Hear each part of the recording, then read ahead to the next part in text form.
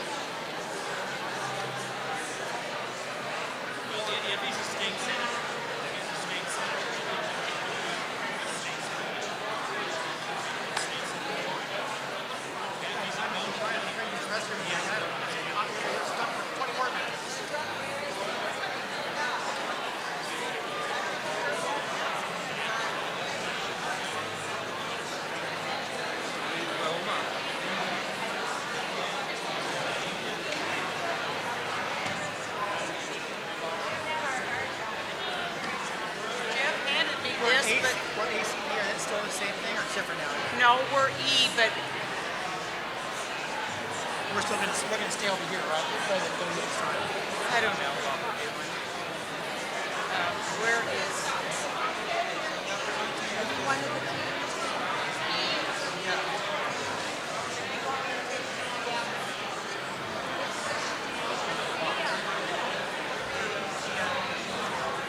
get a list and just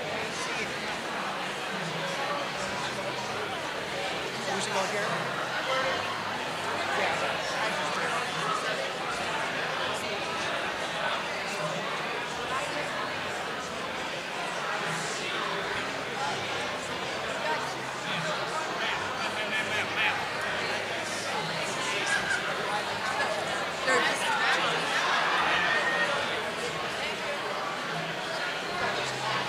they're trying to make sure.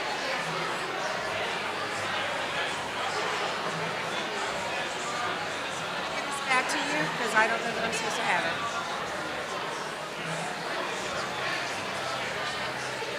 Hey.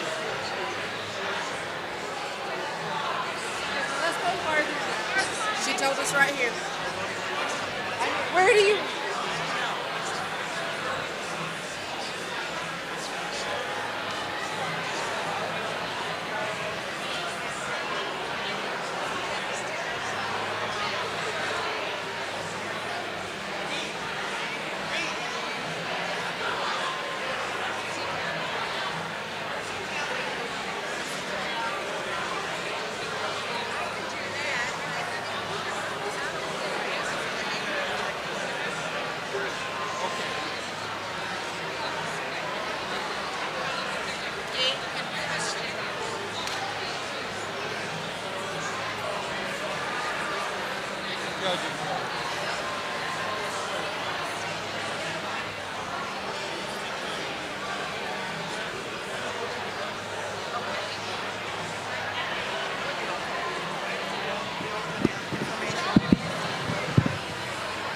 Can I have your attention, please? Denise Witherspoon. Denise Witherspoon, if you are in this, could you please come to the registration table?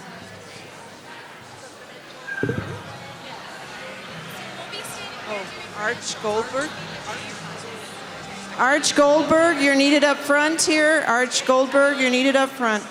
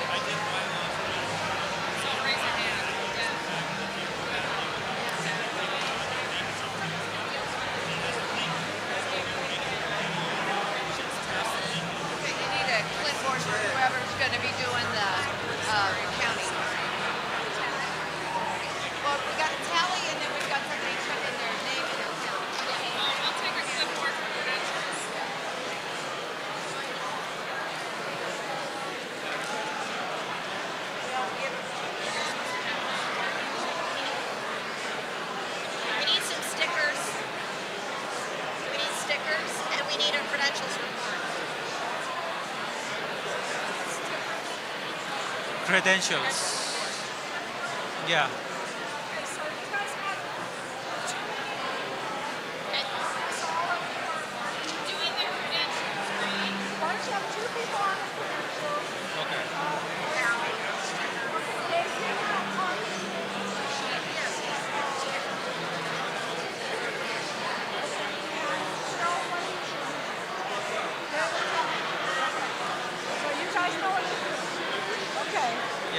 Just watch and help, and we don't have your credentials with stuff.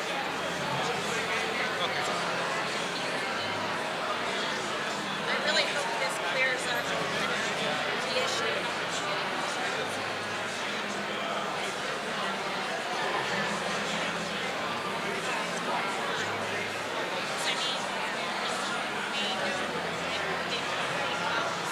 I counted all the partial votes and all votes. So you got all the magic in, everything matches outside. We did a good job. There were too many ballots in the packets that were floating around. What? We did a good job of counting, but there were too many ballots in the packets that were given out.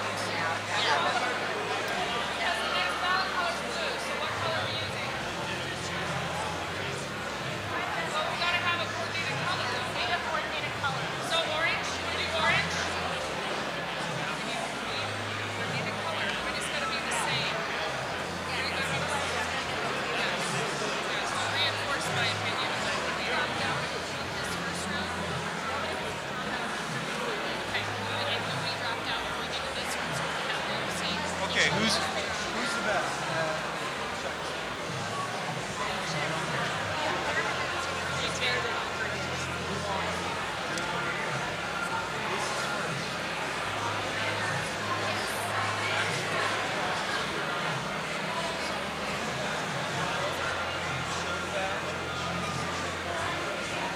Balloting needs to go last. Tally sheets. First, this is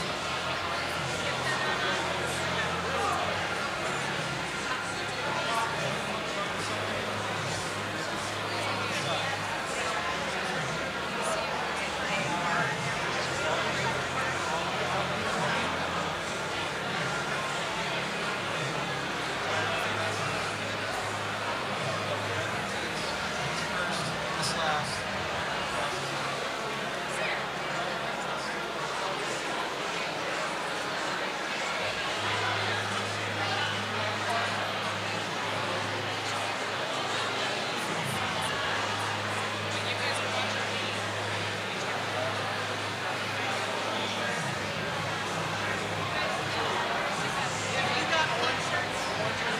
All have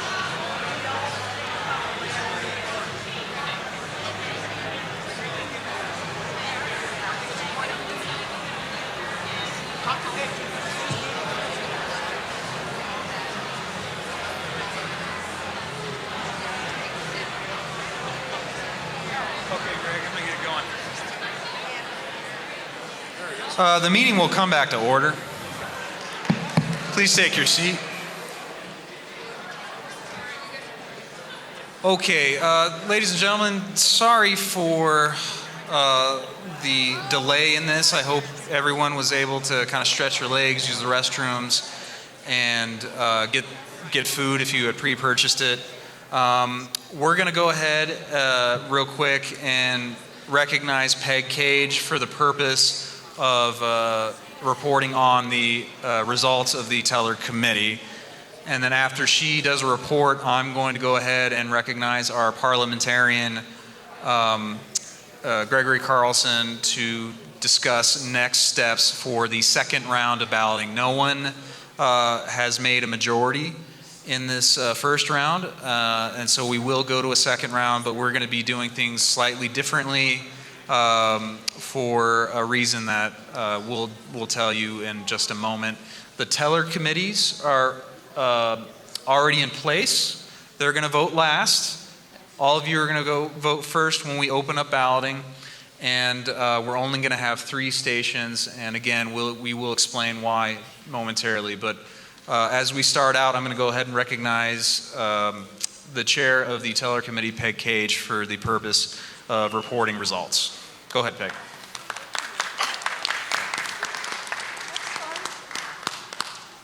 I wanted to play on his mic. Okay.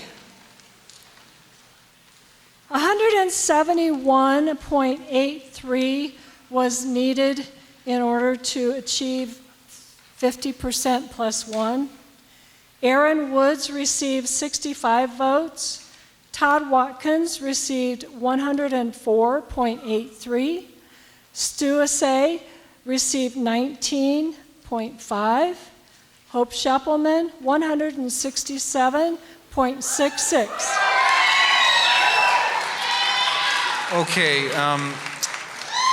so what we're going to do now is we're going to go into the second round of balloting, but before we do that, we need to explain what took so long with reconciling the vote tally with our credentials report. And for that, I'm going to go ahead and recognize our parliamentarian, Gregory Carlson.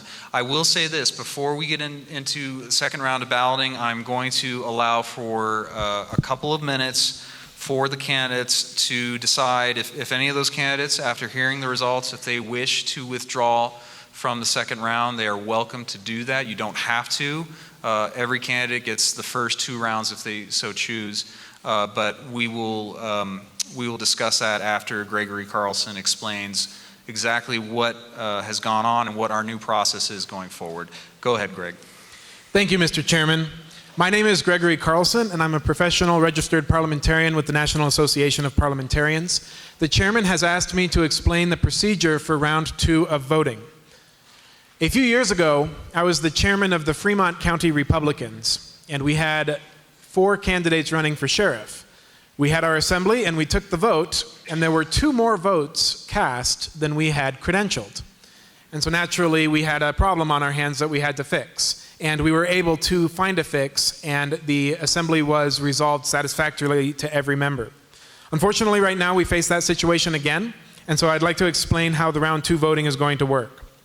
Before I do, I would like to point out that I've spoken to the chairman of the Credentials Committee, and no member of the Credentials Committee believes that any member the Credentials Committee believes that no member was improperly credentialed. What happened was a clerical error. As people were getting credentialed, you needed to scan the badge and type the button on the computer to add it to the database, and it is the belief of the Credentials Committee that a few of those button presses didn't go in, and so as a result, more ballots were cast than the number that were credentialed. So here's how we're going to proceed. First of all, the chairman is going to make a ruling that the first ballot will stand for the purposes of the bylaws and the future ballots knocking off candidates. The reason for that is because no candidate will be removed from the first round of balloting because no candidate received a majority vote. And so therefore, it is our opinion that no candidate is unduly harmed by making official the first ballot. What we are going to do is we are going to open up the polls, and as you are going to vote, there are 3 stations that each have a list of names of every single voting member of the Colorado Republican Committee. As you vote, we are going to check off the names on the list, both for yourself and for your proxies, so that we know exactly which names are voted on as the ballots go into the box. Here's what you need to do. When you come to the ballot box, please tell the member at the box what county you are from, because the list is organized alphabetically by county.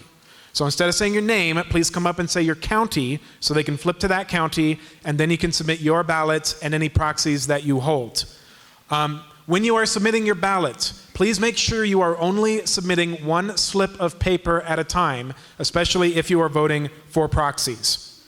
Afterwards, we will have the exact list of names of every single person who has voted, and we may have one final credentials report to update the number to what the number should have been had that clerical error not happened. It is the belief of the leadership of the Colorado Republican Party and my belief that this will accurately fix the problem and that it will make sure that we have an exact fair count for our vice chair race, and furthermore, this worked successfully in the past in Fremont County.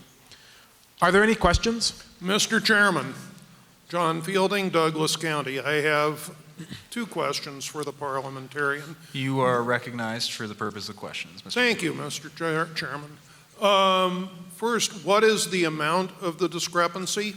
And second, if we have a member who represents not a county but a district, such as, say, the chairman of a congressional district central committee, should they identify themselves by district, or should they identify themselves by county? Thank you, Mr. Chairman. Yes, thank you, Mr. Fielding. If you are an elected official or if you represent a congressional district, for instance, just identify yourself accordingly. That is also on the list. It's at the end for the teller committee. Though that information is at the end.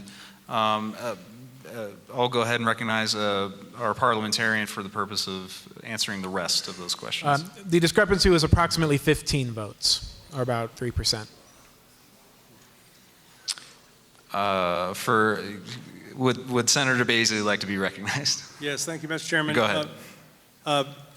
So I apologize for the lack of button push. I guess we missed that 15 times. But just to clarify and to add, if you do not plan to vote, please come down and get counted, even if you do not submit a ballot on this one. If you're deciding, hey, I'm not going to vote on this one, we need all the numbers. So come down anyway and get counted. Thank you. All right, thank you so much. Before I open up balloting, are there any questions about, yes? Mr. Chair, Mr. Chair, could you just clarify one more thing for me? Sherry Pike, Weld County, I am credentialed as a bonus member, but I also received a second ballot. It said no vote. I haven't voted twice, but I'm also the 8th Congressional District Chairman.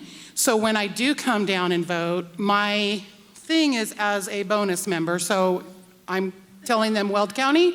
I'm not telling them 8th Congressional District. Correct. You can say Weld County and that will cover it. Okay, thank you. And members of the tellers committee should only mark one check per person if they have multiple votes. Only one check per ballot. Mr. Chairman? Yes, go ahead. Stu Acey, Gunnison County.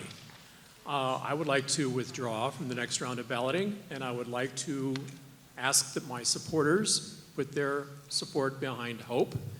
And yes, and I really appreciate everyone who voted for me and some of the concepts coming out of Gunnison County. Okay, thank you very much. Let's give Dr. Stu Acey a round of applause.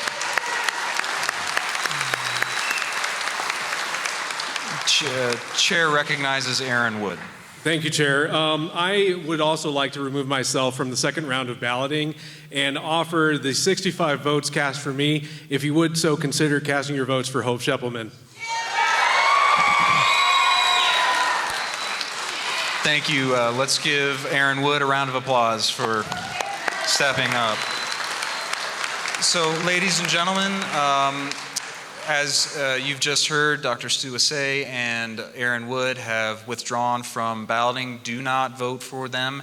If you intend to vote on this next and upcoming round, your ballot will be spoiled and not counted. The only candidates remaining are Hope Sheppelman and Todd Watkins. Before I open it up balloting, is everyone clear? Is everyone clear what we're doing procedure-wise? Okay. The next ballot that you should be voting for is round 2. It should say round 2, and it's a blue ballot. If you do not have that blue ballot, come talk to me on the side, and we will figure out what we can do about that. But everyone should have a blue ballot, and we'll make sure that we take care of what we need to take care of.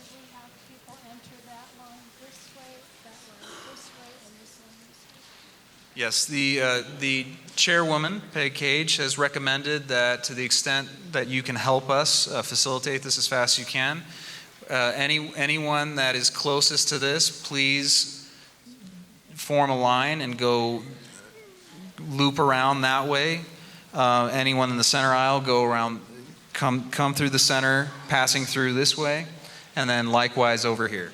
So with that, I'm going to go ahead and open up balloting, and we will leave it open until everyone votes. So balloting is opening right now.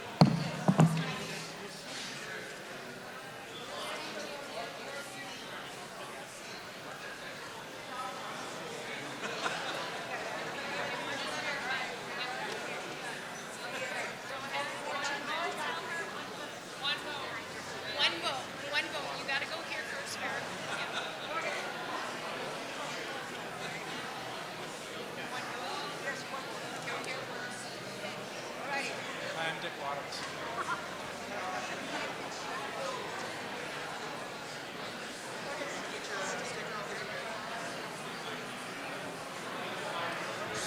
Just want to say hello to Chairman Dave Williams. He's a fantastic man and a great friend of mine, and the Colorado Republic.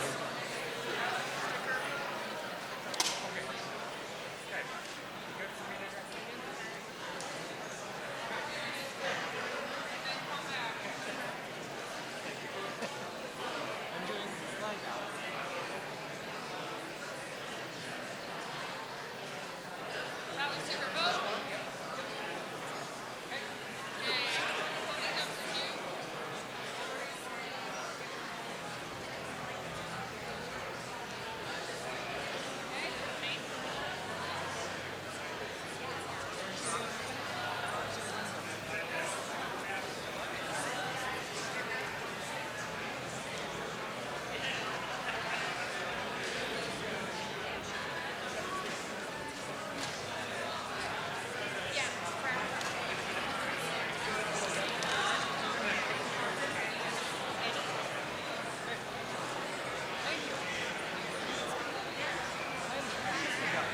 Thank you. One vote coming over.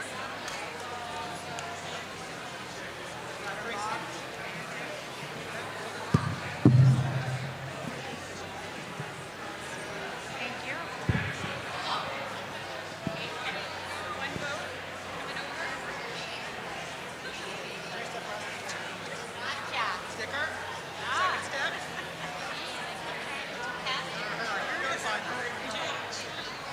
One vote.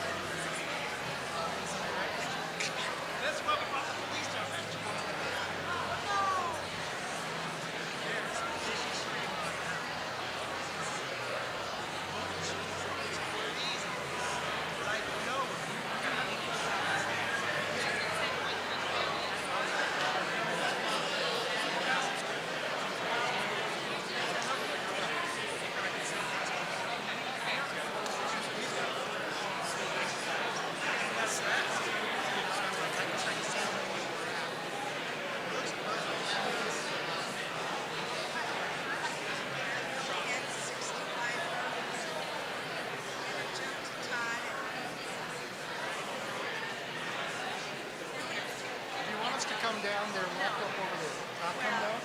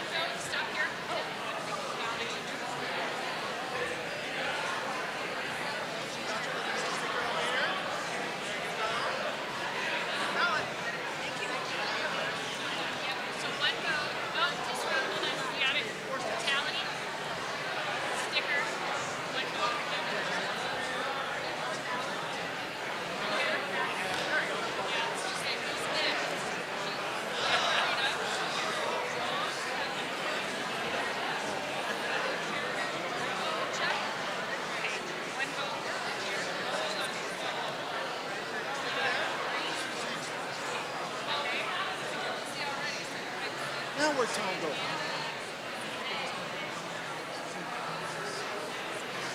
Yeah, where'd he go?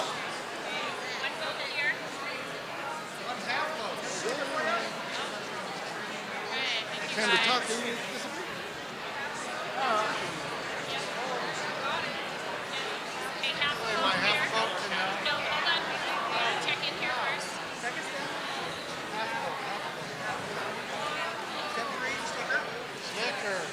Feels like you opened just No. Yeah. 90. Oh, you graduated around by the time my mom. So yeah, my mom's Montoya. So you're Montoya. Anyway. 720. 837. 3767. Yep, sticker.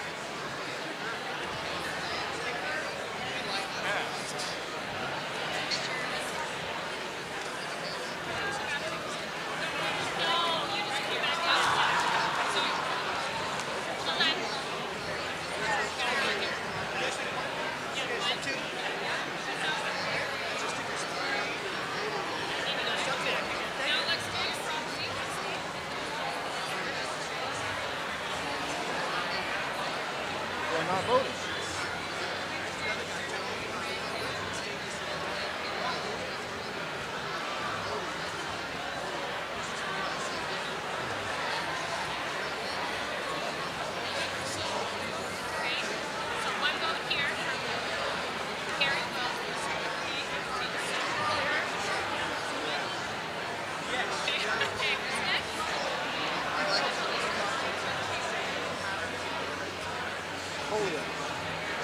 Mooney, Shonda Mooney. I dated her in 92, 94. Shonda Mooney. Do you remember her?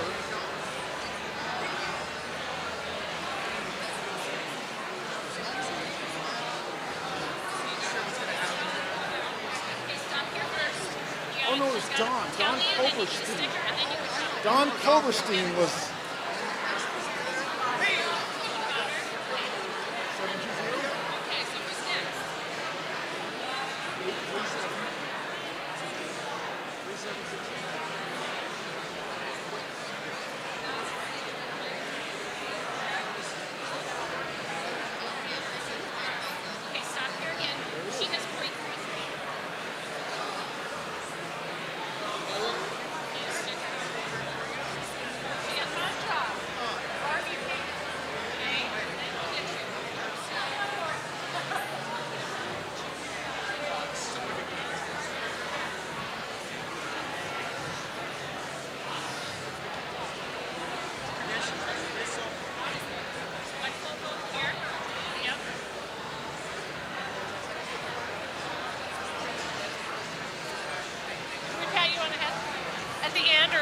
settle. Okay, stop right here.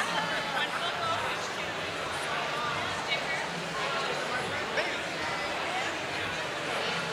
I appreciate you being here.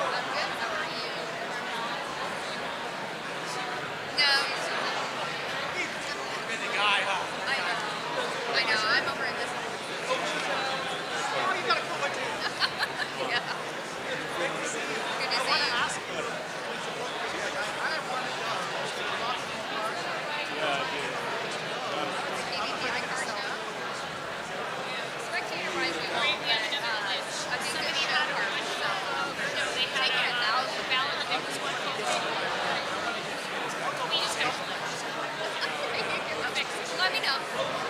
Guaranteed. Tell him I said hi.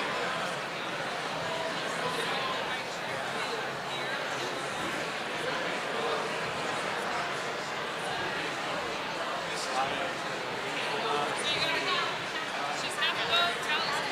Half a vote. It does now. Dave signed. Do I want to just Very much my like other one? the timing is very suspect. Yeah, he was big, but he was also fast. Take your sticker. Okay, you got my sticker. Oh, I love the stickers. So many stickers. Thank you guys. Thank you for being here. Yeah.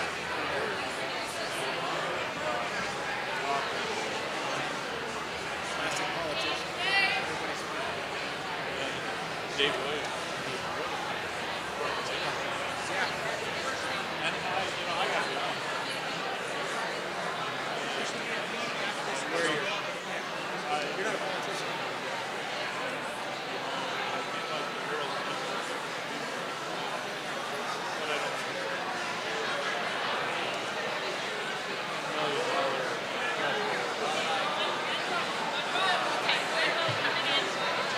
Yep, you'll get one here. She needs to record you, then you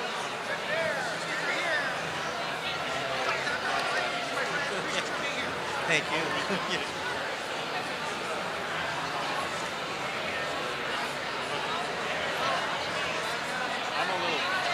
one vote coming in. One vote here. Sticker. Okay, thank you for being here. I appreciate it. Thank you. One vote for him. Then you get your sticker, and then you can vote. Also, I was too many people feel me. One vote here. And number one, I dread that. I have to fight. You always have being here. Appreciate it. One vote here. This gentleman. And then you get your sticker. And then you can vote.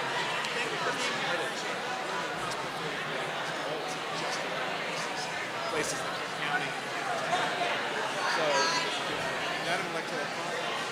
In Florida, you see, careful there, Mayor. That's One at a time. Ex-mayor. One at a time. Yep, you got it. Touch it. So it wasn't Okay, he's got one. everything there. He's got like 4 different. More and more people understand. The next row. Shut it down.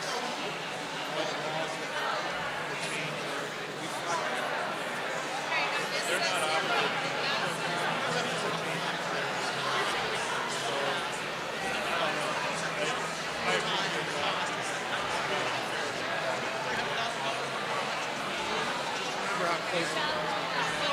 You hear the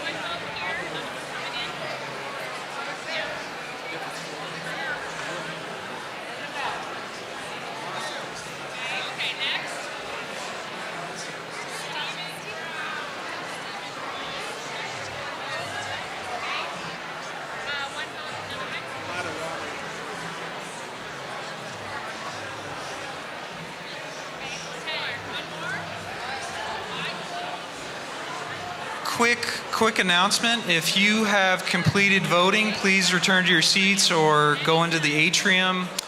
We just need to clear this area so that we can get through the voters quicker. Thank you for your cooperation. We'll still keep this open until we get everything figured out. Thank you so much for your patience.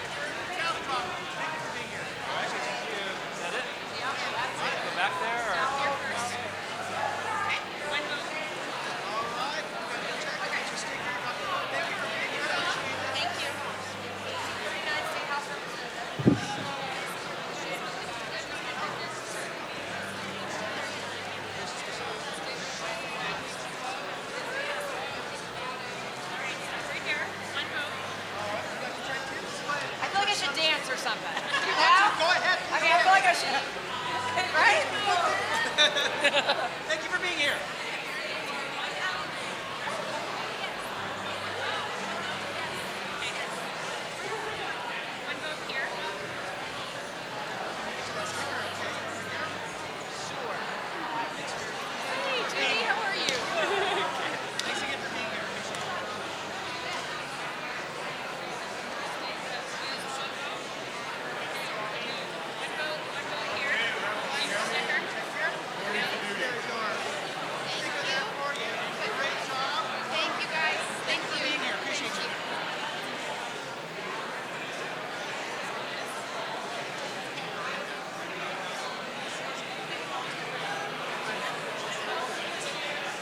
Let's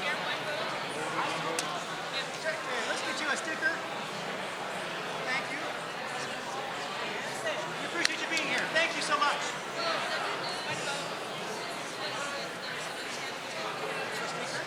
Thank you for being here. Appreciate you. Thank you. Thank you for being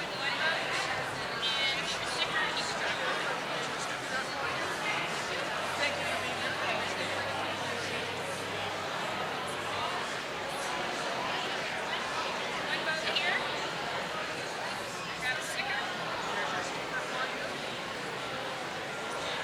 Thank you for being here today. Appreciate you. All right, appreciate you guys.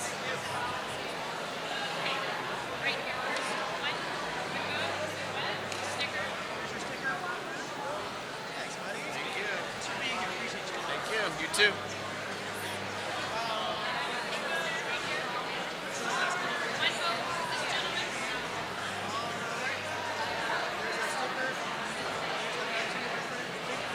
Of course.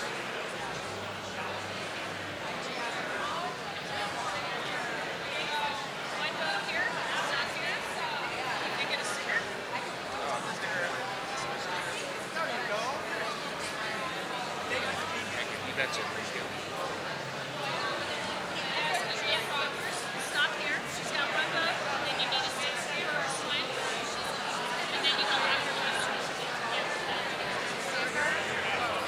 Okay, in the back again.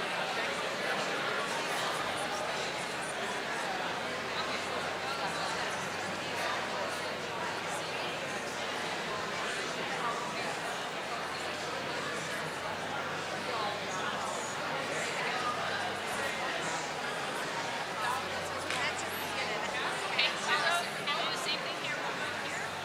Grab a sticker. All right, who's next?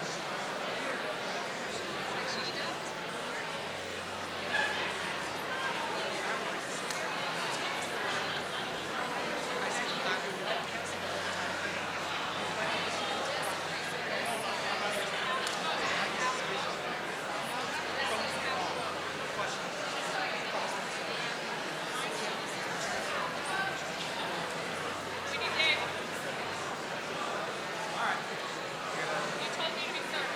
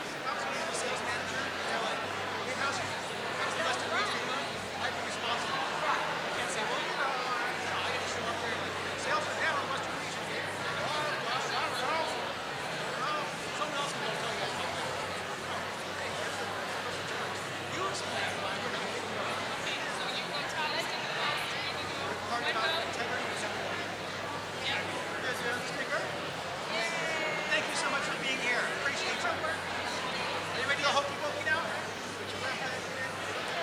Thank you very much. Appreciate it.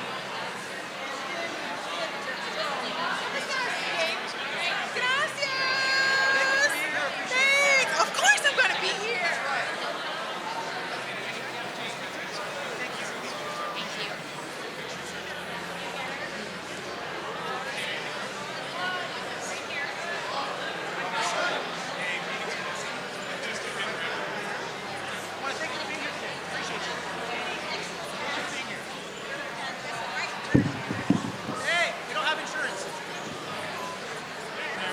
I've been paying the bill without insurance.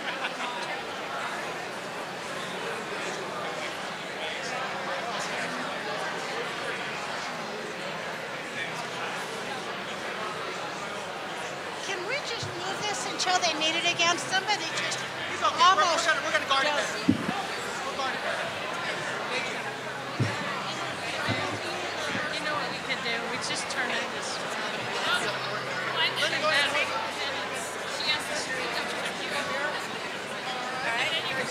Well, thank you for being here today. Thank you. What's that? Okay, now put that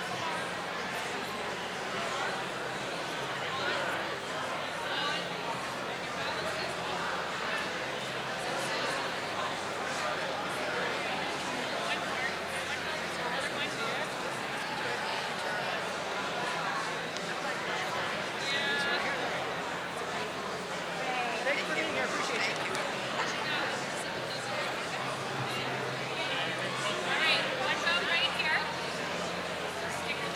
Sticker right here. Thank you for being here. Appreciate you. Thank you so much.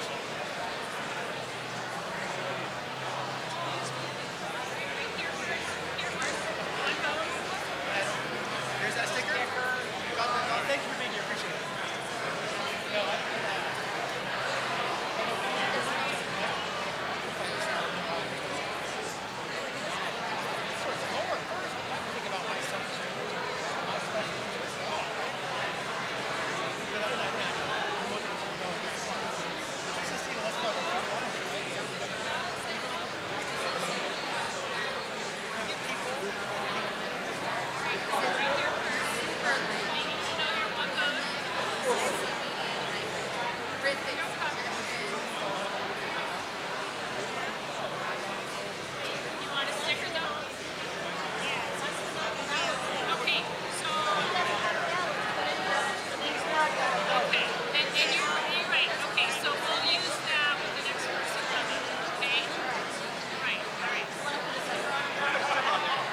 Was there? Thank you for being here.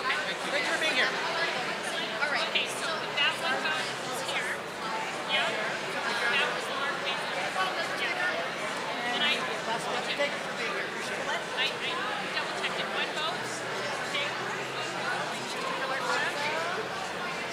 Thank you for being here.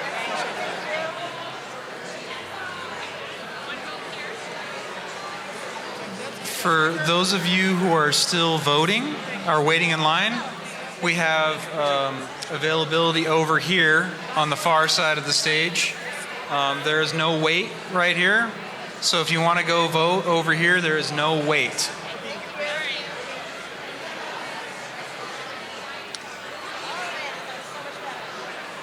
was. I think it was where you feel. I feel like it's more. Has more integrity. Say now we need to vote. So.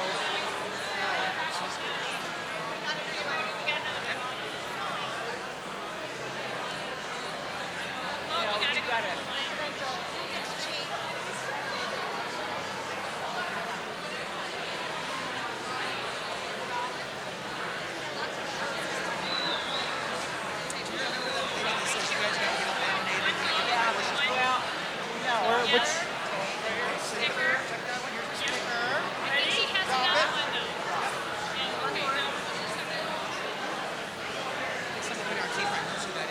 I don't know. She had it paid. I'm gonna look at it. Oh, she was.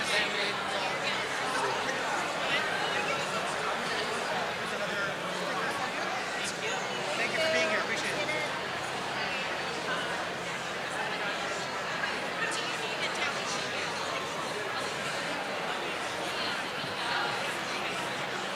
Michelle.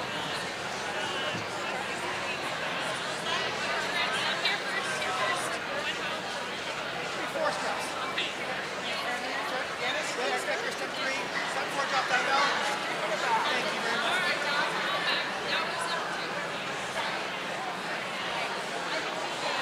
It's subconscious. They make it repeat the steps, but they got the top. Switching them in the same motion. One more vote here. I think he has 3. One at a time. Brittany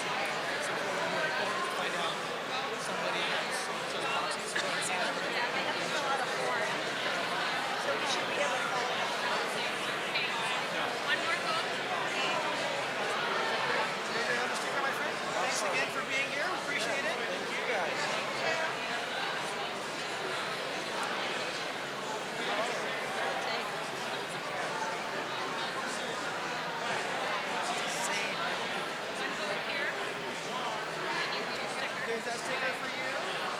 Drop that ballot. Thank you very much for being here. Appreciate it.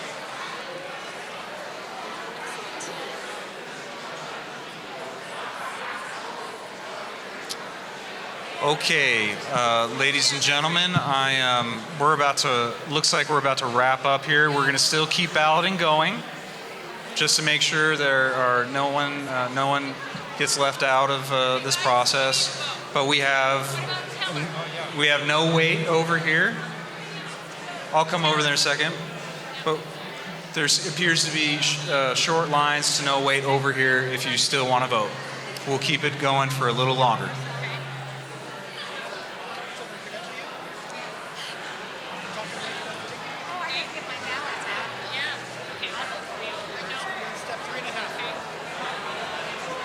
My stuff's up on stage. Want me to get it for you? Yeah, if you would.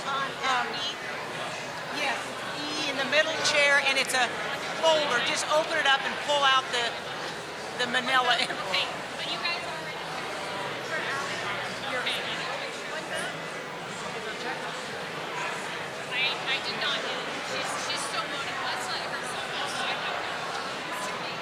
Sure. Okay. Cheryl, I have checked off. Okay. Allie will be next. Is this your first? Yes, thanks. Thank you. Yes, Thanks again for being here. Appreciate it.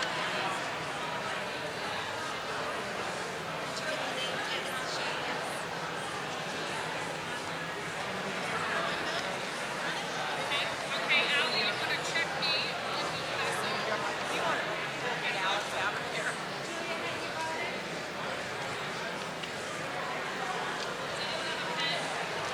I do. I think.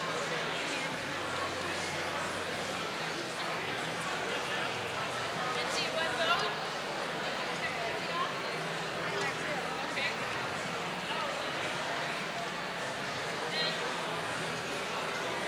Hey, she's gonna need a sticker. Huh?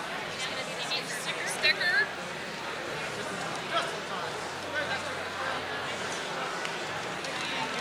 And the ballot. Now.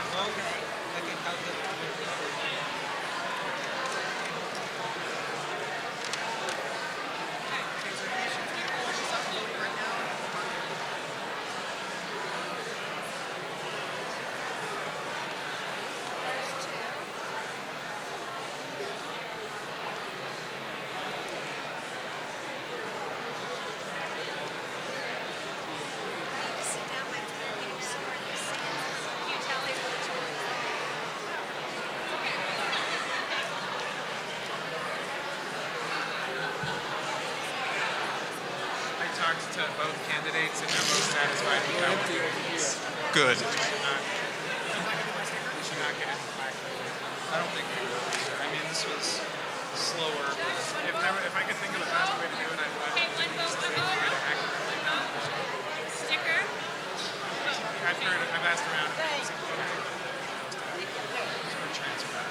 We're actually not that far off. I mean, In the bylaws, we might get through within 7, maybe 20 minutes, but I don't. we'll get there. Yeah. I think number. It's so big that it's out. Okay, next. That helped. Here, you got him. Okay. That'll help them in future elections. Remember that one time? That's all.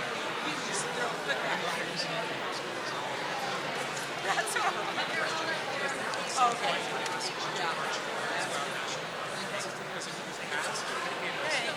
Okay, thanks. That's what we're I did. Thank you so much.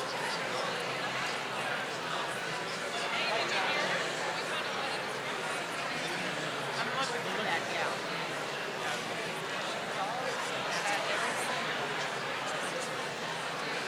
I think a lot of this information is captured when we do the phone calls. We find out where someone's, what kind of extra information they give you. Like, and you guys use this. It's like, I'll make note of it. And it's like, I know that this is you're trying to find something critical.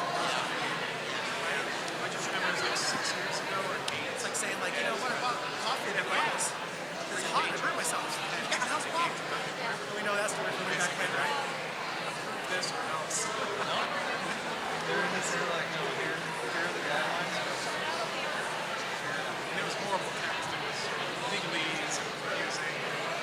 remnants of it still remain in the bylaws. I know, there's one bylaw that's in this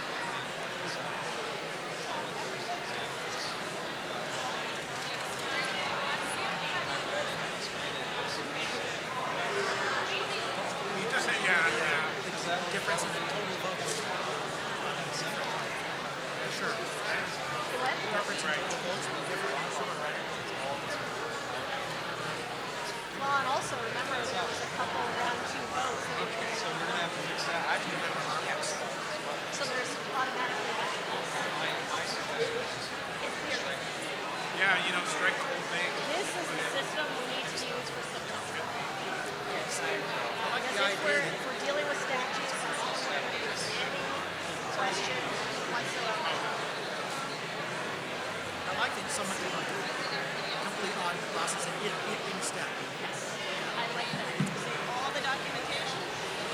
And what we probably should do is write the round and the box on that list. Right, And get a new list for the amendments. amendments. And that, her sheet should, Should go with the tally sheet. So what's going to happen is I'm going to take the box, Okay. and Michelle and Jeff each have a box. We're going to take them up there. I will take the boxes we have. We have the box. And you guys take the We just count.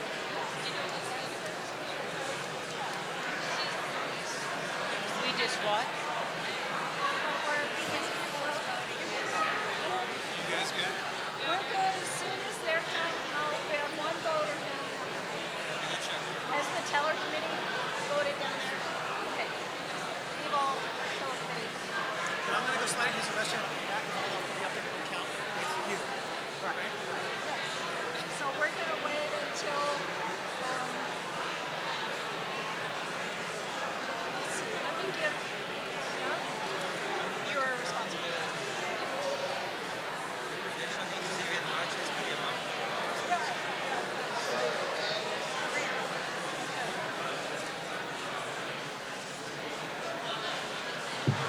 So we're splitting the ballots.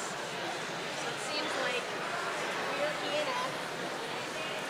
So our ballots only go to E and F. Yeah.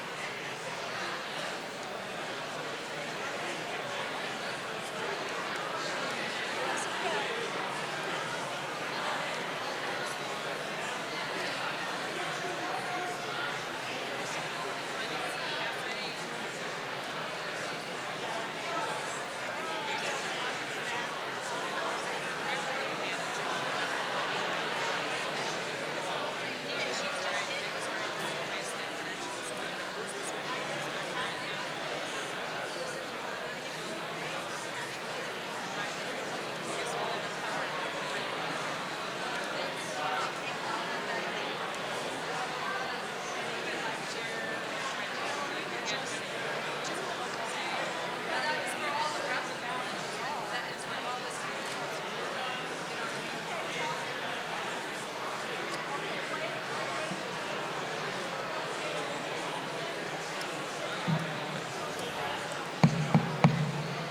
The committee will come back to order.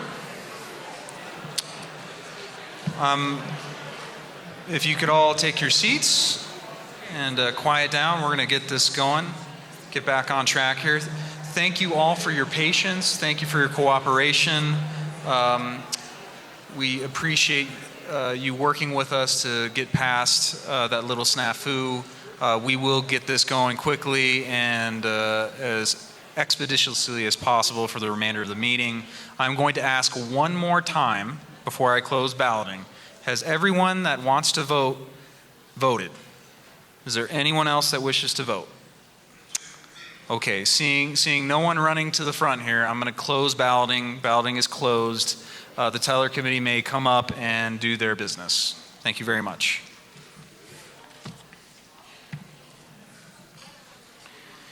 Okay,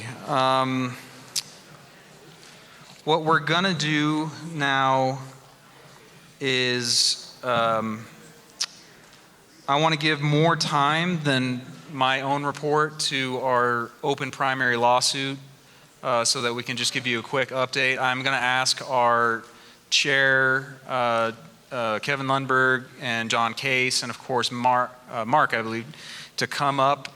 Go ahead and come up over here. Just wait a second. I'm going to give a very truncated chairman's report so that we can try to get back on track here. So please bear with me as I rush through my update. Again, I appreciate everyone and your cooperation, your patience. John, Kevin, Mark, feel free to come over here by the podium, and we'll get into you very quickly. So, ladies and gentlemen, I'll give you my chairman's update, and then we'll go back to the lawsuit, and then we'll get into bylaws very quickly here. Well, first off, thank you very much for electing me to be your Colorado Republican Party chairman.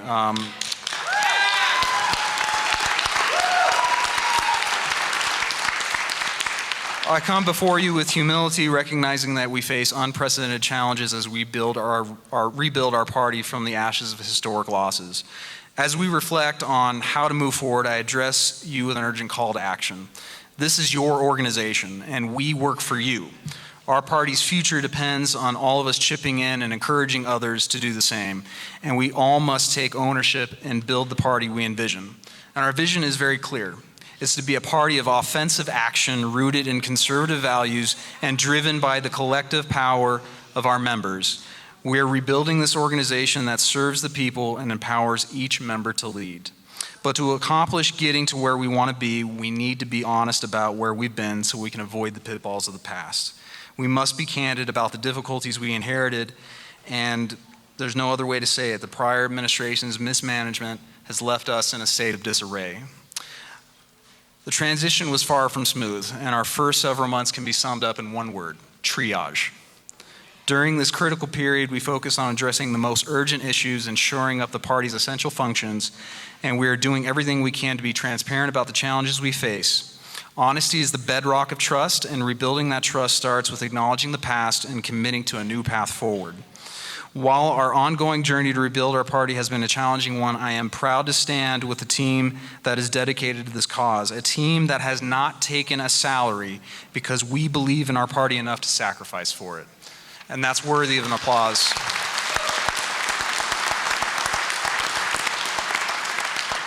I've already alluded to this, but Tom Bjorklund is an unsung hero for our party. He is doing the work.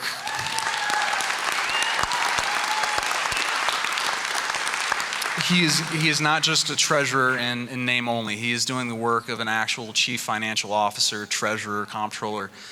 Any way you want to describe it, he is doing executive level work, and he has been graciously giving his time for free. And that is, again, that's something that is invaluable, and we appreciate that. But we cannot do this alone. We need every member to step up and to contribute in any way that they can. This is an all hands on deck moment, and your support, your time, and your commitment are critical to our success. And together we can elevate our party to the next level and secure victories. While our commitment to not taking a salary has been a statement of our belief in the party, we recognize that this cannot continue indefinitely. To move forward and grow, we need the resources to invest in the necessary infrastructure and kind of support our candidates deserve. We must also encourage others to join our cause. By engaging our friends, our family, and our neighbors, we can grow our party and amplify our impact. And despite the hardships we've had to overcome to date, we have made significant strides in fundraising and engagement.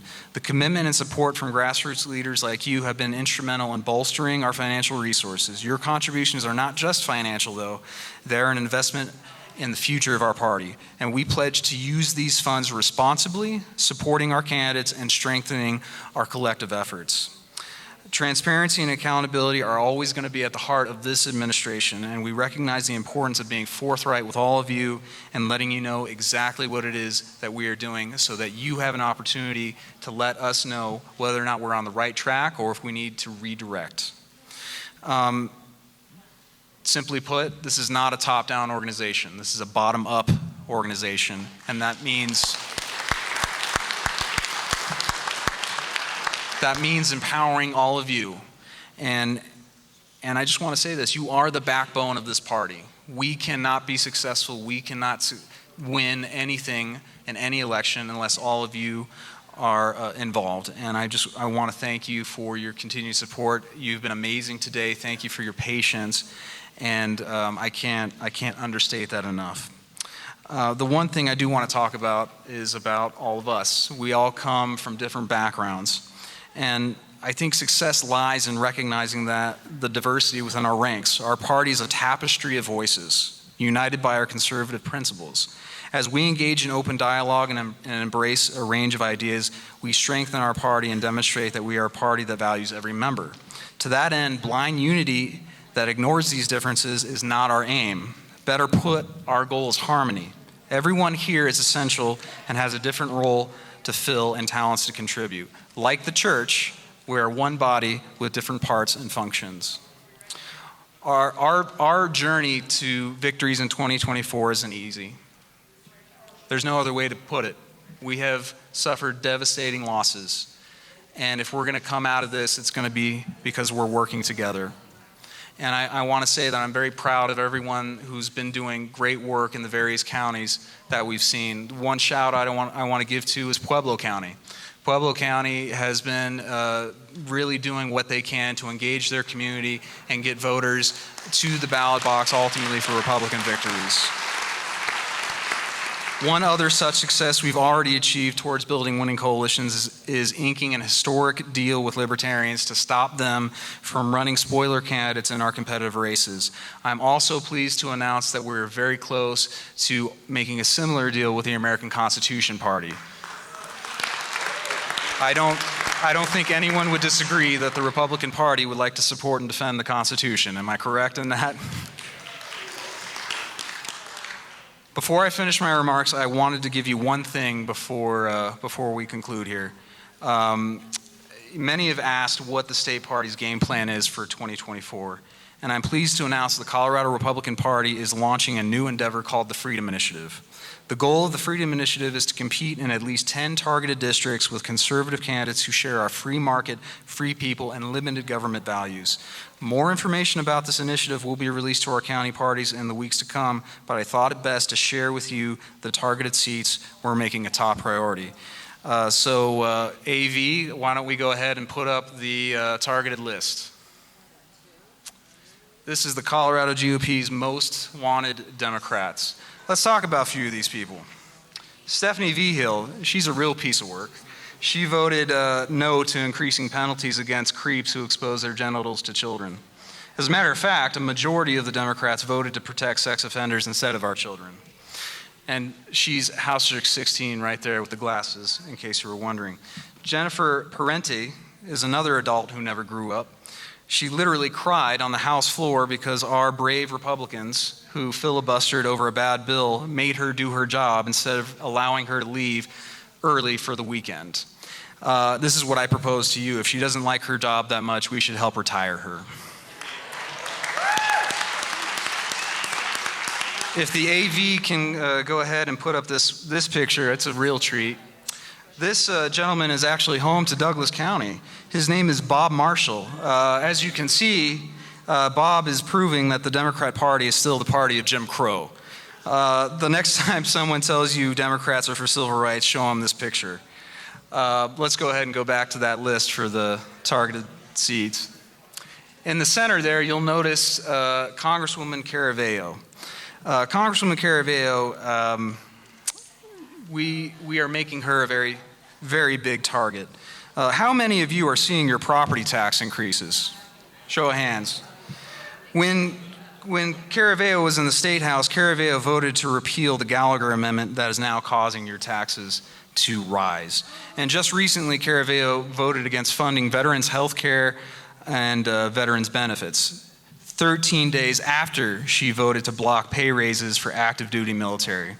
Caraveo continues to reveal her true stripes as an extreme Democrat, and it would give me nothing but joy to make sure she's a one-term Congresswoman. And just in case you're wondering, we are going to put our efforts to also protecting Lauren Boebert in Congressional District 3. We can win again, and we recognize that this journey is not just about the party, but it's about our shared vision for a better Colorado. Together, we will turn the tide, and we will not only secure victories in 2024, but also lay the foundation for a thriving and vibrant conservative movement for years to come. Again, I urge you to get involved. I urge you to help us succeed, because ultimately, if we're all going to succeed, it's all going to take us together. Thank you for your unwavering commitment to this party, and may God bless the Colorado Republican Party and guide us in this transformative journey.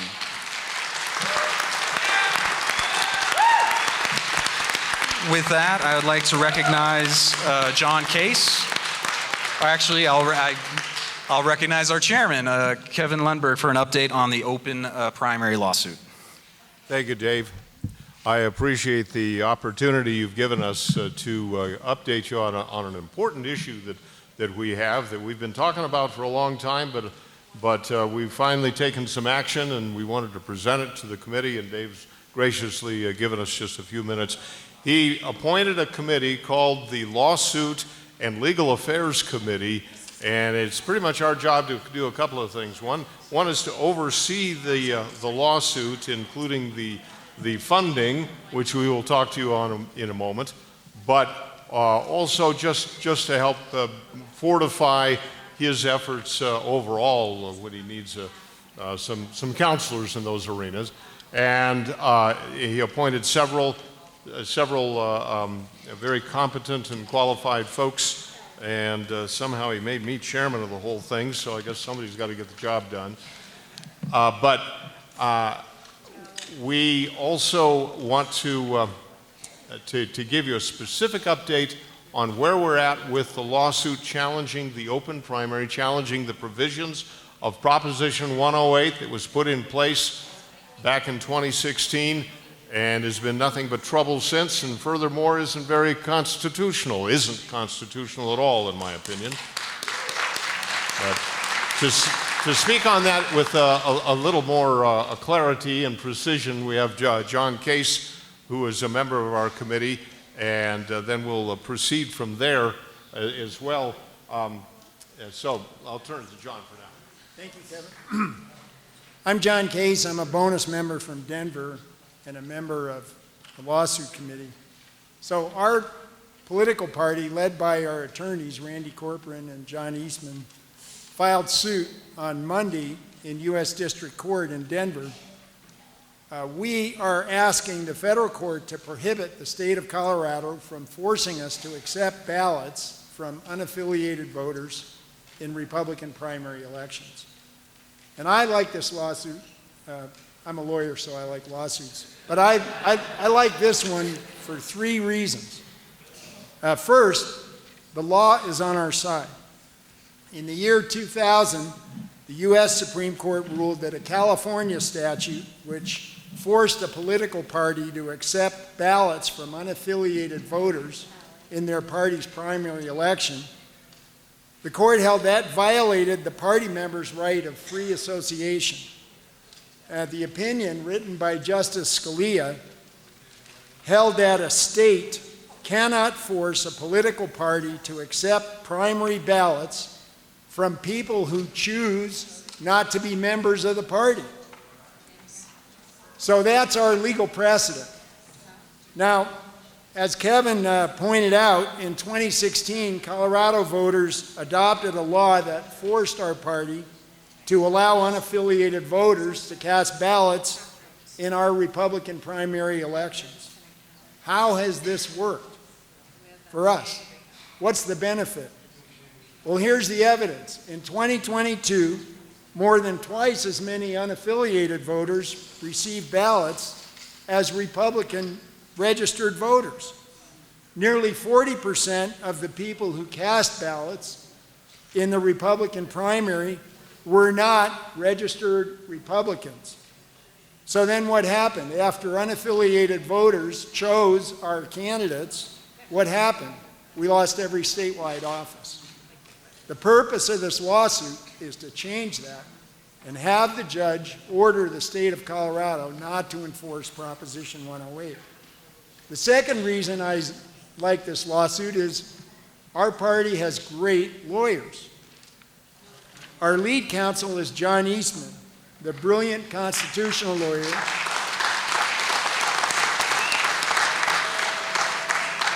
who advised President Trump. His co-counsel is our own Randy Corcoran.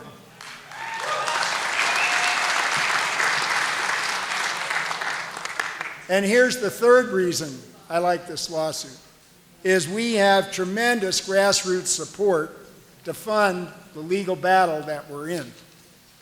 And now I want to introduce Mark Chilson, because he has some exciting news for you. Mark? I would like to make the following offer. My name is Mark Chilson, reside in Denver. I'm co-captain of HD6.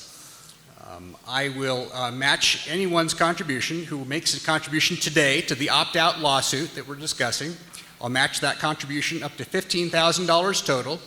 If you will please not let me leave here without the checks or the pledges or the evidence that you've gone to make the contribution online, I would love to be able to fill that $15,000 subscription today. Just for some basis here, the Marxists are obviously on the march in Colorado. I don't need to tell you that. They're already considering your money their money. Now, I'm not an enormously rich guy. I drive a 2014 Chevy Cruze. I've gone through the parking lot. I've seen people that have cars that depreciate more than $15,000 per year.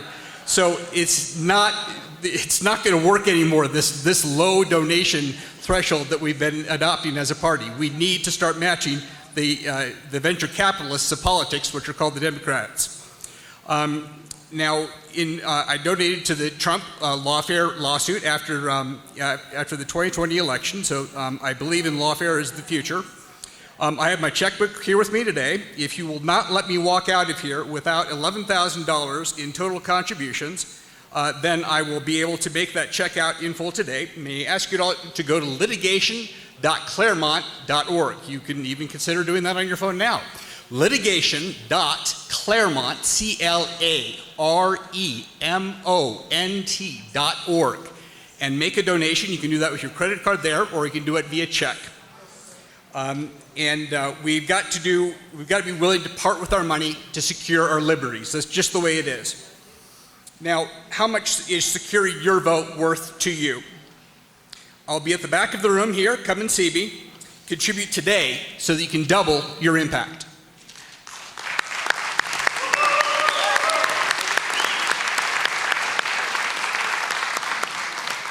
Now, we've been working at the funding for, I don't know, about a month or so, and we've made some pretty good progress, but I want you to know that I think we've distributed these flyers to everybody. It actually has a QR code on there. If you're under 30, you ought to understand what I'm talking about.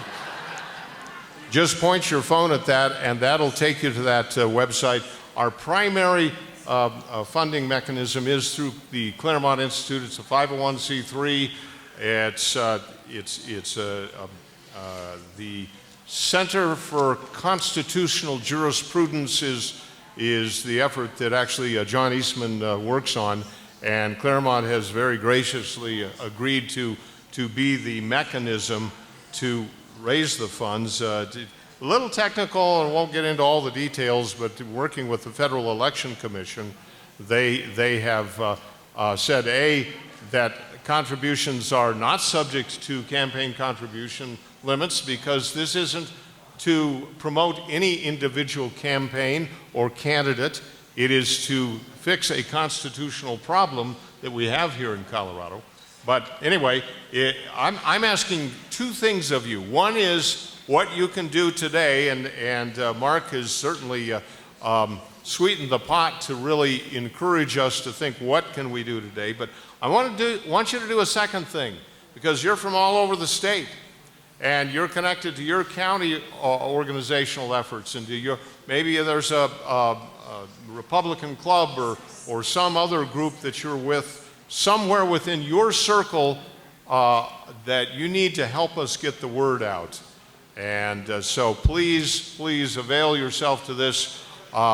We are well on our way, but it's going to take tens of thousands of dollars to cover all of the amounts. So thank you very much. I appreciate your time. There might be a question, Mr. Chair.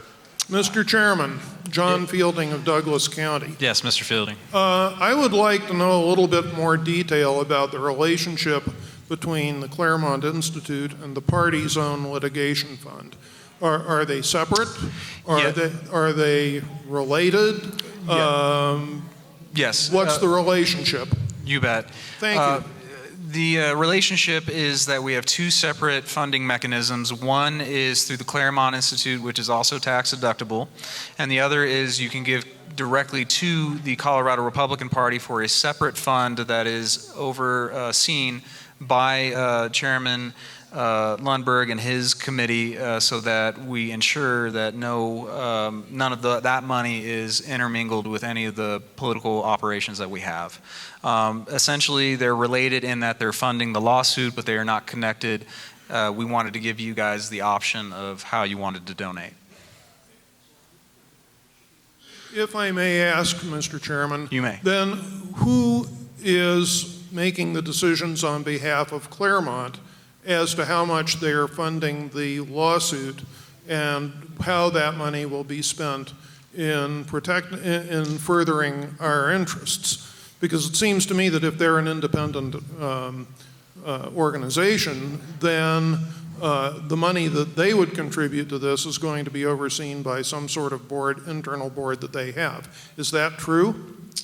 I will go ahead and pass this off to our chairman, Kevin Lundberg, but they are working closely with us and they're devoting all the funds towards the lawsuit effort. But go ahead, Chairman. Yes, that's a conversation that I had with Mr. John Eastman, who of course oversees that aspect of the Claremont Institute, and he has assured me that 100% of the funds will be for the lawsuit, because there are some, and I think appropriately, some organizations will take a percentage for administrative costs, etc. None of that is occurring in this case. Okay, great. Thank you so much.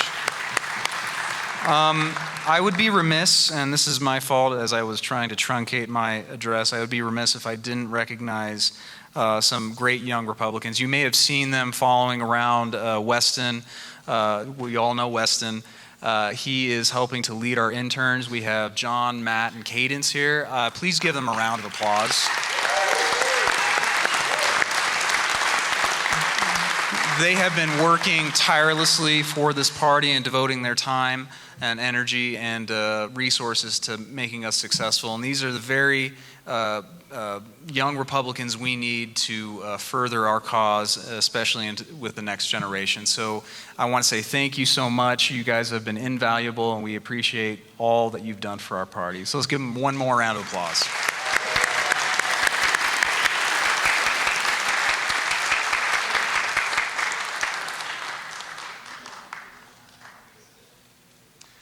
Okay, next item of business is the adoption of bylaw amendments. The chairman will go ahead and recognize the chairman of the Bylaws Committee, John Fielding, for the purpose of a motion to adopt the first bylaw amendment and a brief discussion of the rationale of the bylaw amendment under number 1. And while we're waiting for Chairman Fielding to get up here to the podium, can the AV team put up amendment number 1, at least the first portion of it, and we can scroll through it as best we can for everyone's benefit.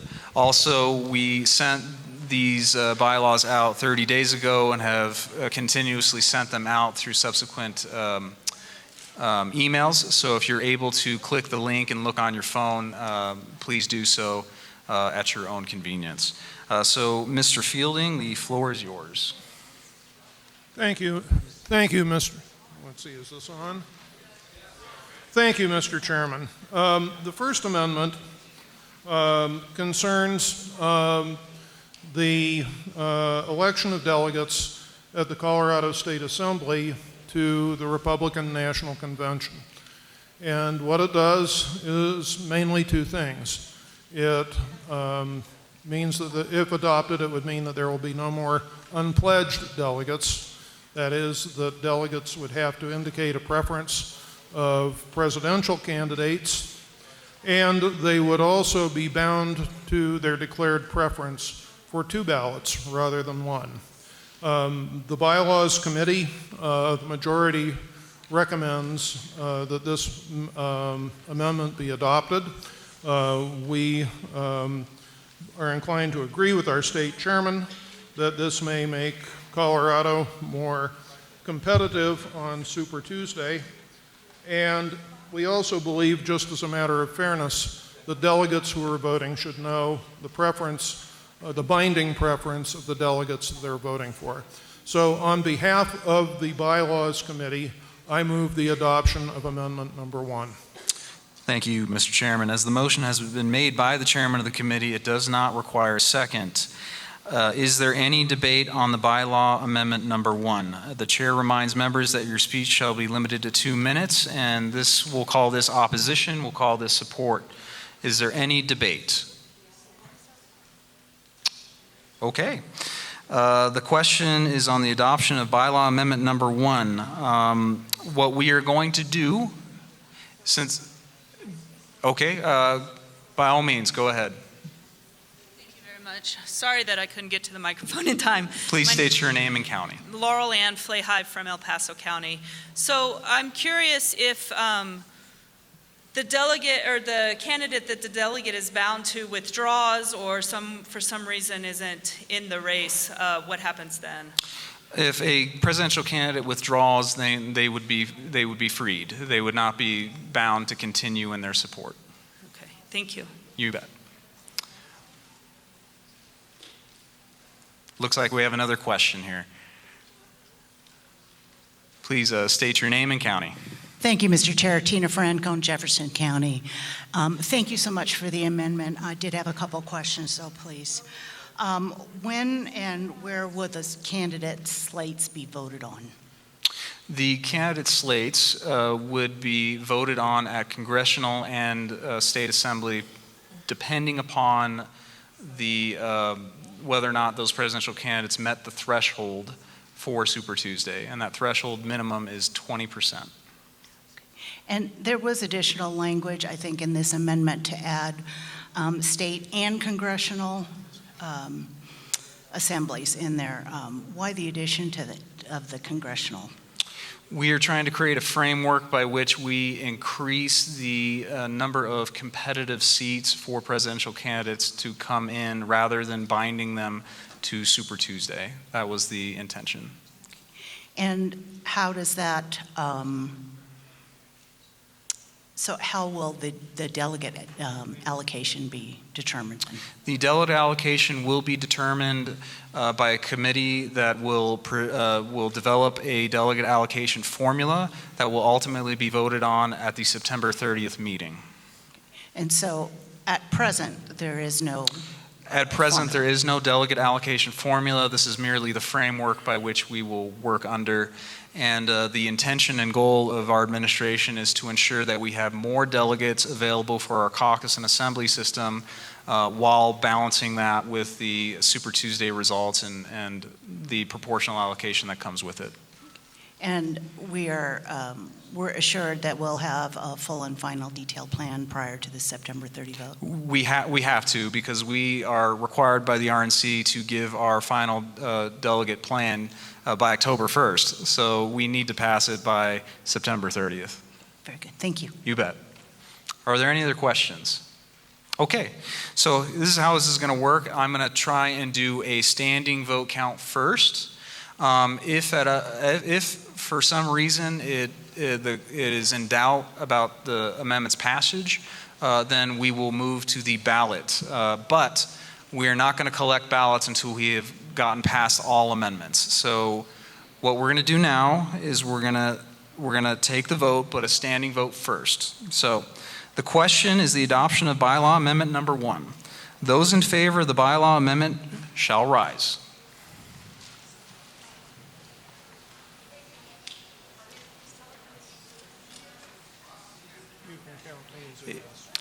If you have proxies, please raise your hand and indicate how many. Stay standing for 1 second.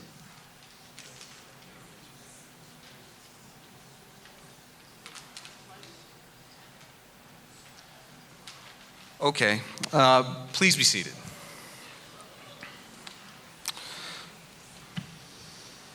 Those opposed to the bylaw amendment, please rise.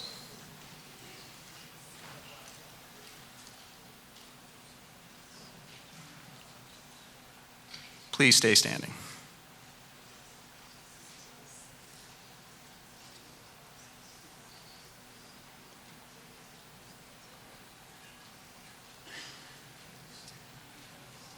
Okay, please be seated.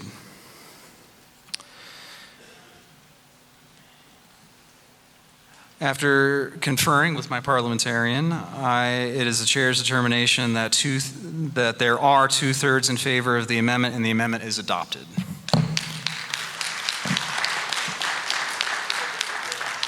The chairman recognizes the chair of Bylaws Committee for the purpose of a motion to adopt the second bylaw amendment and a brief discussion of the rationale for bylaw amendment number 2.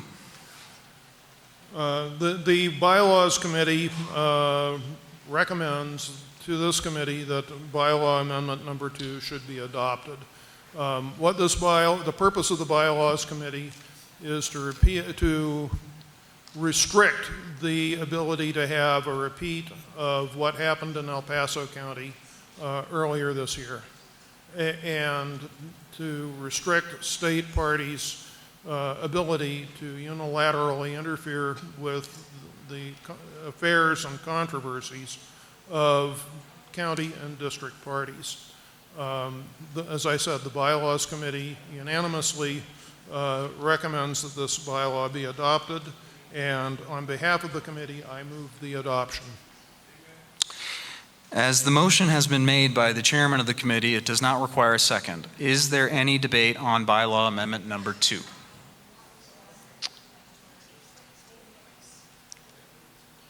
Please state your name and county, sir. Ben Nicholas, Adams County. I'm reading this, and I do not see a possibility of a plaintiff going beyond that of the local. It says that the complaint must be first heard or addressed at the level that it took place. Then it would go to Article 15, but there's no opportunity for the plaintiff to file his complaint or her complaint with the SCC until after it's heard at that county or district level. It seems to me like there should be a way that if it's not heard or suppressed at that level, they should have that opportunity to bring it to the SEC. So I offer a friendly amendment of the following language. If the complainant is not heard within a reasonable amount of time, then the plaintiff has the right to submit his or her complaint to the SEC. Can you please put that in writing and deliver it to us? Sure. Do I have a second?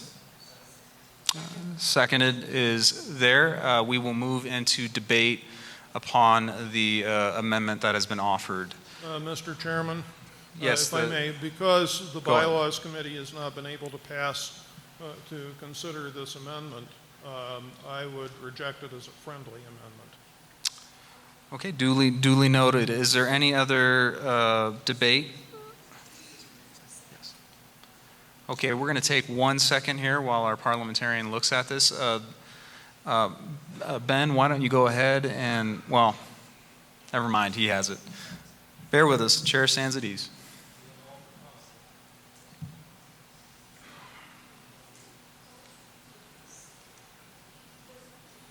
Mr. Chairman?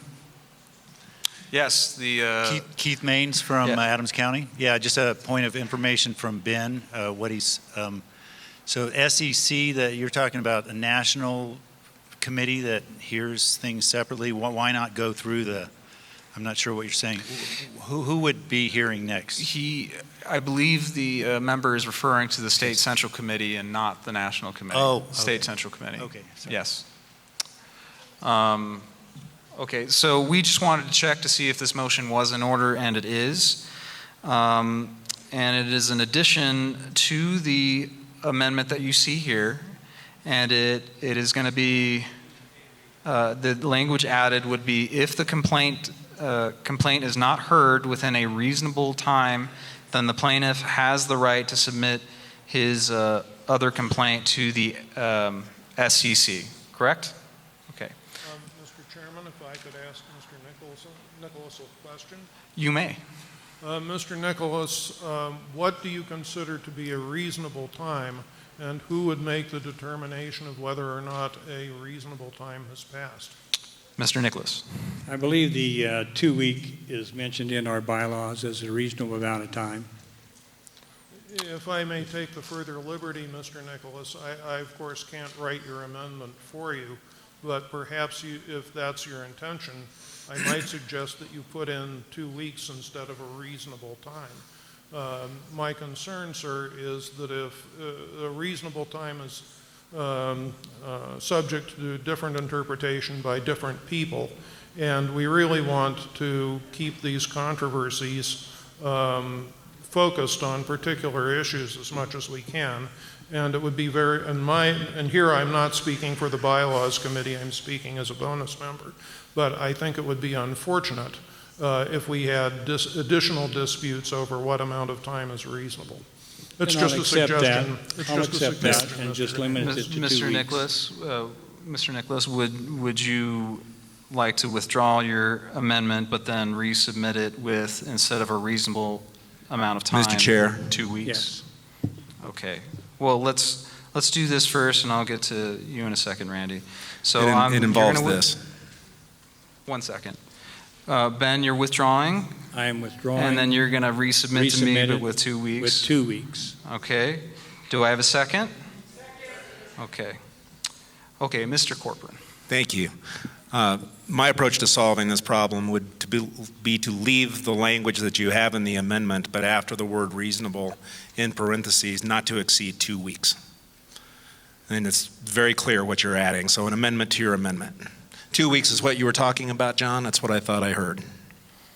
That is correct, what Mr. Fielding suggested, but I don't want to debate for or against, but is the opinion of the chair that the amendment just within 2 weeks would satisfy the concern, but we will ask Mr. Nicholas what he would like to do.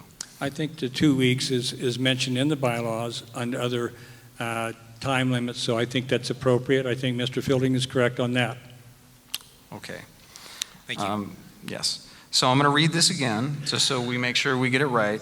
We're going to be adding the language, quote, if the complaint is not heard within 2 weeks, then the plaintiff has the right to submit his or her complaint to the SCC. Is that correct? Okay. Actually, Mr. Chairman, if I may. Mr. Fielding, go ahead. If I may make one other suggestion, it would be to substitute the word complainant rather than plaintiff. A plaintiff is usually someone who's appearing in court.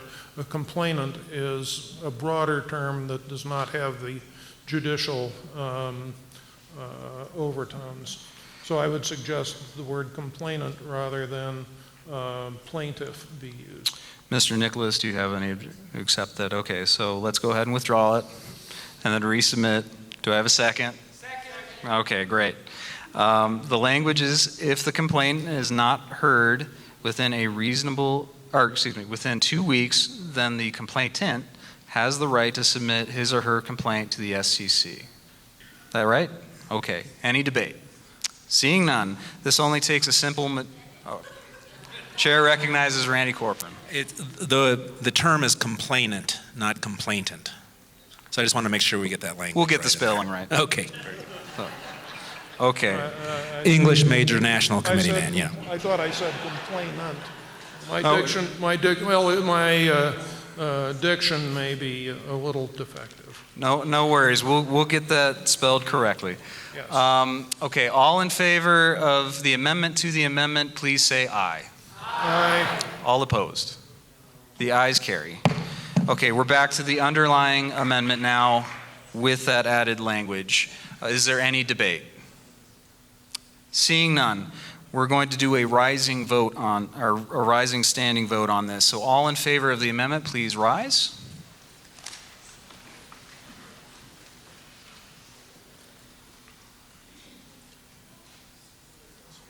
Okay, please be seated.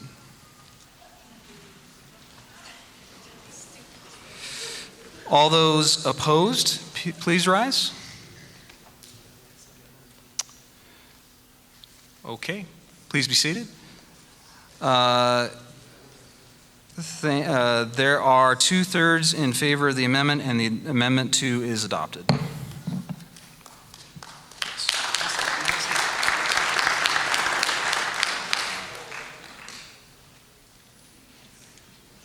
Okay, the chair recognizes the chairman of the Bylaws Committee for the purpose of a motion to adopt the third bylaw amendment and a brief discussion of the rationale for bylaw amendment number 3. Amendment number 3 expands the voting membership of the State Executive Committee. And in particular, it is designed to provide greater representation from the various county parties.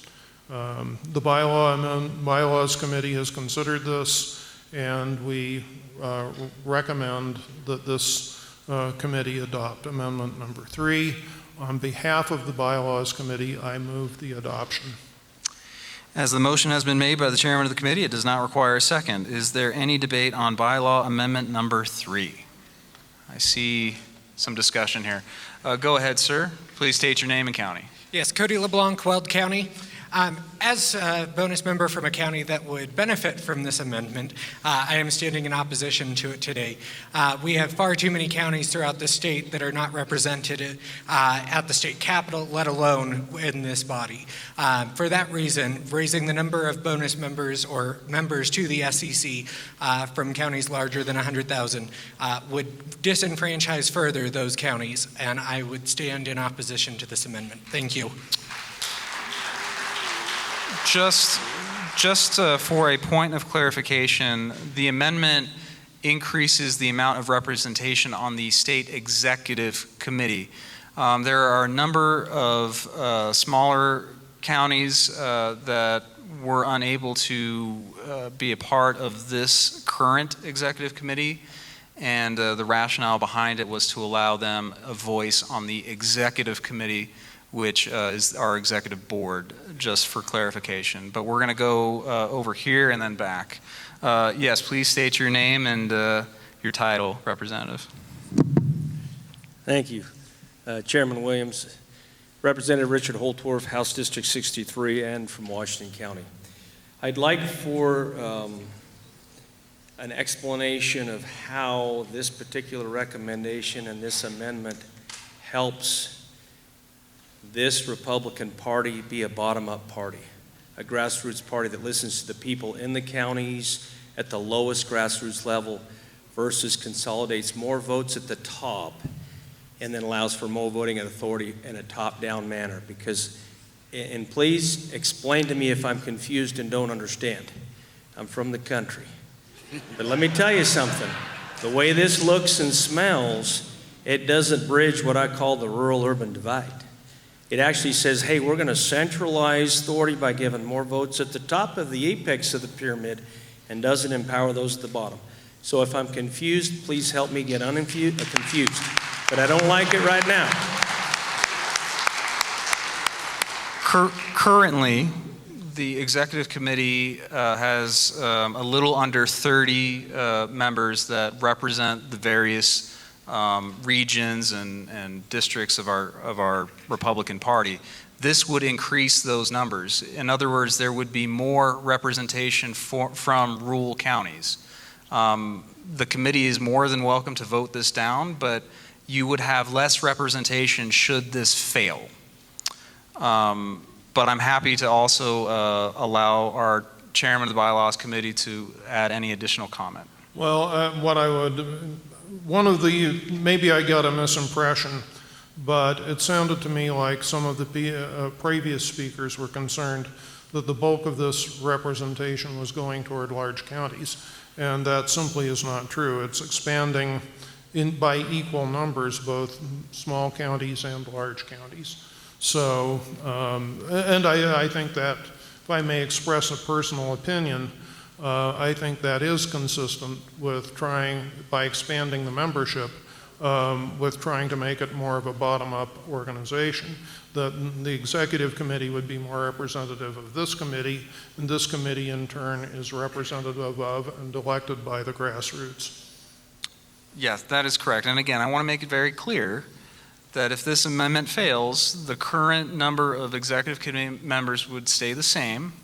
But if it passes, it would be expanded to include more rural counties, but also even larger counties at the same sort of formulaic method that we currently have in the bylaws. So, to address any of the questions, this is an expansion of representation, not a decrease. Again, the committee is welcome to vote however they please, but with that, we'll go here for debate. Your name and county, please. Marcy Freeberg out of Huerfano County, the Lonely Orphan.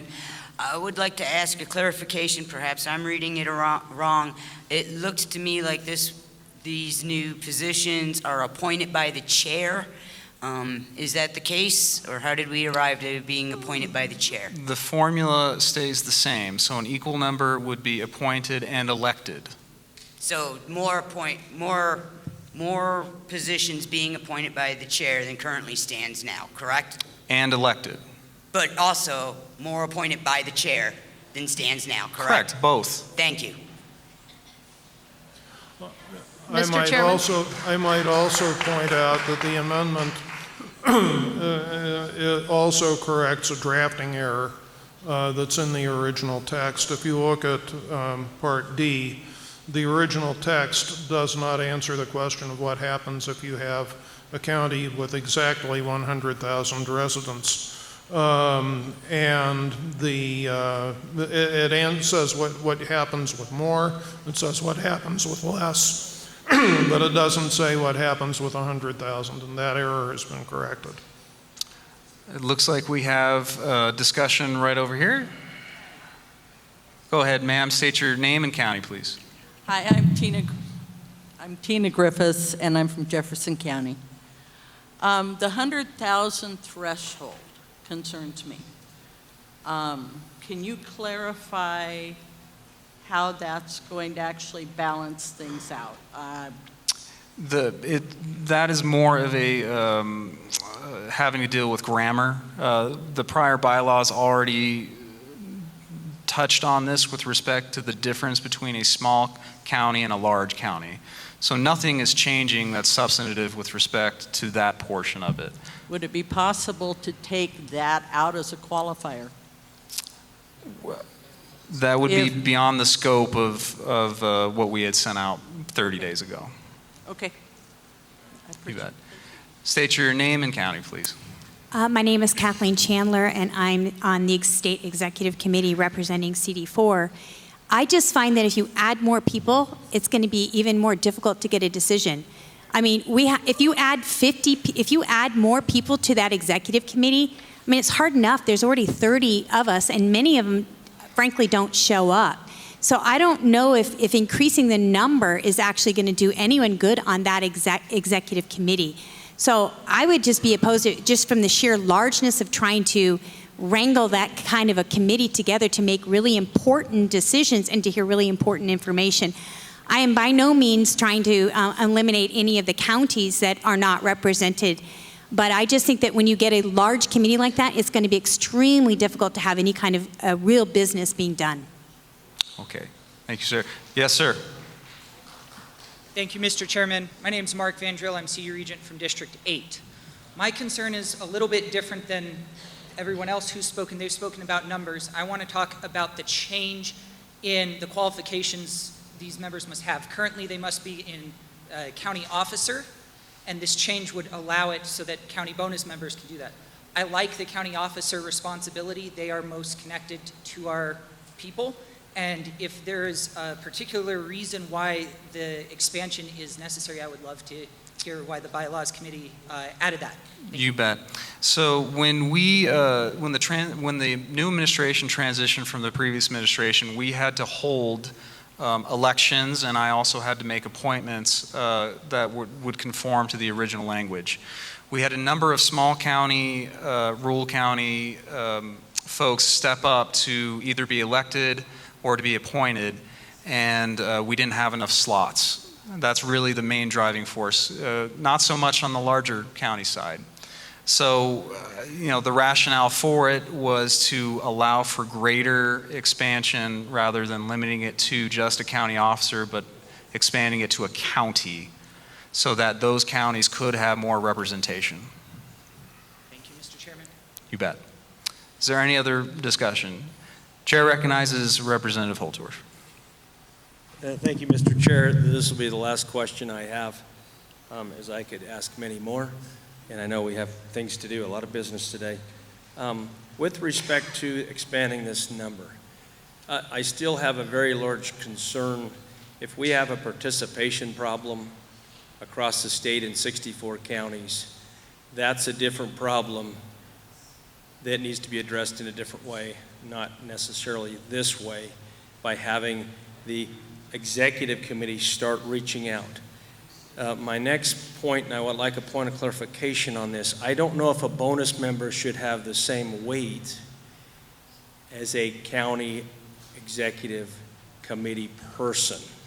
That is a different scale, and I don't know if putting them on the same plane is right with respect to duties, responsibilities, authority, and allowance for voting. So I still have concerns with this. Right now, I'm not in favor of this as it's written. And that's my last question. Thank you. Sure. To clarify the question that was raised, with respect to expansion, I think we're really only talking about 4 additional people, 2 elected, 2 appointed. And the reason for the bonus members being potentially included is because there were a number of chairs that I had discussions with who stated that they would like to offload that responsibility to someone from their county rather than them doing it themselves.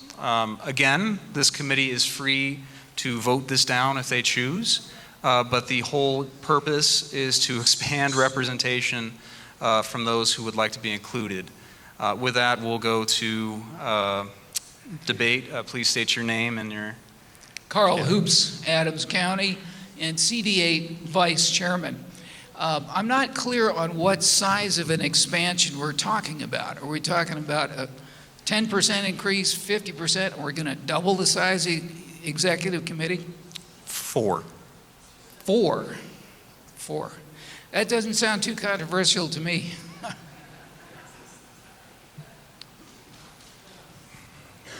Mr. Chairman, Laurel Eimer, Jefferson County. I represent the XCOM of CD7. I have 2 things. One, would you mind putting that amendment up so that we can continue to read it while you're talking? We don't really need to see you. The people, Sure. The body needs to be able to read that while you're talking about it. Thank you. Okay. And then, would we be able to entertain a friendly amendment that we could amend that to clarify what you just said about those 6 additional positions? Well, it's in the opinion of the chair that I think we can all do math if you read it. So it would be unnecessary, but anyone's welcome to make that amendment if they choose. Sherry Pike, Weld County. I'm also the chairman of the 8th Congressional District. I'm wondering if there's a friendly amendment possible that would satisfy everybody. I know you're only expanding it by 4, but maybe you expand it by 8 and you make those new voting members your congressional district chairman.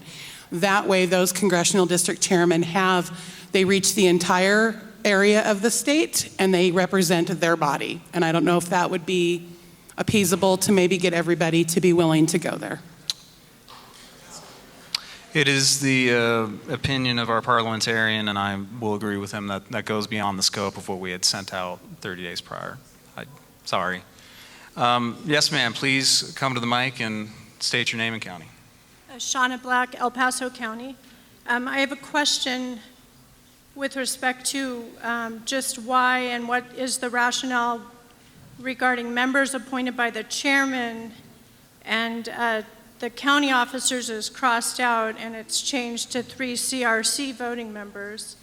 But in D, members appointed by the county central committee, it's county officers, and it was not changed to the 3 CRC voting members. Go ahead and defer to our chairman of the bylaws committee.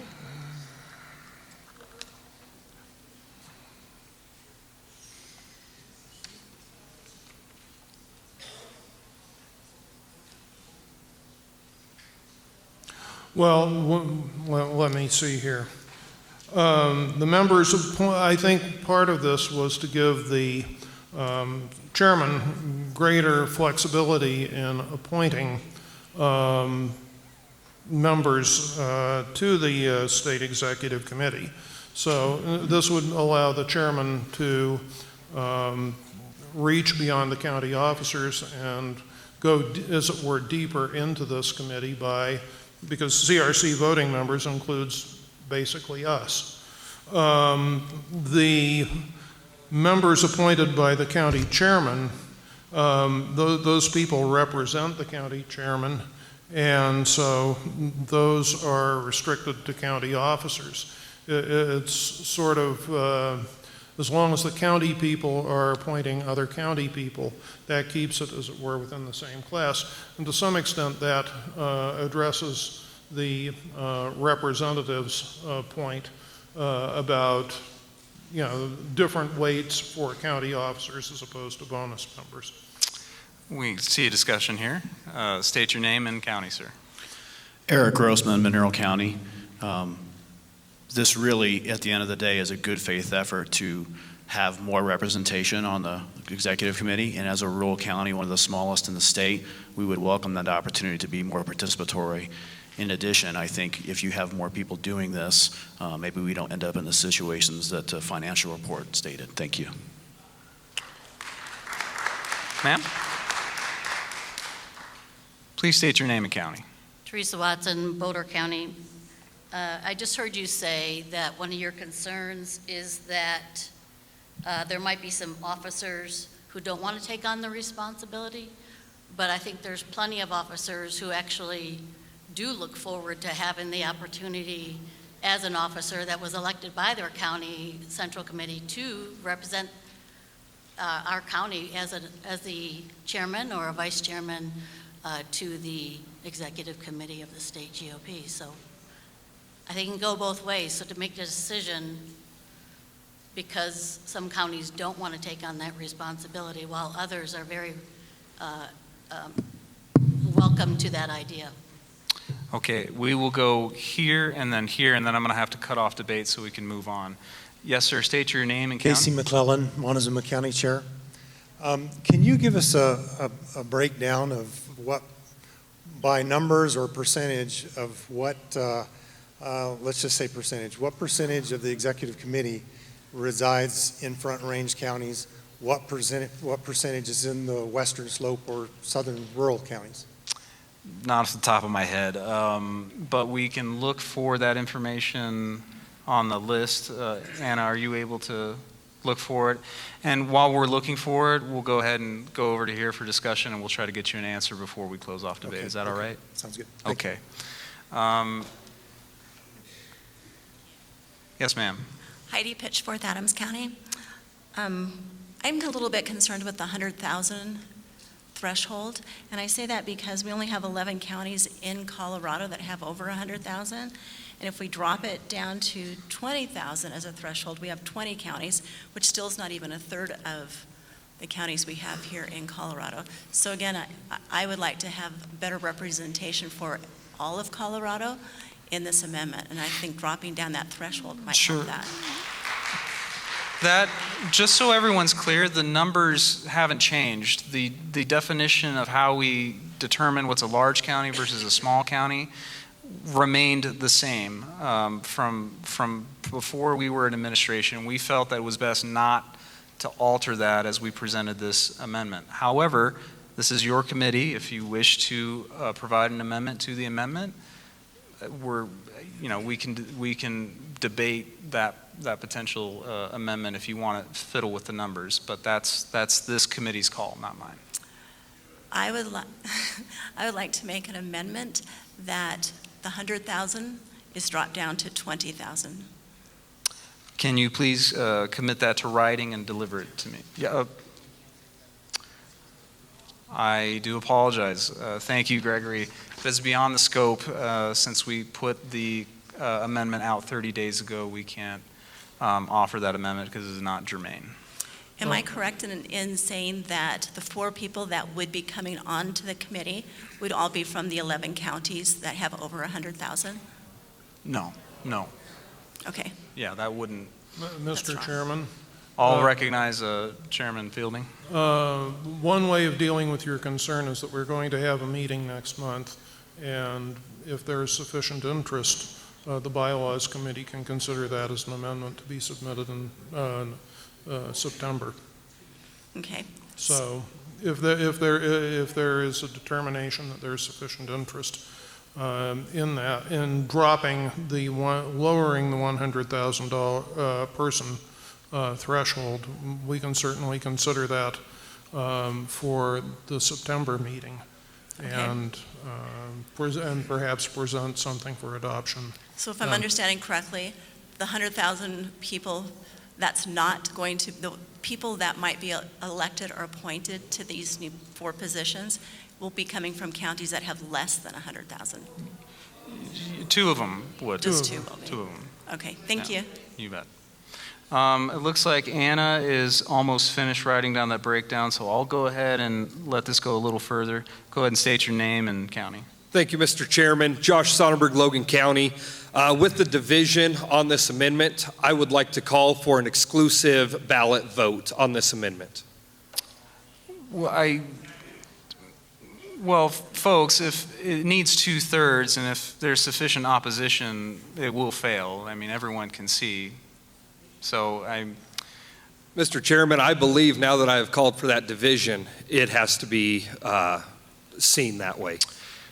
Okay. You can no longer declare that we can see it, that you can see that. The chair will stand at ease, and we will confer with our parliamentarian, and we'll let you know.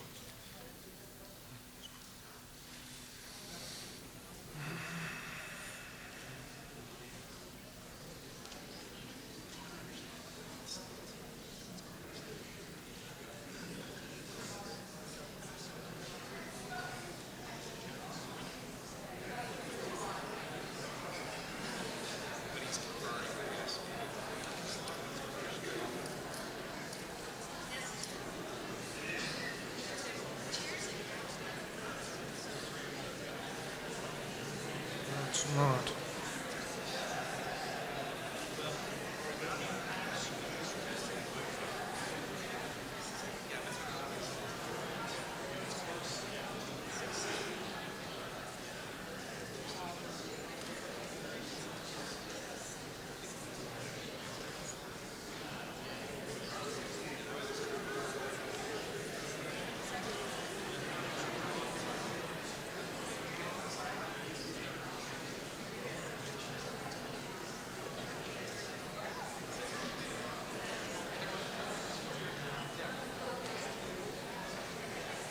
The chair recognizes Gregory Carlson. Thank you, Mr. Chairman. If I could direct your attention to meeting rule number 22. The second paragraph states that except in the election of officers, voting shall be by voice vote, standing vote, or hand vote, unless a roll call is requested by 45 members. To suspend that rule would require a 2/3 vote. And so it would be appropriate for us to do a standing vote, and if it's close, as the body may wish, we could then proceed to a ballot vote or some other method of voting. The chairman will recognize Anna Ferguson for answering the question about the current breakdown I'm not sure where the gentleman went, but for the gentleman. Yes, right over there. Go ahead, Anna. Okay. So for the purposes of the amendment that we're discussing now, where we're changing the amount that the chair does, we have people from Douglas, Denver, Routt, La Plata, Adams, Pueblo, El Paso, Montrose, and Phillips.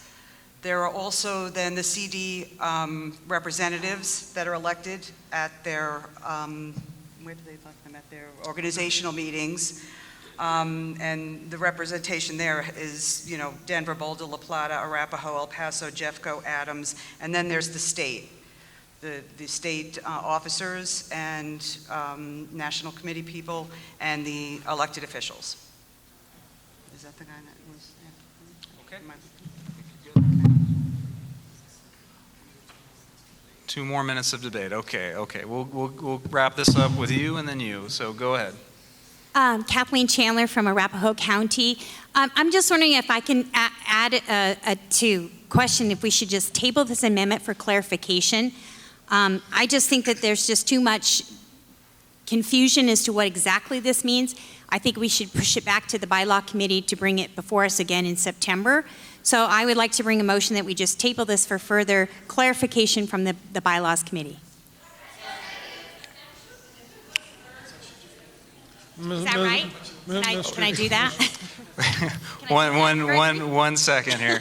I've been notified by my parliamentarian that there were several components to what you were trying to do. I would like to move that we table this amendment so that we can have clarification from the Bylaws Committee at the next meeting. Referred back to the Bylaws Committee so they can have clarification. Mr. Chairman, if I may. The chair recognizes John Fielding. I would like to ask the member precisely what it is, well, or at least in greater detail, what it is that she means by clarification. What is it that you would like clarified so that my committee can come up with something that would satisfy you and that we don't have a repeat of this at the September meeting? Sure. The chair recognizes Kathleen Chandler. Go ahead. So, Mr. Chair, so far we've heard everything from 100,000 means this to 4 means that. I don't know exactly what each component actually means. I mean, you've said the number 4, and that refers back to the 100,000, and we've had questions about how many that means in each county. I would just like more clarification as to exactly what it is that you're trying to accomplish by having this threshold. Well, so, Mr. Chairman, if I may. Go ahead. So if I may paraphrase, and this is so that I understand what it is that you're driving at so that my committee can provide you with the information that you want. You want a greater clarification of how these new members would be distributed among the various counties of various populations? Yes, that is correct. Okay, and do you desire some sort of clarification with regard to the 100,000 person threshold? Yes, that is correct. What is it that you would like to have clarified? What counties do they come from? How this is going to affect? I mean, we've already had discussion of what if your county doesn't have 100,000? I think that this is poorly thought through as to what you're actually trying to accomplish. And I would like to table it, not that this is so that we can have clarification. So there's been a motion to refer this bylaw back to the Bylaws Committee, and there is a second. All I can say is, well, we'll do our best to try to accommodate the members' concerns. 1 second while I confer with our parliamentarian. Okay. Ladies and gentlemen, we will go ahead and take a vote on referring this back to the Bylaws Committee. Seeing no debate, all in favor, please rise.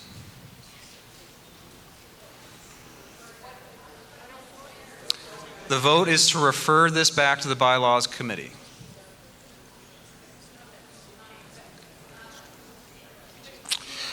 Okay, please sit.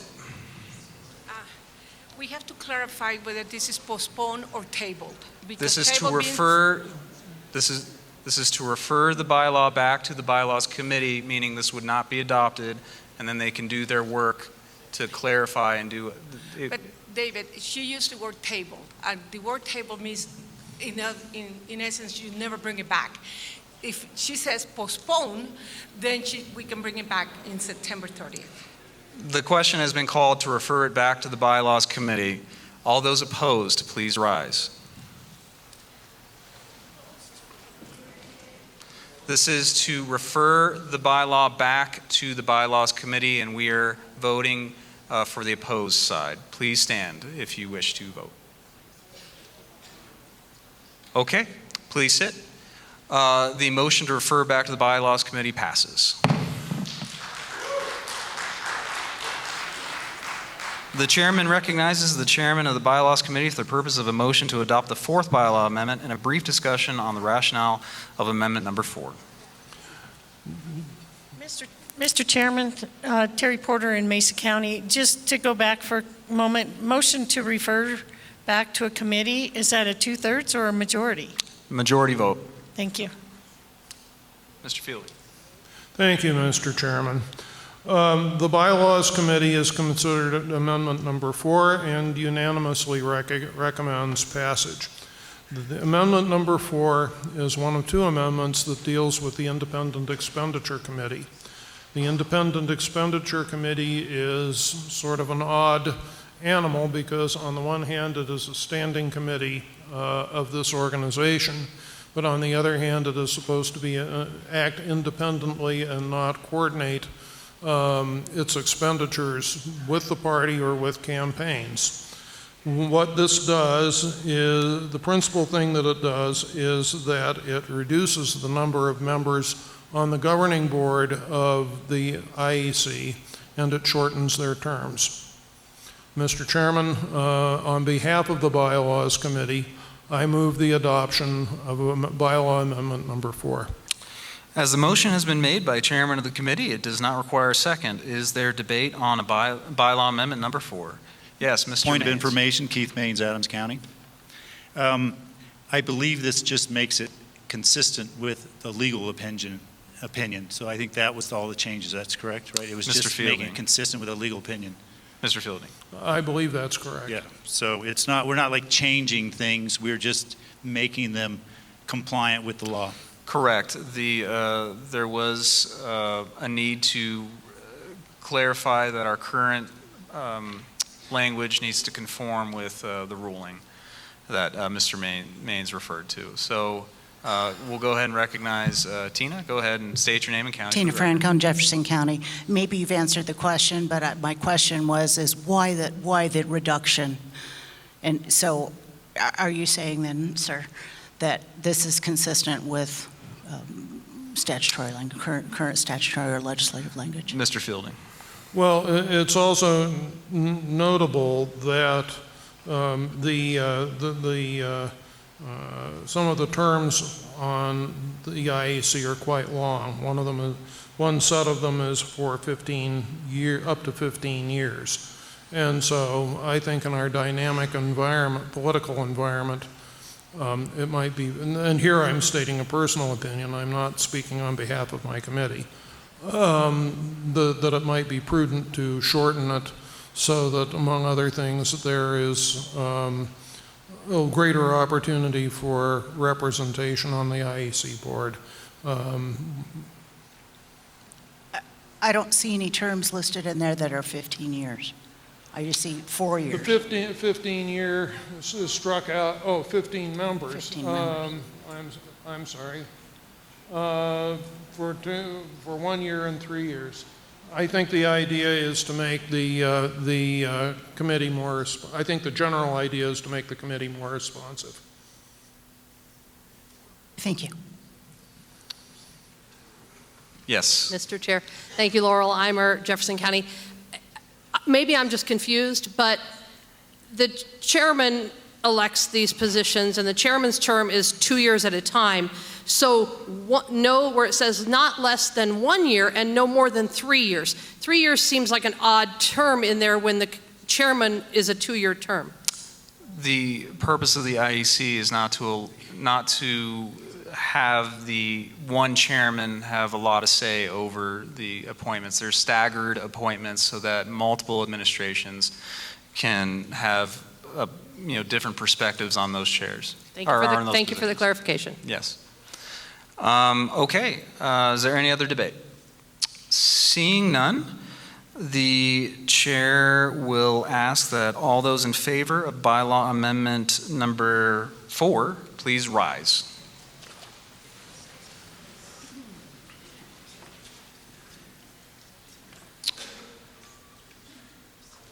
Okay, please be seated.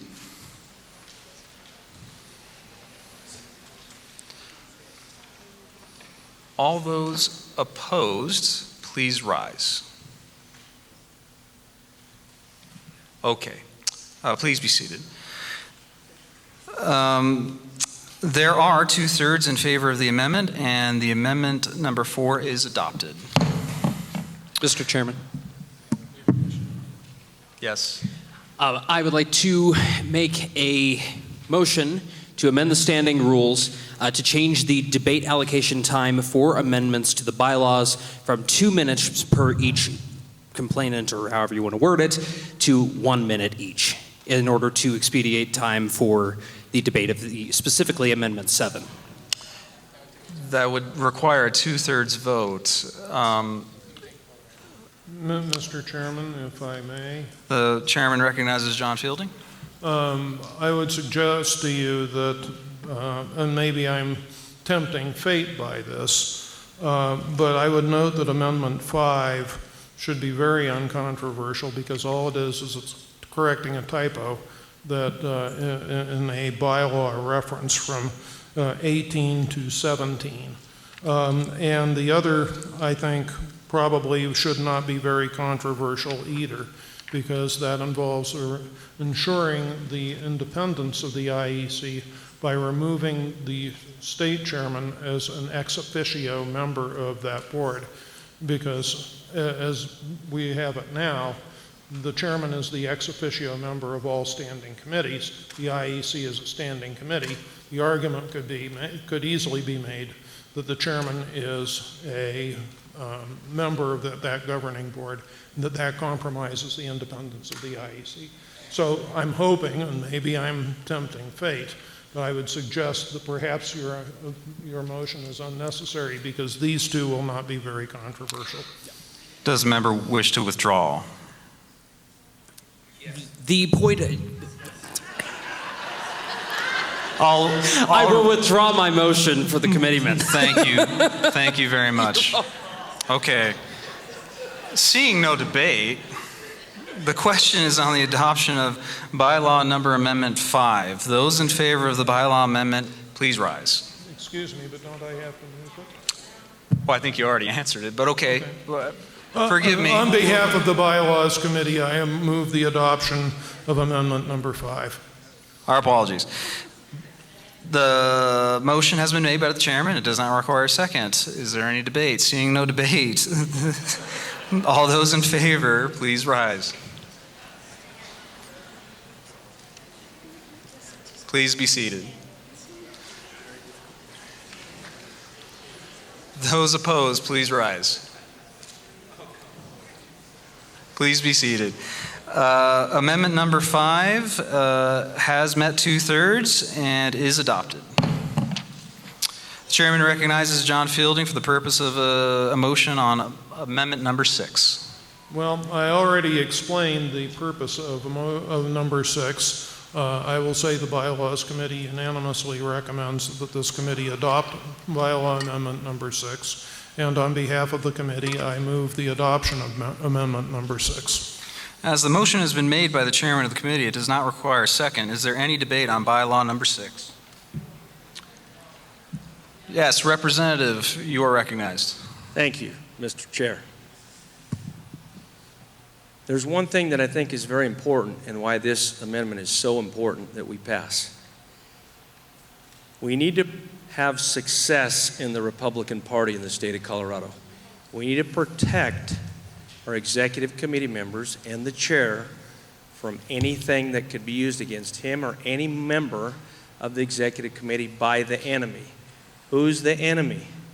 The Democrat Party and their dark money and their operatives. And there's some of them in here right now. Okay? Now, you can hiss and boo all you want. But that's not the point of this. The point, ladies and gentlemen, is I want this committee to succeed. I want Colorado to win. I want the people that have been elected and appointed that I'm looking at right now to have the highest level of success. Because we all need to win. We're tired of losing. I'm tired of losing. I've been playing this game for 4 years.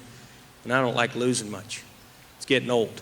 But the point is, this particular amendment protects the chair. Because with respect to Secretary of State, with respect to litigation, with respect even for perception of impropriety, and we've had that, this amendment eliminates that, and that's what we need to do for everybody. So the enemy can't use it against us. So I'm in favor of this, by the way. Is there any other debate? Seeing none, the question is the adoption on the bylaw amendment number 6. Those in favor, please rise.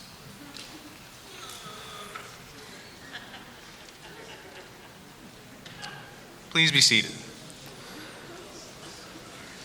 All those opposed, please rise. Please be seated. There are 2/3 in favor of the amendment, and amendment number 6 is adopted. Okay. All right. We're going to jump right into it, but before we hand over the gavel here, there have been questions about a legal opinion regarding amendment number 7, and I will answer that. I will neither debate for or against, but I will simply answer the questions that have been answered to the chair, or been asked of the chair. For amendment number 7, the relevant thing to keep in mind is Colorado Revised Statute 1-4-702. And I'm sorry we don't have this graphic. It was a late night last night, but I'll read it to you. The amendment is touching on this particular statute. It is a political, and I'll quote it right here. It says in 1-4-702, notwithstanding any other provision of law, a political party may choose to change from the nomination of candidates by primary election to the nomination of candidates by assembly or convention for all offices, including but not limited to United States Senator, Representative in Congress, all elective state, district, and county officers, and members of the General Assembly, if at least 3/4 of the total membership of the party's state central committee votes to use the assembly or convention nomination process. First off, I would like to clarify that this amendment and the subsequent opt-out vote in September would not apply to the presidential primary. That is a separate process altogether. No matter what happens with respect to this, should it pass, it would not have any bearing on that. We would still have our Super Tuesday primary for March 5th. So it would not deal with that. The other relevant law that you must consider, or should consider, is Colorado Revised Statute 1-3-106.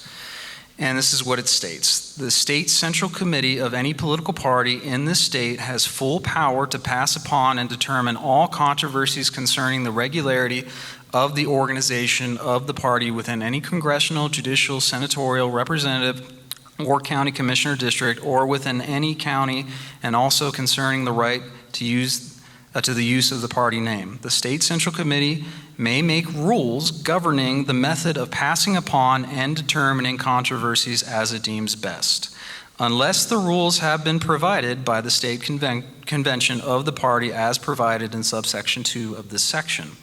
All determinations upon the part of the state central committee shall be final. The chair has spoken to a number of Republican attorneys, and the answer has been that there is strong legal defenses that can be put in place, that this is a legal thing that we can do. That does not mean we won't be challenged if this passes and the subsequent opt-out passes.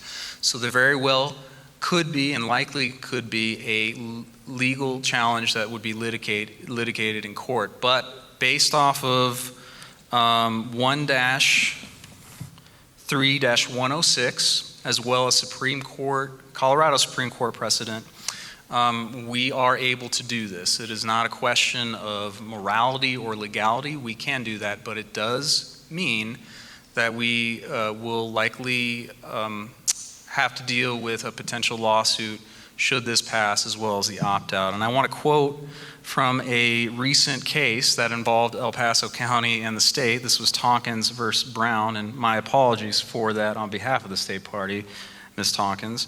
But this is a quote from our former party attorney, Chris Murray. For 120 years, the function of this statute, and again, that's 1-3-106, has been clear. State central committees of political parties are the sole tribunals to determine intra-party affairs and controversies, and the courts do not have concurrent jurisdiction in the premises, and that's in the Lowry decision. And the Lowry decision, and this is an annotation, it says, holding that power granted to the state central committee of a political party to determine party controversies is constitutional.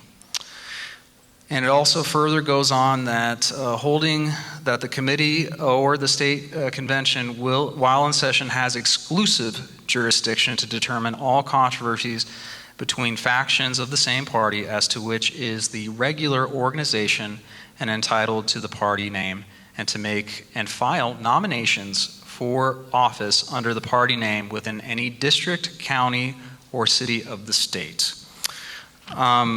So just in summation, this would be legal. The party feels that it would be legal, and we would mount a vigorous defense because of the Lowry decision, because of what's written in state statute, and because of our freedom of association rights, should this committee choose to adopt the Bonnewell Amendment.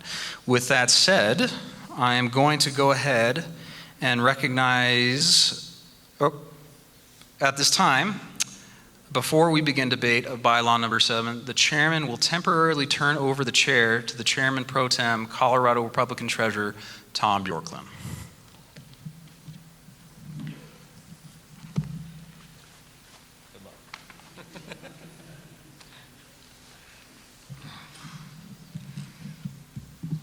Guess I'm on the firing line here.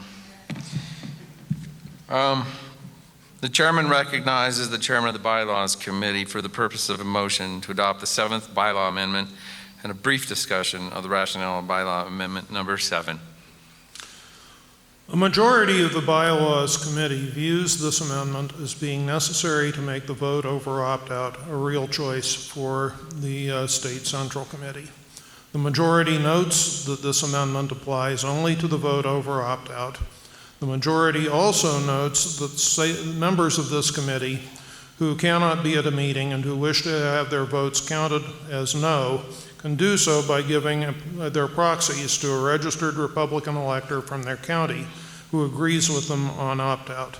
The majority also notes that there presently is no bylaws stated limit to the number of proxies an individual proxy holder can carry.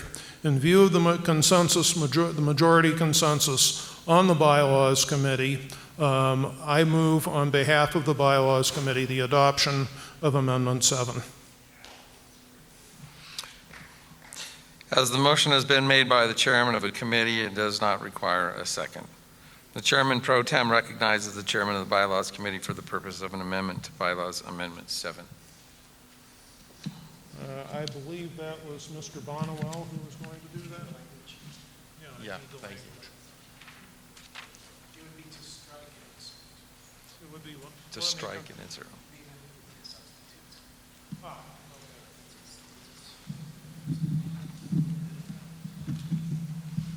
Mr. Bonnewell has agreed to certain changes in the amendment that he originally submitted.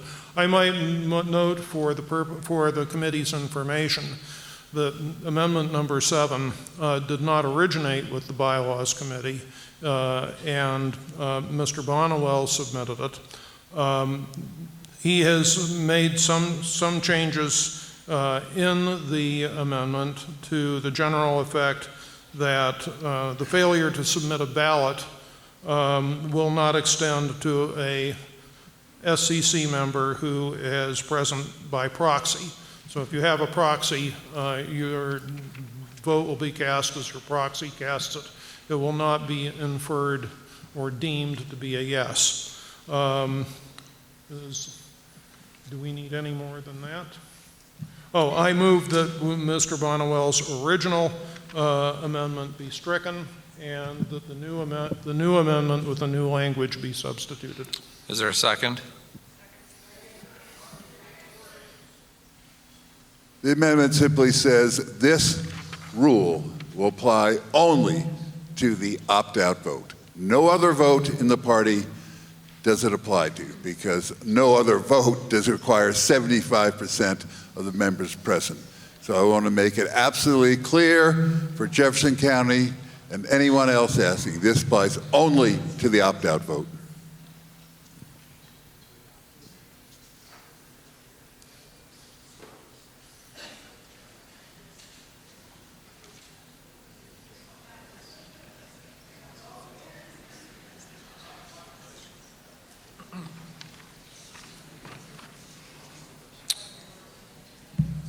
Okay.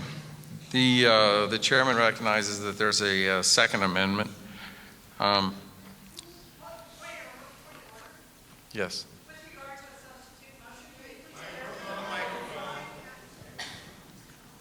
Thank you. Point of order, Barbara Kirkmeyer, State Senator, District 23. With regard to a substitute motion, could you please clarify whether or not that requires the 30-day notice? You're now substituting a whole new motion that no one has had the opportunity to review over the last 30 days, which is the normal requirement in the bylaws.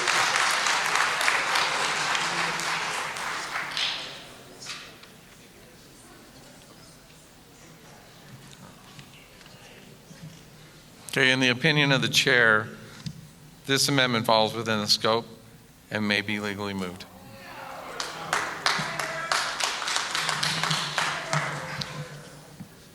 Yes, recognizing. Thank you. My question wasn't about the relevance of if it fell within the scope of the motion. You are now creating a whole new motion with a whole new amendment because you made a substitute motion. So I would like to know where in the bylaws it doesn't require that with a substitute motion, that it doesn't require you need a 30-day notice. It is a substitute motion. It is a new motion, a new amendment. Okay, parliamentarian.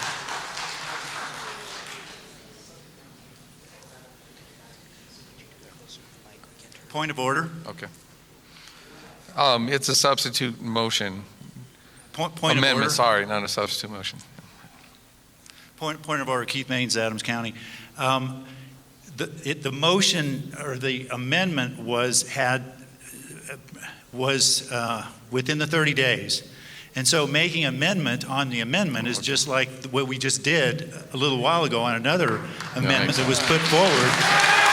And they made an amendment to that. And it's to answer. The amendment is answering people who have reservations about it to clarify it. So it's a clarifying thing. Anyway, it's the same kind of amendment. So I say it's the 7 qualifies, and that's an amendment to that. Okay, the chair recognizes Senator Kirkmeyer.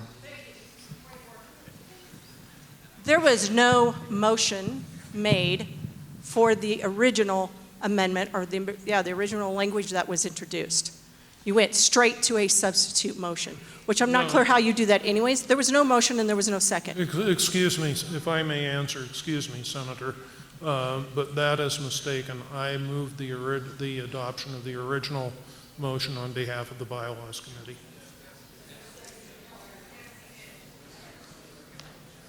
Senator Kirkmeyer? Okay. So we're now debating. A further point of clarification. Sean Hegarty, Jefferson County, member of the Bylaws Committee. I offer a friendly amendment that replaces the word replaces and simply asks that we amend the amendment.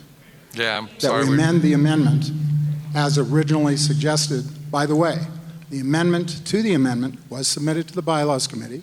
It has been reviewed by the Bylaws Committee, and a majority of the Bylaws Committee approved the amendment to the amendment for the purposes of clarification. The specific clarification is to limit and make it absolutely clear that this only applies to the opt-out vote and the opt-out issue. That was what the original intent was. This answers questions that were raised about it possibly extending beyond that to something else. The amendment to the amendment clarifies that. Now, I'll ask a question for the parliamentarian. My impression is that under normal parliamentary procedure, we would first vote on the amendment to the amendment by majority vote. If that passes, then we would vote on the amendment, and that clarifies all of the issues that we're dealing with here, and it removes the point of order that's raised by Senator Kirkmeyer. Yeah, that's correct. one man's opinion. Mr. Chairman, if I may, I would also follow up on what Mr. Hegarty said by saying that another part of this is a language that clarifies that if a person is here only by proxy, that their vote will not fall under the scope of this amendment, and they will not be deemed yes. If you have a proxy, their vote will be cast as their proxy casts it, and they will not be deemed to be a yes vote. And that language also was reviewed by and approved by the Bylaws Committee.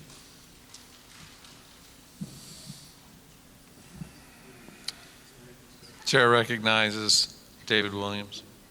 Thank you, Mr. Chairman. Mr. Chairman, I would suggest to the entire body here that the real fight is on the underlying amendment, that this amendment to the amendment simply clarifies what exactly Mr. Bonniwell is trying to capture. So in order to move this along, I think we should simply just vote on the amendment to the amendment. And if those of you who really don't want to support the underlying proposal, that's fine. Let's just go ahead and get past this part, and then you can vote no and encourage others to vote no, or if you support it, you can do likewise. But I think that would be the best thing to do, especially given the time. So I would encourage a yes vote on this so that we can get to the underlying fight. Okay, so the amendment to the amendment says, no, pardon. We have a future potential. Oh, okay. If this is adopted, it would take 2/3 if it failed. Okay. Okay. Stage fright. All right. We have a future amendment that's put before us, and if this passes, then, well, if the other one passes, I'm sorry, then it takes a majority, so 2/3 majority. And if the other one doesn't pass, it takes a majority for this amendment, the proposed amendment. And the wording of that is, failure to submit a ballot by a CRC member shall be deemed for all purposes a non-counted vote and will not be counted in the affirmative or in the opposition. So if this amendment fails, then we adopt the original, right? The second amendment. Right. Okay. Am I? So let me confirm it. Point of clarification. And for Mr. Chairman, if I may, for the committee's clarification. I'd like to recommend. This future amendment that the chair just referred to has not been considered, submitted to, or considered by the Bylaws Committee. So. Further point of clarification. I know that's what everybody would like to see.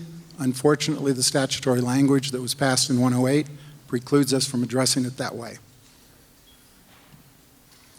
Okay.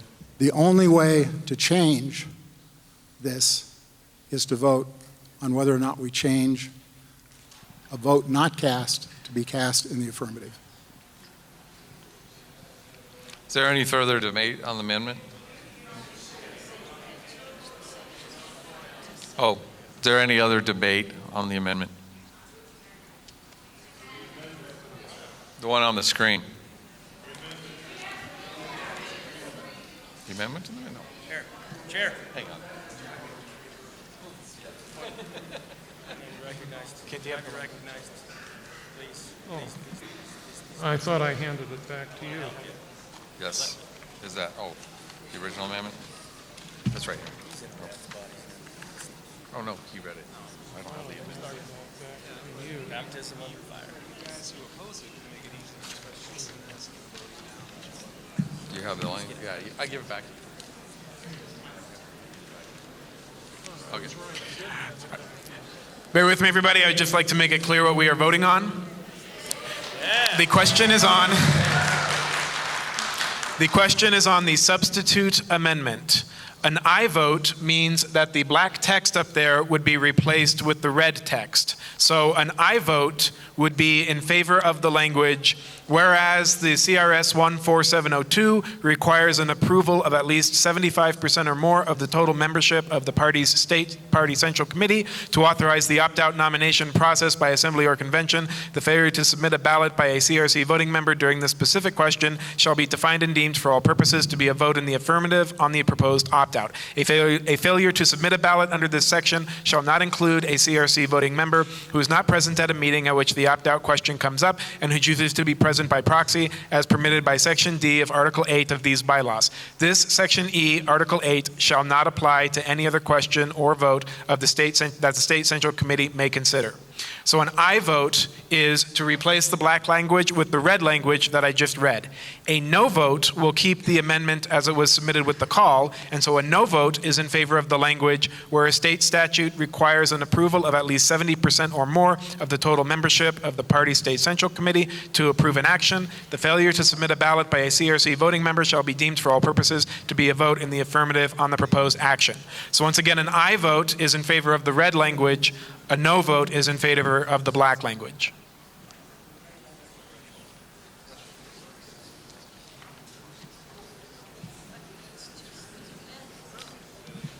Is there more debate?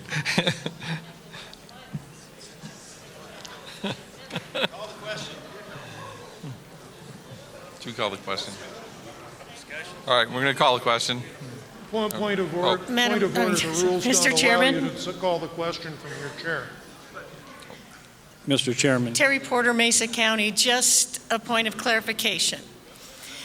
The I vote changes the black language to the red language as an amendment, right? Yes. And then we would still need to vote on that amendment to the bylaws.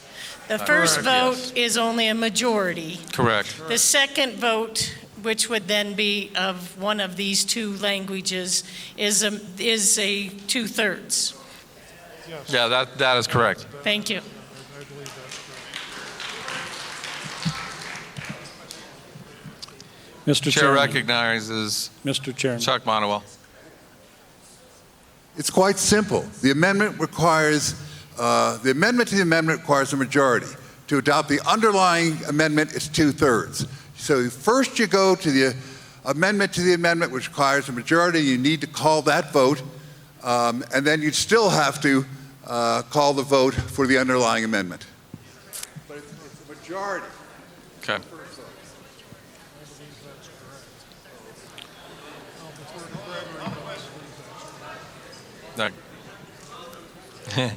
Okay.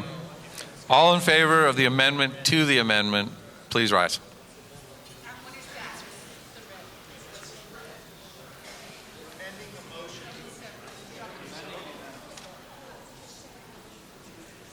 Okay, you may be seated. All opposed to the amendment, please rise.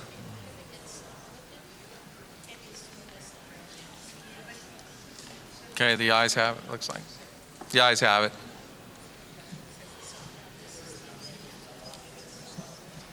I'm sorry. So now we have debate on the main amendment. Okay. And the main amendment is not part of the red language. Okay, so now we're going to debate the original amendment. Mr. Chairman. 7. Ben Nicholas, Adams County. The one in the red. Yeah. Mr. Chairman. Mr. Chairman. Yes. Recognizing Chuck Monowell. Yes, sir.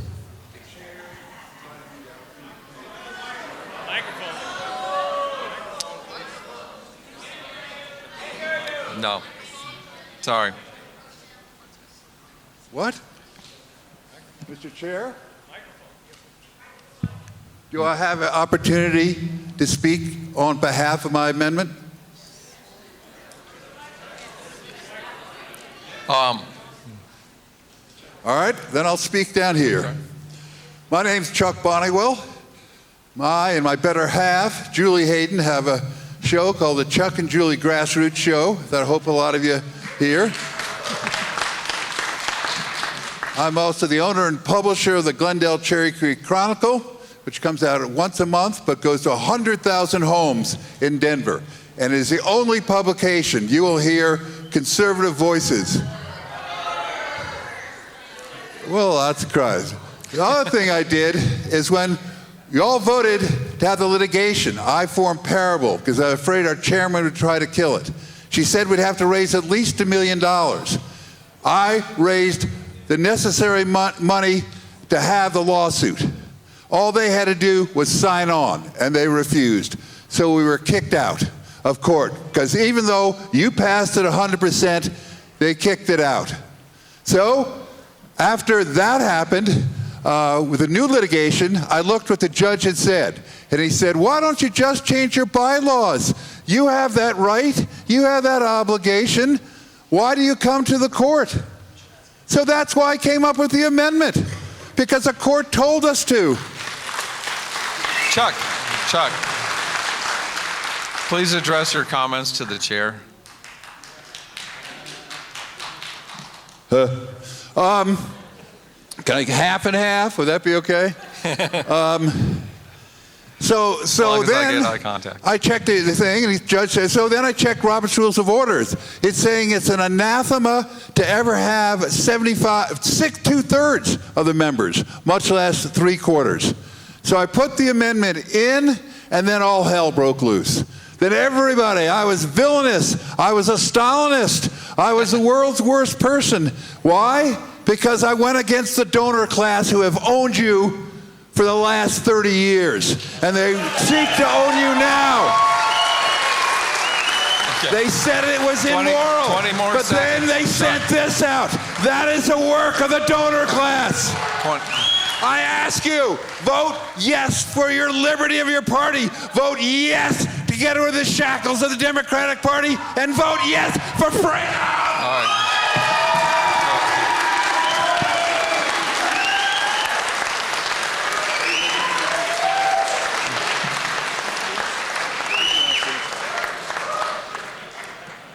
Okay, I'm going to go on this side. Mr. Chairman. Am I recognized? Oh, you get to hold it. 2 minutes, right? 2 minutes. Because I can talk for about 200. First of all, I'm really happy to be here. I'm happy that we're having these debates and these discussions. This is part of the political process, and it's healthy. We have to have these discussions. Okay, we have to vet things and work things out. Doesn't matter what side of the issue you are, this is politics. And we got to get to the best direction for Colorado Republicans we can. So thank you for doing this forum, and thank you. I know I wasted 34 seconds. I got it in my head. Thank you for what we're doing. Now I have an amendment that I'm going to offer, okay? And it's already been turned into the parliamentarian, and it's already been turned in. And I'm going to ask the parliamentarian if this is the right time or should I wait? This is the right time. Okay, so the time is now. So I got to find my little electronic device. Now, ladies and gentlemen, there's a lot of controversy, and what was stated is not wrong. We do need to figure out a way to keep Democrats, Democrat operatives, and dark money from meddling in Colorado primaries. It happened in my House district. It's happening across the state, bottom line. But with respect to this, now, Barb Kirkmeyer, pay attention, make sure I do this right. I move to amend the bylaws change proposed here with respect to Amendment 7 that's offered as follows.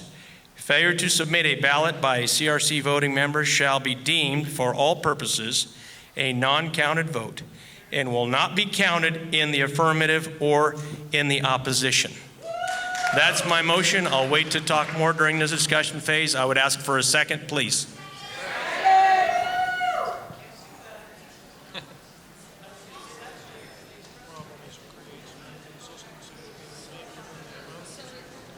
On the one hand, you're saying the failure to submit is deemed yes. Now he's saying you have to be deemed. Mr. Chairman, point of clarification. Do you want me to recognize you for that? Yeah, Mr. Chairman. The chair would like to recognize the chair of the Bylaws Committee. He'd like to make a point. Mr. Chairman, thank you. I have a question for the mover of the amendment, the representative from who just spoke. It seems to me that there's a problem with your proposed amendment, and that is that it creates an inconsistency in the language. Because on the one hand, the amendment would say, defined and deemed for all purposes to be a vote in affirmative on the proposed opt-out. But if your amendment is adopted, it says that it's deemed to be a non-vote. And if both of those, if you don't delete some of the language that's in here, you're going to have an inconsistency. Is it a deemed yes, or is it a non-vote? Which is it? Representative Holter. Thank you, Mr. Chair. In the amendment that I offer, it is a non-vote. It's not in the affirmative or in the negative. It's not a yay or a nay. Yes, I understand. It's a vote that's not counted. But I understand that, but are you planning to delete any of the language that's in the current amendment? Because if you don't, sir, then it seems to me that your amendment creates an inconsistency in language. What I would offer is for, in my amendment, is that it be referred back to the Bylaws Committee for the additional language to be cleaned up to meet the intent of this body, and that would be offered for a further vote in the next meeting, but I believe is scheduled for September 30th. Mr. Chairman, point of order. Subject to correction by the parliamentarian, that sounds to me like a compound motion that is not allowed by Robert's rules. I haven't made a motion yet, sir.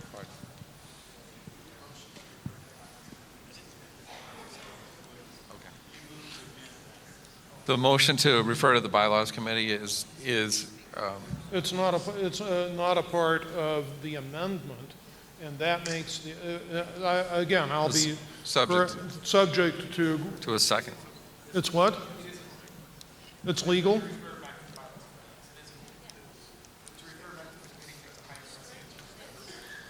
Okay, so which is it? We have an amendment to refer, and then we have his proposed amendment to the language. It seems to me that combining both of those in the same motion is a compound motion that's not allowed under the rules. And I'll defer to you, Greg. You're the expert. Chair would like to recognize a parliamentarian. Thank you. Greetings, everybody. Currently, we have a bylaw amendment on the floor, and we have a proposed amendment to that bylaw amendment. It is in order to refer both questions to the Bylaws Committee. That would then have to, if that takes a majority vote to adopt, if that motion was adopted, we would hear the question at our next meeting. However, both the bylaw amendment and the amendment to the amendment would immediately become pending when it's brought back at the next meeting. So it is in order. However, I don't believe I've heard a second on the motion to refer to the Bylaws Committee. Thank you, Greg. Second recognized. Should we call a question or? If you wait till the next meeting, it means you can't opt out. You have to have it voted on today to apply to the September meeting. So what they're trying to do is have it so that the vote is a no vote. And I don't think they're fooling anybody, but it's just not. You must either adopt or die today. Wow. Chair would like to recognize David Williams. Members of the committee, I'd urge a no vote on referring this back to the Bylaws Committee. Look, we're all adults here. We don't have to disrupt this meeting. If you don't like the amendment, simply vote no on the amendment. We don't have to drag this out. We don't have to have any other procedural tricks coming from any side of the aisle here. Let's just simply vote no on referring this to the Bylaws Committee and get back to the main fight, because if you vote yes, then we have to go through this another 50-something days. Now, you all have been receiving emails. You've been receiving mailers and flyers. I don't think you want to keep receiving that. Let's just have the question settled today. So I would urge a no vote on referring this and delaying it. Let's just have a final answer now so we can move forward for September 30th.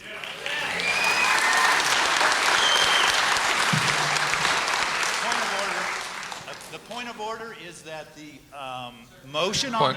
I'm sorry. The point of order is Keith Maines from Adams County. The point of order is that the... I'm sorry. Who are you? Keith Maines, Adams County. The point of order is that the motion on the floor was Mr. No, I don't. Mr. Holtorf, thank you. That's how knowledgeable I am. I apologize.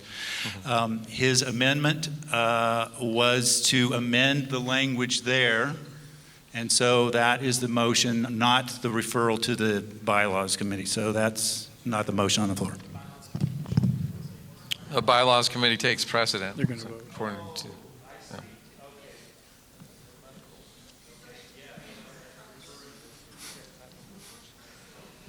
Chair would like to recognize Representative Holtorf.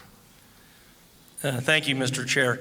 For the body here, I want to highlight something. This isn't chicanery, this isn't trickery, this isn't trying to maneuver around anything.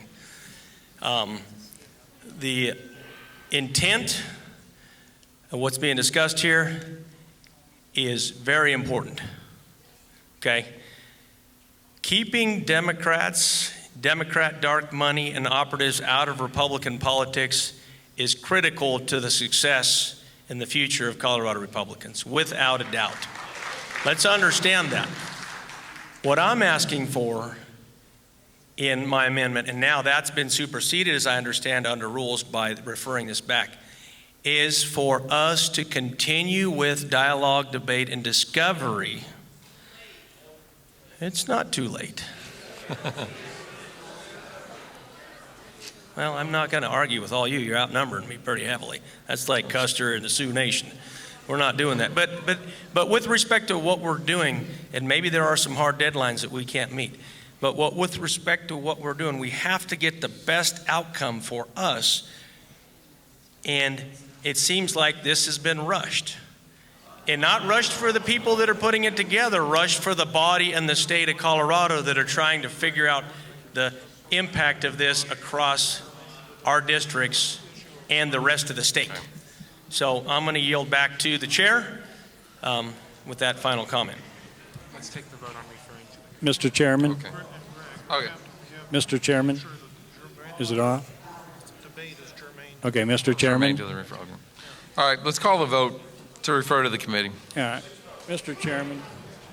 Is this a vote on the amendment to the amendment? Is that correct? No. It is on this one here? There's a motion to refer it to the bylaws committee. We're going to call a vote on that.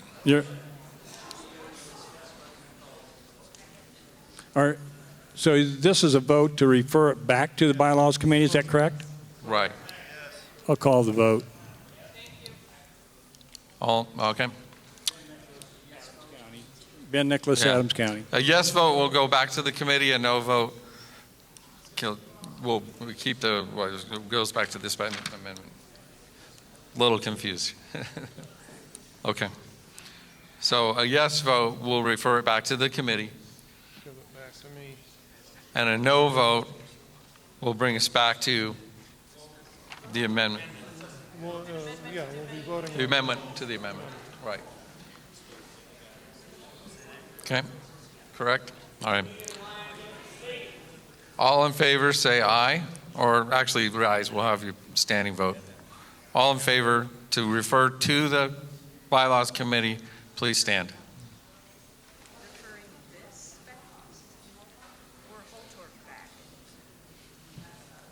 All opposed, please stand. Noes have it.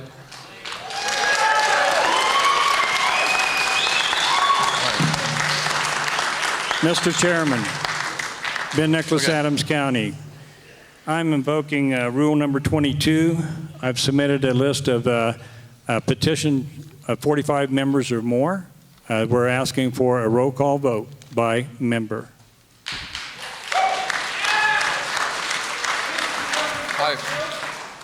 Excuse me, Mr. Nicholas, what rule did you say you were referring to?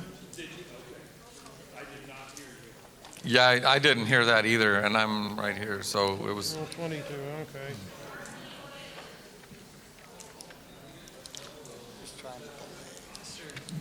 okay. Yes. Chair recognizes David Williams. Just a point of clarification. Are we on the question of Representative Holtorf's amendment to the amendment? Okay, Yes. I just wanted to make sure. I would urge a no vote on this so that we can get to the underlying discussion about the letter in red. We voted on the referral to Referring to bylaws, the bylaws, and that yeah. failed. And we are on the substitute amendment from Representative Holtorf, and I would urge a no vote. Okay, I'll read that amendment. That amendment is failure to submit a ballot by a CRC voting member shall be deemed for all purposes a non-counted vote and will not be counted in the affirmative or in the opposition. Is there debate? I'll recognize you, sir. Hugo Chavez Ray, Denver County. The effect of that amendment would basically be to kill the vote on September 30th, because the whole premise upon which this amendment came about is based on some nefarious activities from some individuals that I will remain nameless, that have engaged in an active campaign to encourage SCC members to not attend the September 30th meeting in order to not be able to reach that 75% threshold of the body. So I stand in opposition to that. Okay. I'd like to recognize you, sir. Oh. Mr. Chairman, if I may. One moment. If I may. I'll recognize Mr. Chairman. The committee should be aware that the amendment to the amendment that we're now debating is another substitute motion. So if this amendment were adopted, all of Mr. Bonnewell's original language would be stricken, and the language offered by the representative would be the substitute for it. Okay.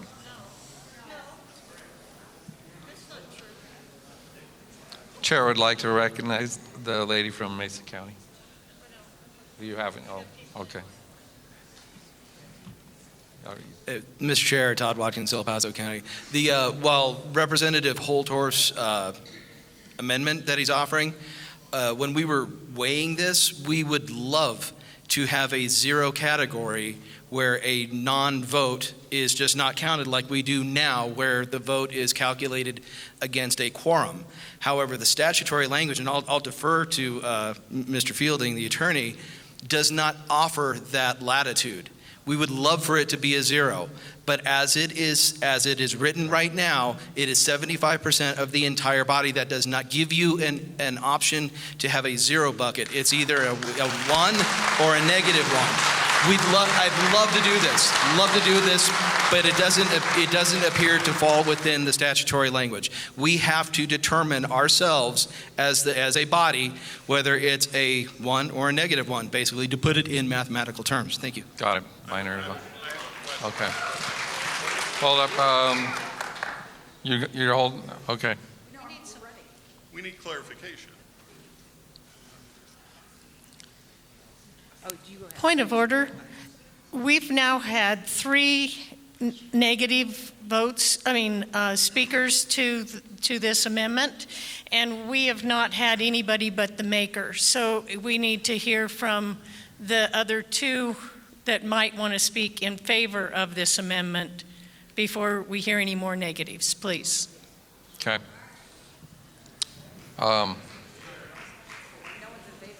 Mr. McCarney, are you in favor? I am. Go ahead. Mr. McCarney, I'd like to hear from. Kevin McCarney, Mesa County. My question is, when was the statute passed? 2018?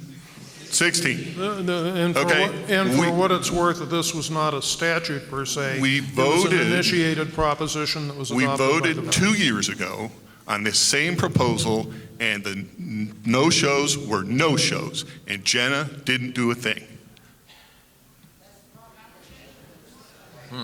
Well, okay.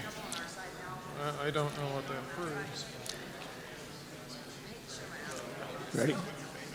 All right, if there's no further discussion, we're going to take a vote on the amendment. Wait a minute. Is there another opposition that I can hear from? It should be a pro. A pro, okay. I'm sorry. You need a pro speak. Okay, well, who's in favor that would like to speak? No one's in favor. Okay. I'd like to recognize Rich Wyatt. I am in favor I'm sorry. of killing the thing. Rich, stand down. Where is that putting me? Sir. Thank you, Mr. Chair. Anthony Hartsick, House District 44. I want to spike you. You know, it's interesting. We started out this morning with these rules, no name calling, no this, no that. I hope the media is not here because we're going to look horrible in the 6 o'clock news. I would recommend, you know, we've already defeated that it's not going back to committee, but since when do we say a absent vote is a yes or a no? Absent votes should be absent votes. Just, do I get to speak, or are we just going to keep shouting ourselves down here, people? Are we going to be like the Democrats, or are we going to be a representative government? Are we going to have a discussion, or are we just going to hammer away at each other? I have sat with many of my colleagues fighting the Democrats up in the session over this crap. So if we're going to sit here and people can swear all day long and I'm going to get called out for my language, give me a break. I suggest that we follow what our Constitution has done. How we sit here, you either vote yes or you vote no. And if you don't vote, it doesn't get counted as a yes or a no. It's not a vote. You either vote yes or you vote no. I rise in support. Thank you. There are tides in the lives of men which have been taken at the flood lead on to fame and fortune. When admitted, all their days are spent in shallows and miseries. Are we going to wallow in miseries for the next 50 days? The amendment on the floor at the moment Your name, spikes I'd like to the language up there. I'd like to recognize you, sir, as your name. Russ Haas from Jefferson County. Thank you. Yay, it's my turn. Brandy Bradley, House District 39.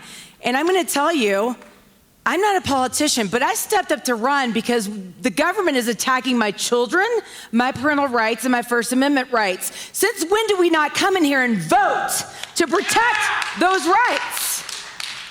It's a yes or a no, or you can even vote by proxy. My mom's sitting in the hospital right now. There's plenty of us that have excuses not to be here. Get here and do what you were elected to do and protect our children and our First and Second Amendment rights. It's that easy.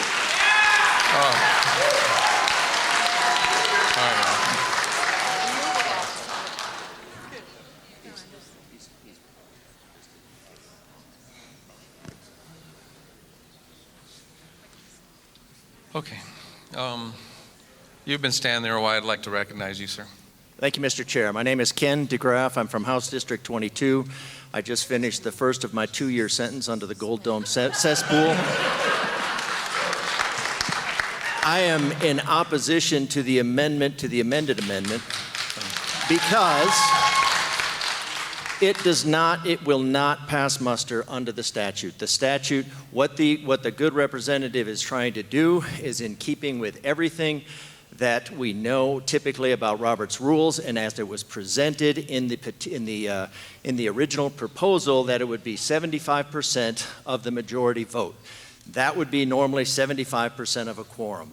That's how it was presented. The devil is in the details, and the details are the same. The details were written by somebody who donated $2.353 million and another corporation that did $250,000, and they know how to write the language for this, and they know how to do it, and they made it in the details that it would be with another $250,000 that it would be the total membership, 75% of the total membership.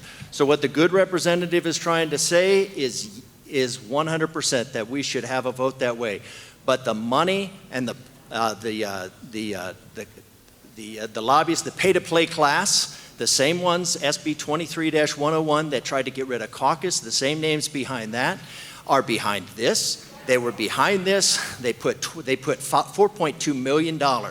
Now, what does it say when you get to the financial analysis? Is that if we opt out of this, it will save the counties $5 million every single year. Now, fortunately, that $5 million comes from the government and not taxpayers, right? So we don't have to, oh yeah, we're the taxpayers. I forgot about that. So this was written specifically $4.2 million went into this campaign. $4.2 million of trickery, $4.2 million. They put the devil in the details, and we have been trapped to this, and we've been on this path that has put the Republican Party on a path to irrelevance and extinction. This amendment allows us to cut the spring that holds us in the trap, and it's time that we do that. Thank you.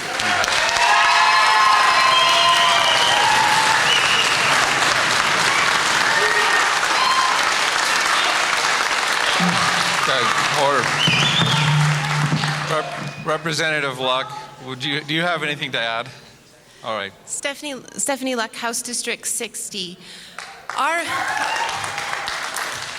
freedom of association, as it understood and enshrined in the First Amendment, is an unalienable right that says each one of us is born and has the ability to determine the course of action and the terms that apply to all of our particular relationships. This association, when it was able to govern itself, we made the decision that anyone who didn't come or anyone who came and decided not to vote wouldn't be counted into the tally. There wouldn't be a yes and it wouldn't be a no. But unfortunately, in 2016, the state inserted itself into our association unconstitutionally, immorally, and just outright wrongly, which is why we're having the debate we're having, because we all recognize the injustice of that decision. Now, what has been left to us, though, unfortunately, is the option that a former speaker noted. We can choose to say that those votes of people who don't come or who come and decide not to vote on this particular question of the opting out of the open primary either applies as a yes or as a no. That's the crux of the issue. And while all of us, I believe, would love to go back to our originally determined association rules as enshrined in our bylaws and not count them at all, that is not an option available to us. And if we do pursue that option, and then in September decide to opt out, as was previously noted by another speaker, it is very likely that there will be a lawsuit, because there are elements in our society who know that us reasserting our self-governing power will thwart their ability to control Colorado, and they don't want that. And so by voting yes on this amendment, the substitute amendment to the underlying amendment, the question on this floor, what we will be doing is weakening our case in court. And so I encourage you to vote no. Thank you.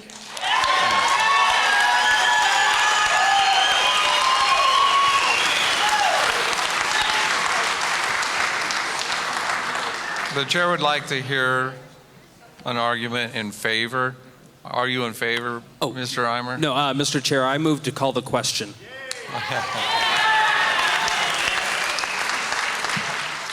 Okay. All right. Okay. All right. This is going to take a 2/3 vote to pass. Yeah. Yeah, no. Chair would like to recognize a parliamentarian, please. Because a substitute amendment has already been adopted, the original amendment to the amendment, because that has now been adopted, that language stands, and so thus to do a further substitute would require a motion to suspend the rules, which would take a 2/3 vote. So this amendment, which we will reread here in a moment, will take a 2/3 vote to come into force to replace the language that's in red.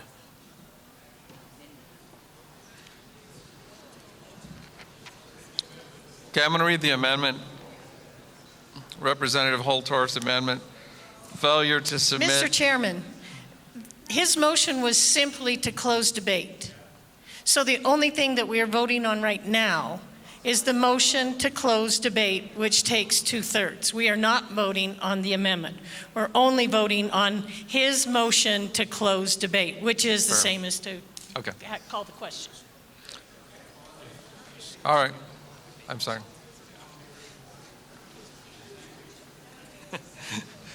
All right, all in favor of ending the debate, please rise.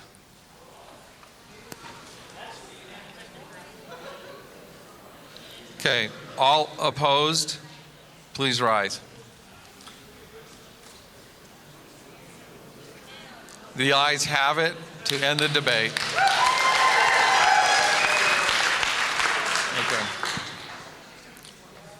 Now we'll call the question on the failure to submit a ballot by a CRC voting member shall be deemed for all purposes a non-counted vote and will not be counted in the affirmative or in the opposition. It will take a 2/3 vote to pass. All in favor, please rise.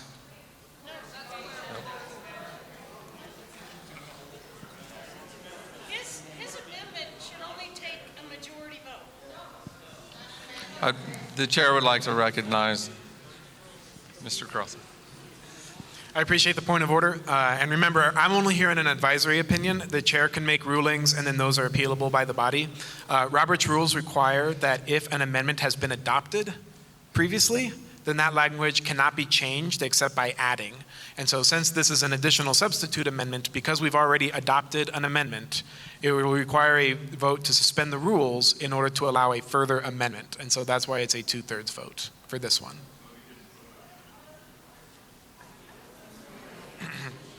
So we already did a motion to have the red language replace the black language. Because that was approved, any further amendment now requires a 2/3 vote under Robert's rules.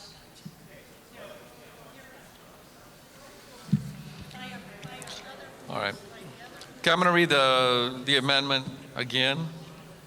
Failure to submit a ballot by a CRC voting member shall be deemed for all purposes a non-counted vote and will not be counted in the affirmative or in the opposition. All in favor, please rise.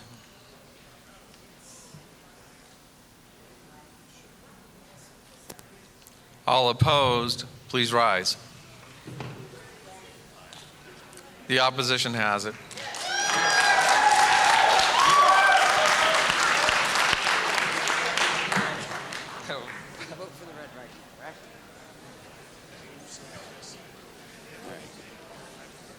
All right, I think we're back to the original amendment. All right.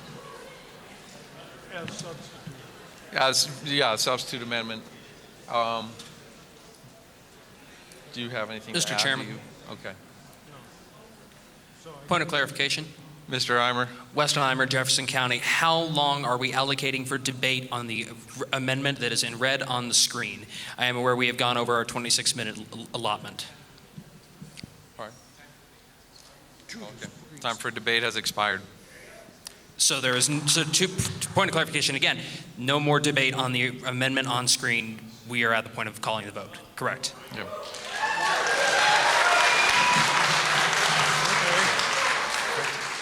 Correct. Thank you.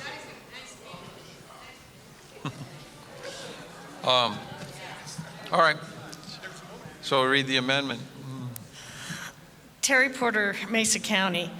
I would refer back to meeting rule number 8, and it says debate on an issue or a question. That's each question. That's not the total question. So all the time that we spent debating the last 2 items were not a debate on this now approved where we are now. That does, I beg to differ with the decision of the chair. I do believe we still have discussion on the main motion because everything we've had up to now has been amendments to the amendment. Okay, I'd like to refer to the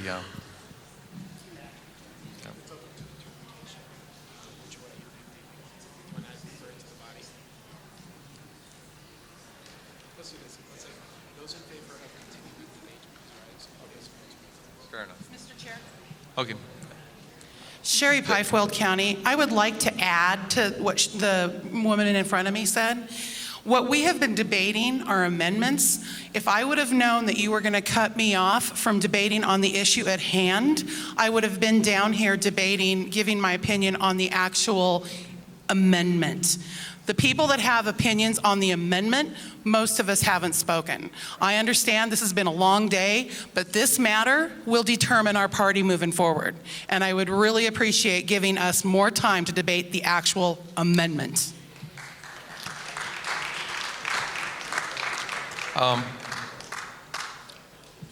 I'd like to allow 5 more minutes of debate. All right, so we have our 5 more minutes? Mr. Chairman. Mr. Chairman, this is Marcy Freeberg from Huerfano County. I'd like to actually talk about the actual amendment we have before us. I would like to ask all my grassroots friends, are you able to bring a proxy? If you are, why do we need to make a no-show a yes vote? Because there is nothing stopping my grassroots from doing grassroots things and bringing a proxy, showing up, and making sure that the vote you want cast is cast. Because God forbid something happens that we can't make it and we're planning on voting whatever way. I sure would never want a higher government official telling me what my vote is. Terry.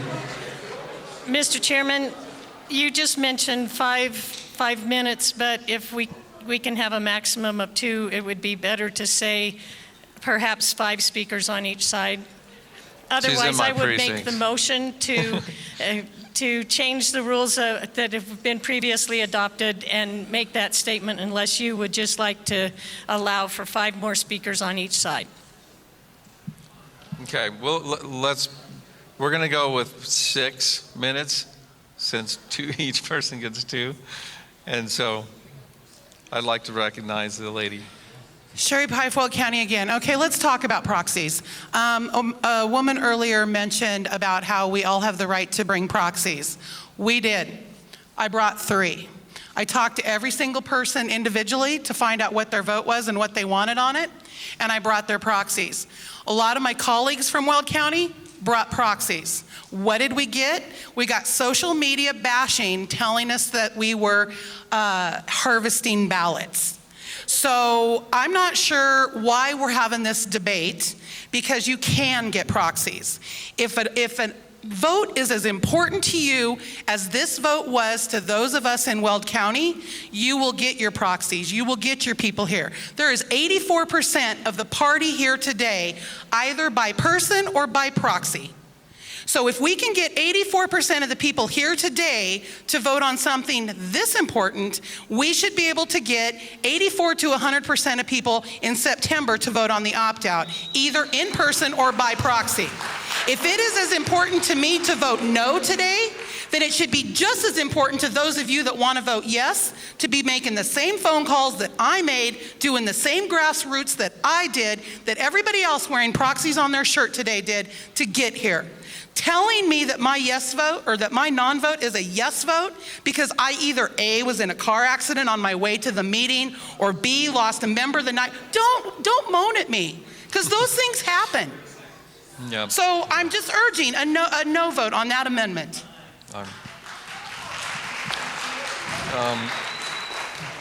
Chairman, I am David Bradford. I'm chairman of the Delta County Republican Central Committee. I'm here to encourage people. Can you hold the microphone a little closer? Okay, I was too close? That's good. All right. To reiterate what that woman was just saying, in the 2021 SCC meeting on the opt-out, there were 507 members of the SCC at the time. 441 showed up at that meeting, 84%. And as has been mentioned, when the opt-out didn't pass, but the motion to file the lawsuit was nearly 100%. We can reach the 85%, the 75%. It's onerous, I understand that, it's high, but it can be reached if the arguments are strong enough. Second point, the decision to dismiss the first lawsuit, I heard the argument that the judge said to go back and change your bylaws. Well, here's what the judge actually said. This is a quote from the decision.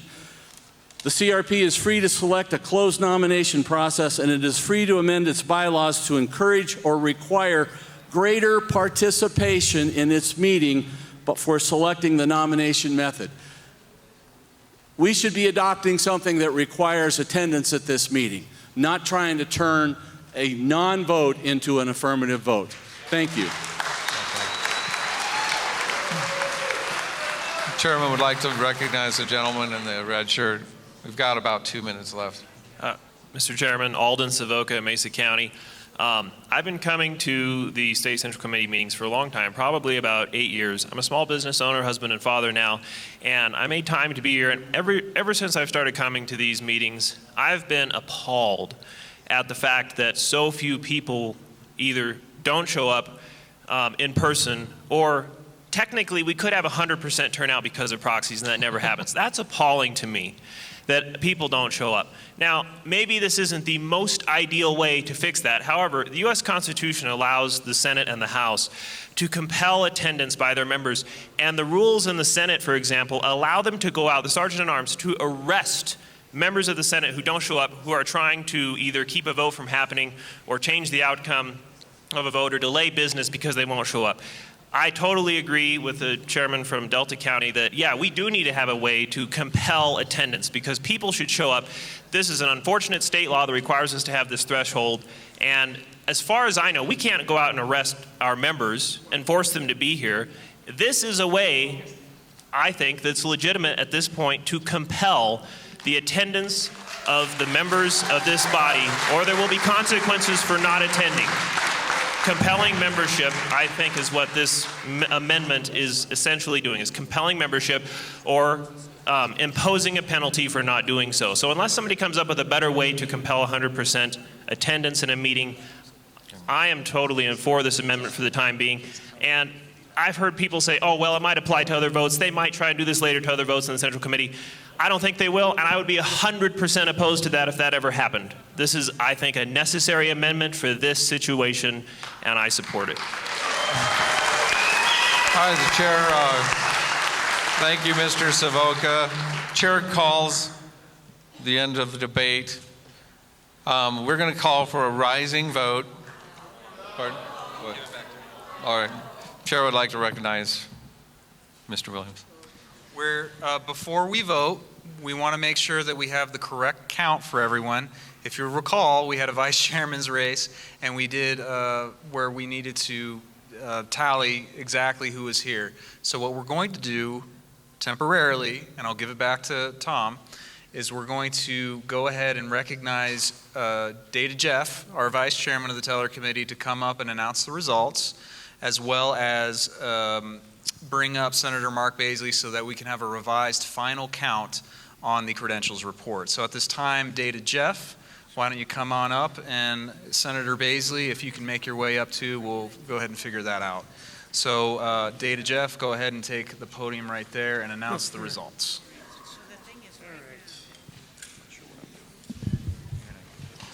Just a second, guys. Can everybody hear me okay? All right. It's always a thrill to give me a mic, I'm sure. So, okay. So there were 369 ballots cast by members. Because there is fractional voting, there were 355 total votes cast. Thus, the number of ballots required for election is 178.5. Candidate Todd Watkins received 123.83, or 34.88%. Candidate Hope Shep, I hope I got the name right, I'm sorry. Hope Sheppelman, okay, I'm so sorry, I apologize, that's not my handwriting. Received 231.16 votes for 65.12%. Thank you very much. The chair declares that Hope Sheppelman has been elected vice chairman of the Colorado Republican Party.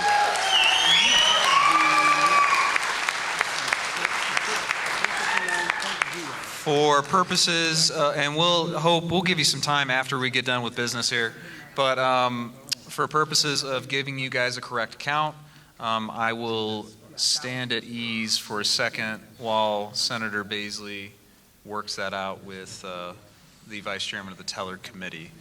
So.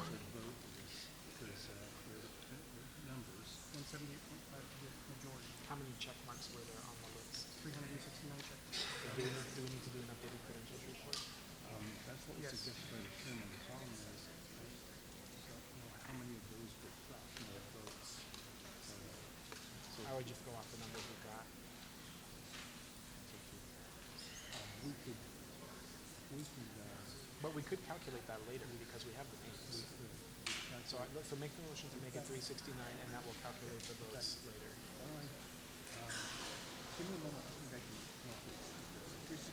Mr. Chairman? Mr. Chairman? I would say, Yes, Vera Ortegon. I would like, when they give the results of who's voting here, I need to know who were present here and how many votes were proxies. They need to be broken down by proxies and voters present on this floor. Okay, I've just been notified by our parliamentarian that Senator Baisley just needs 2 minutes. So the meeting will be in a 2-minute recess to allow Senator Baisley to compile the data.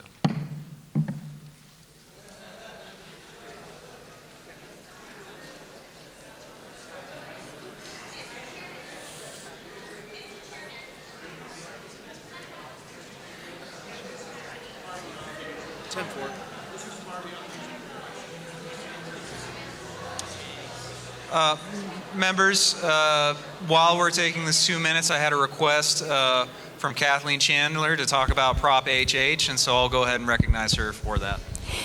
Hello, my name is Kathleen Chandler, and I'm with the Independence Institute, and we have a committee that we've developed called Taxpayers for a Better Deal, and we are working against Proposition HH. I don't know if you guys have heard about Proposition HH, but it is an absolute nightmare. So I would urge you to learn about Proposition HH. We're calling it Preparation H, because it's got pain in the butt no matter what happens. Whether they pass it or not, your property taxes will be going up. But if we pass HH, you will also lose your taxpayer bill of rights forever. So this is not only a boondoggle as far as property tax, but this is also a boondoggle against your taxpayer bill of rights refunds. So I want you to learn some real quick language to tell your neighbor, because it is a very complicated issue, and if you were to read the ballot language is extremely deceptive because it talks about rates of reduction.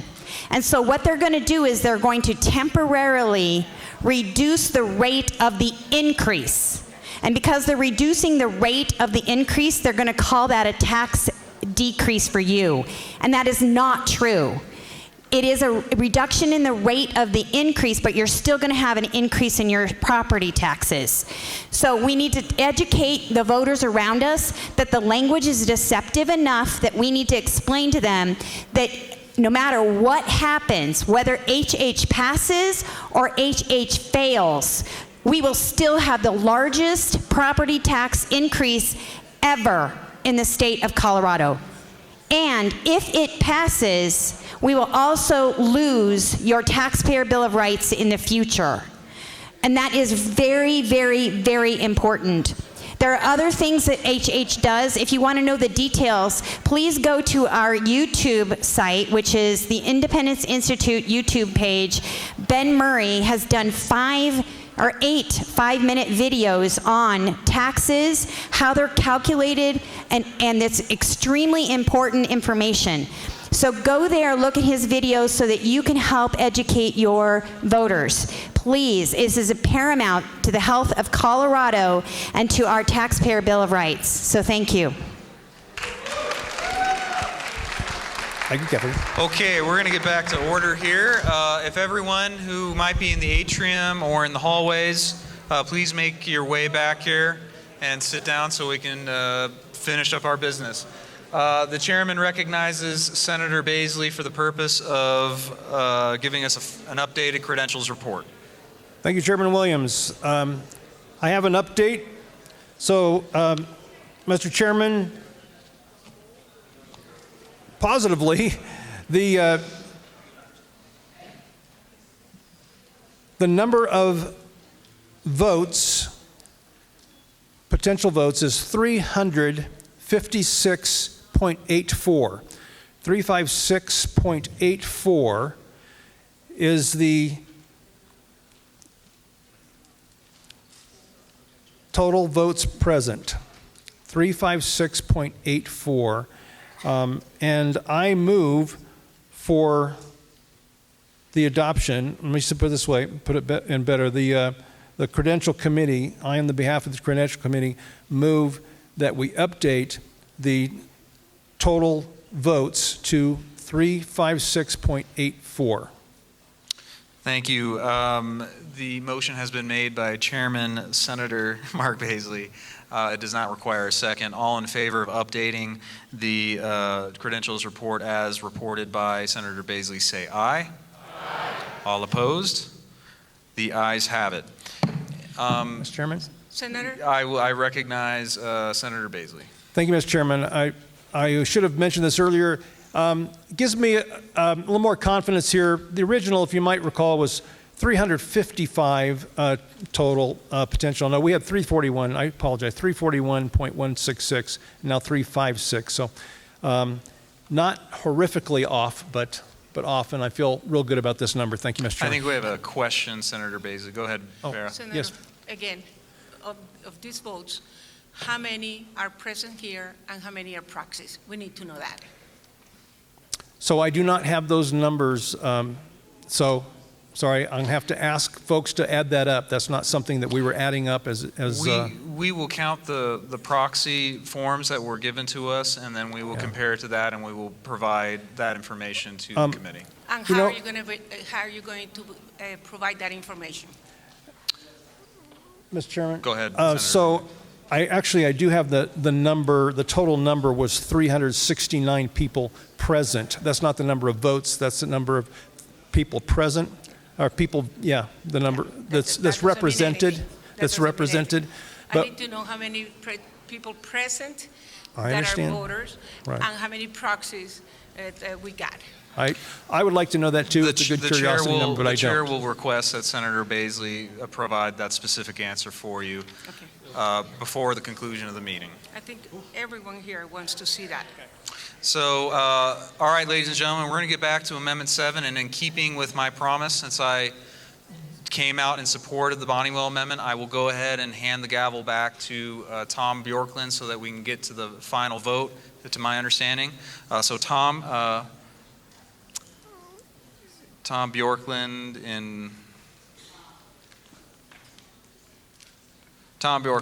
the chair is yours.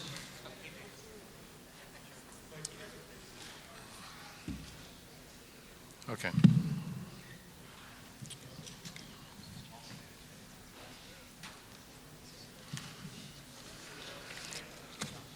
Okay, so we're going to call for the vote on the original amendment. You mean on the red language? The substitute amendment, sorry. So I'm going to read it. Whereas CRS 1-4-7021, subsection 1, requires an approval of at least 75% or more of the total membership of the party's state central committee to authorize the opt-out nomination process by assembly or convention, the failure to submit a ballot by a CRC voting member during this specific question shall be defined and deemed for all purposes to be a vote in the affirmative on the proposed opt-out.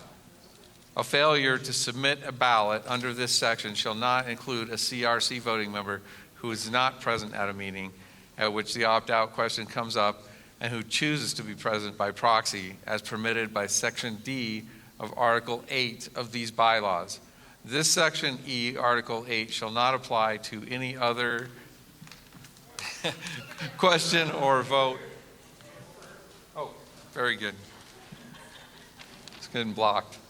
To any other question or vote the State Central Committee may consider. Mr. Chairman, Ben Nicholas, Adams County. I've submitted the appropriate names for the roll call vote and invoking Rule 22 to ask for a roll call vote on this issue. Rule 22. We're going to do a standing vote. No. Rule 22. Rule 22. Oh, I submitted the sufficient names to ask for a roll call. With the parliamentarian. Many of these people out here signed that. They signed not one petition but two.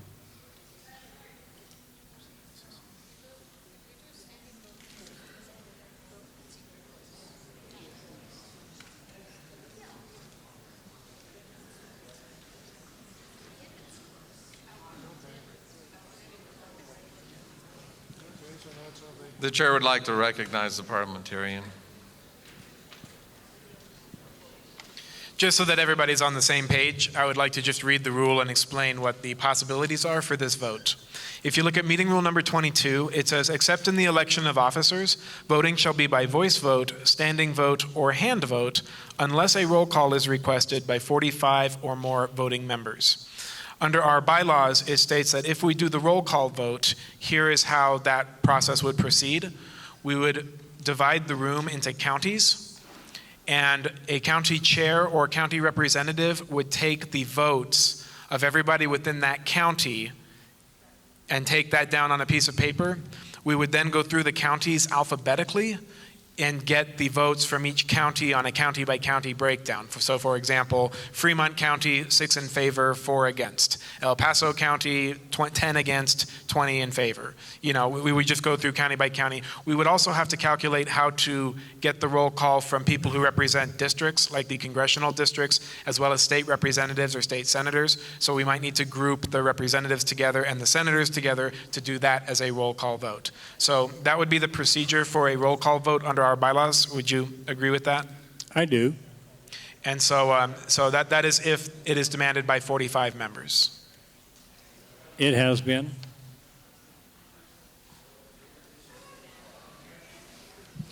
Okay, we'll call you want to proceed? Proceed with the roll call? Yes, please do. Okay, let's, we'll get it. Oh. Mr. Chairman. Stand by just one second. Just ask for the names. Does he have them? Ask Ben if he's already submitted the names. Maybe we could. Ben, have you already submitted the names? Okay. Okay. Okay.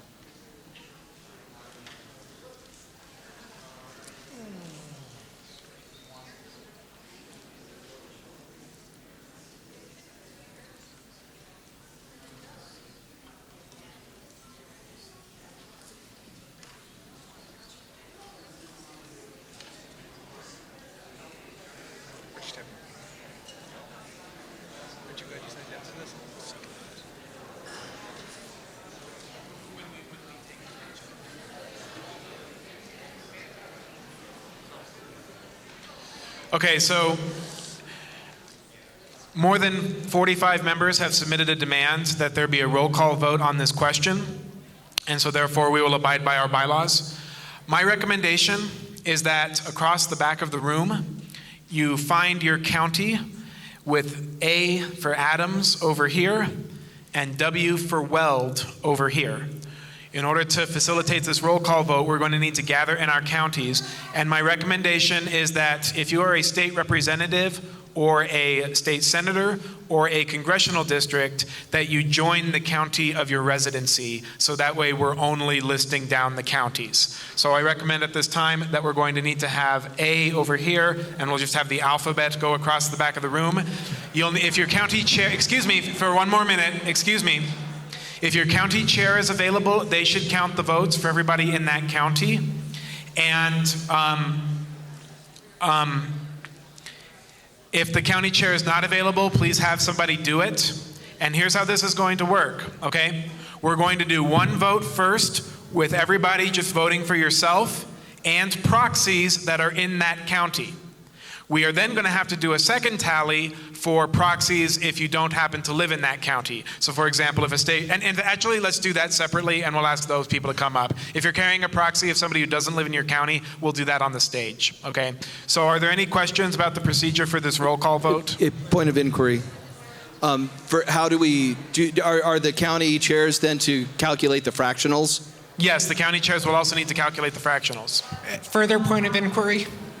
And point of clarification, Mr. Parliamentarian? Yes. Point of clarification. During the roll call vote, the counties are directed to keep the roll call vote and submit that to the secretary aside from just stating the numbers, correct? No, what's going to happen is the county leader needs to calculate the for and against in your group. And then from the stage, we are going to go down every county, and we are going to orally say this many votes for each county. That's how you conduct a roll call vote. So there will be no record for the state party to keep of who voted how for a roll call vote. Is that what I'm to understand? I don't understand the question. So you're not going to have a list that is going to say Cody LeBlanc X, Lori Sane X. You're not keeping that? No, it will only be broken down by county because that's what required in the bylaws. Okay, thank you. So it'll only be broken down by county level. Are there any other questions? Why don't you declare we're at recess while we conduct this vote?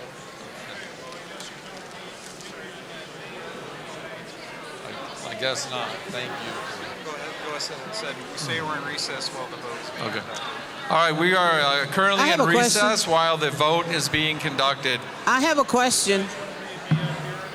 You may be dismissed. Well, I want it by name. Yeah, I don't have a better solution. I'm sorry. Isn't a roll call vote by name? Isn't a roll call vote where the person, you have their name?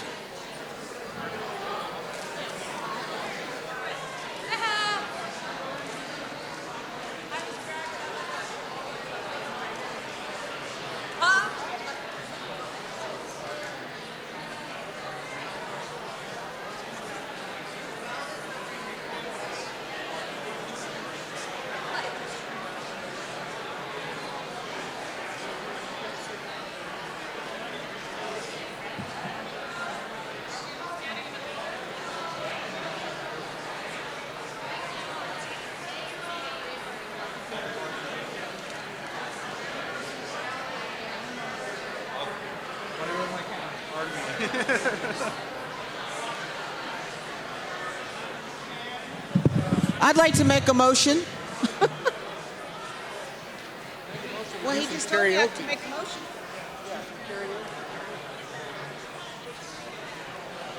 He just said I could make a motion. The parliamentarians.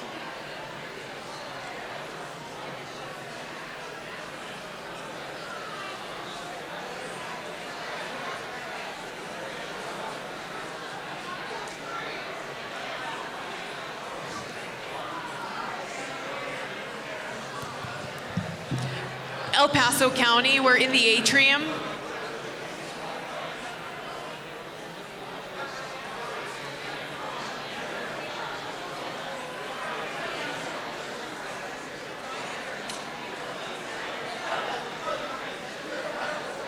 Okay.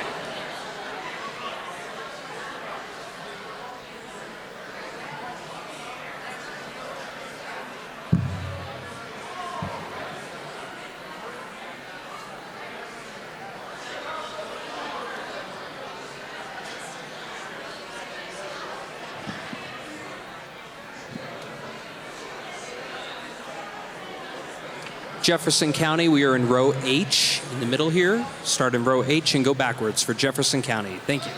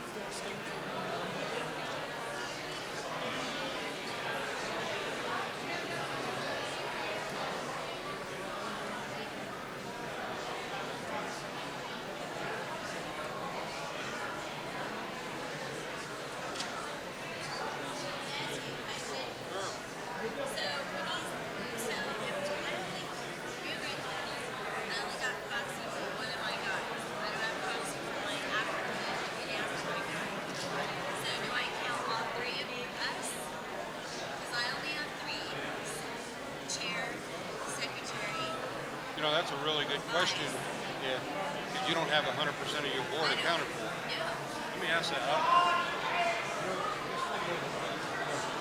Who's got some boxes? Doesn't have 100% of the board accounted for? Is it Africa?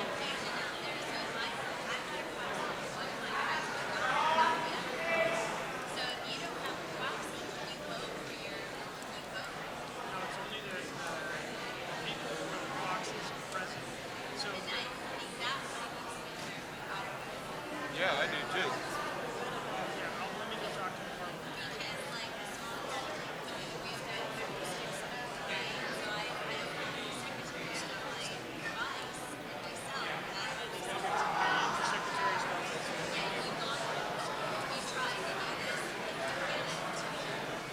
Yeah, so it should only be members and proxies present.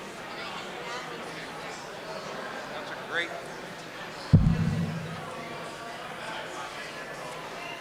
Questions?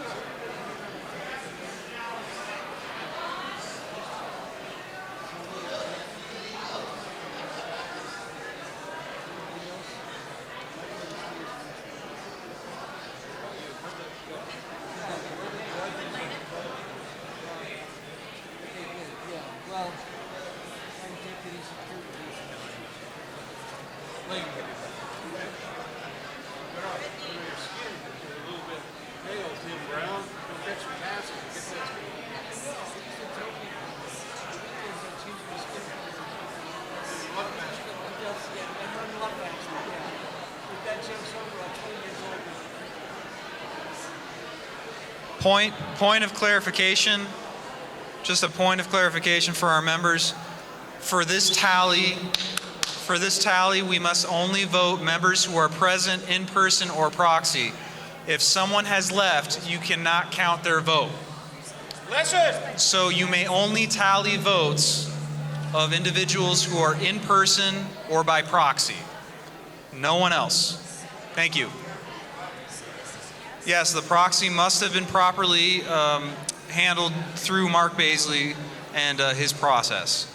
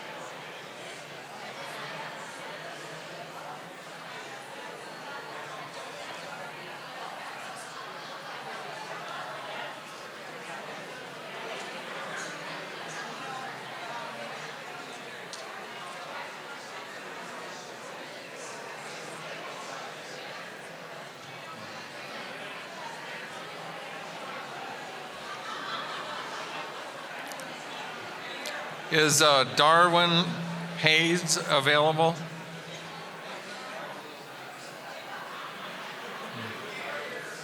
Is Darwin Haynes? If you could come to the front. Why don't you ask everyone if they're done tallying? Okay. All right. You want Gregory to do it? No, I'll just.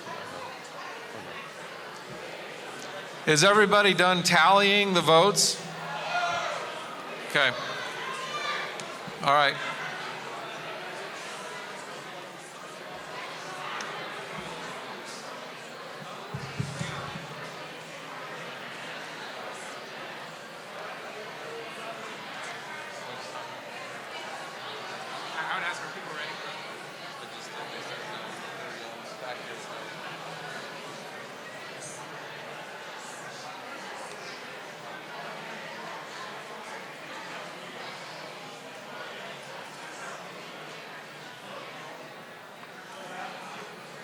Are we getting close? Would you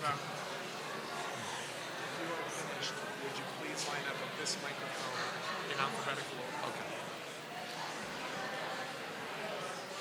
order? Okay, for those counties that are finished tallying the votes, will you please line up at this microphone in alphabetical order?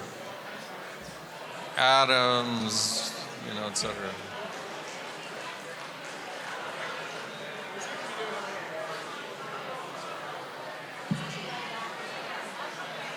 Does anybody know where Murphy is?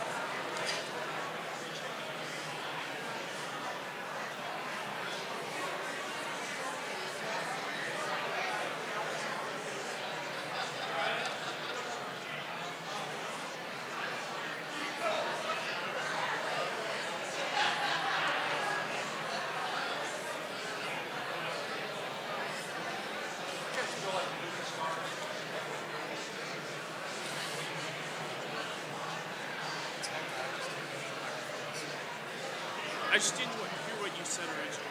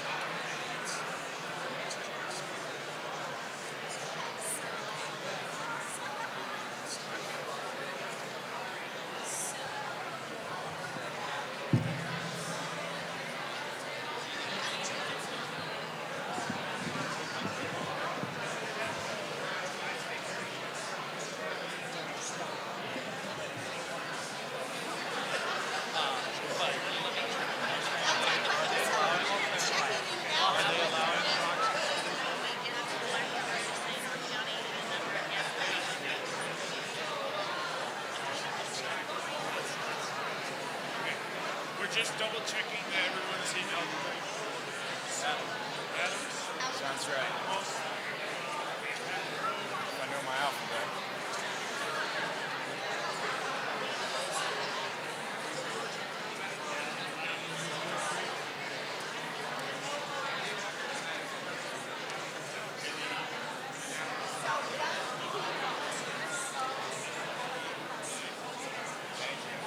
Need more of us. What? Yes, I'm the traffic treasurer of the city.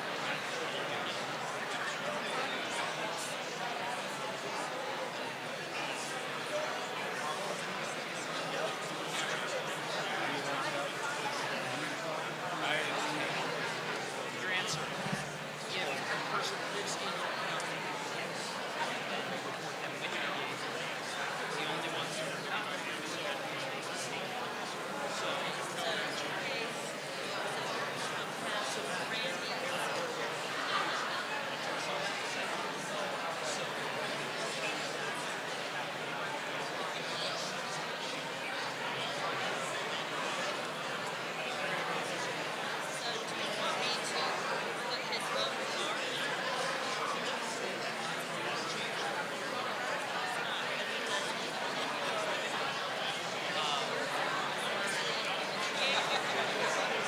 It's just More fun than a barrel monk? Is this the line for a point of order?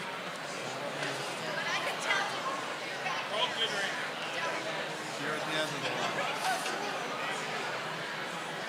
Oh, we're just in order to give the votes. We're not in order to give questions. No, we're in order to give the votes. Alphabetical by county. Because if you all have questions, I'm moving right now. No, we wouldn't allow that. Stop it. We're good right now. I don't know how hard it is.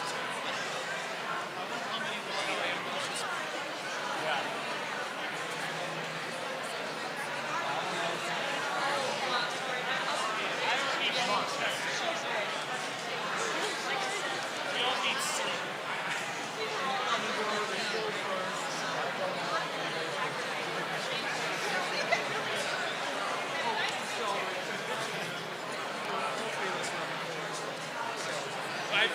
We've been here since 6. Oh yeah. So you guys know. We've already paid our dues. Oh, sure. We have a long way to go. And we had to tear down. Yeah. What's that? What'd you learn? I learned that Courtney's vote does not count.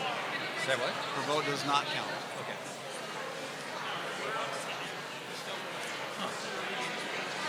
But then I heard that Randy Corcoran gave his proxy to somebody, and the chair just announced that proxies will not be allowed in this vote. Yes, I am. Alphabetical by county. So we can announce our numbers.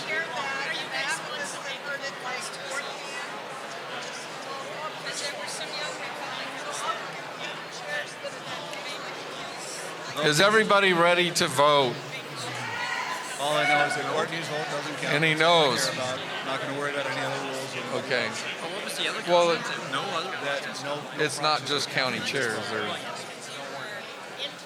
You have it if you were given a proxy. from So, somebody yes. else, their vote will not count. That proxy will not count in this vote. So the 3 that Evan had. No, because he got a proxy from Courtney who was already here when she left, so that proxy will not count. He could only use it for one vote, and he already used it. Okay, so I'm just going to worry about us. I'm not going to worry about everybody else. Okay, I'm not going to get into a whole, legalese or anything else. Let's just keep it simple and keep it to Adams only. All I know is I got 9 to 6, and that's it.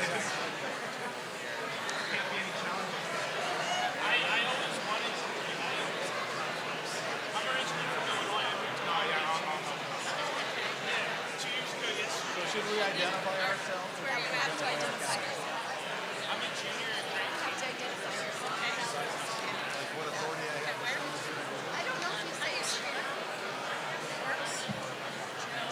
He's the only conservative in board. Okay, that's good. And the attorney proposed we all run for attorney because excuse me, sir.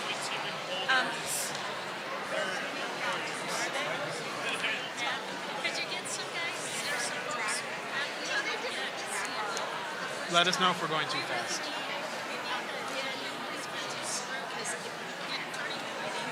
I personally don't know anybody who's car. You ready to get started?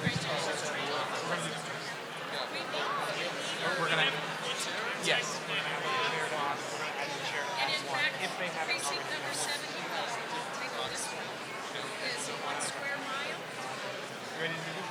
I mean, I'll help you if you want. Like, this is a long that I can help with. Some of those We've never done this.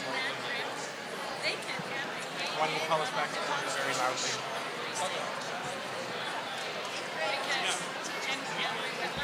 Okay, we're going to call the meeting back to order, please.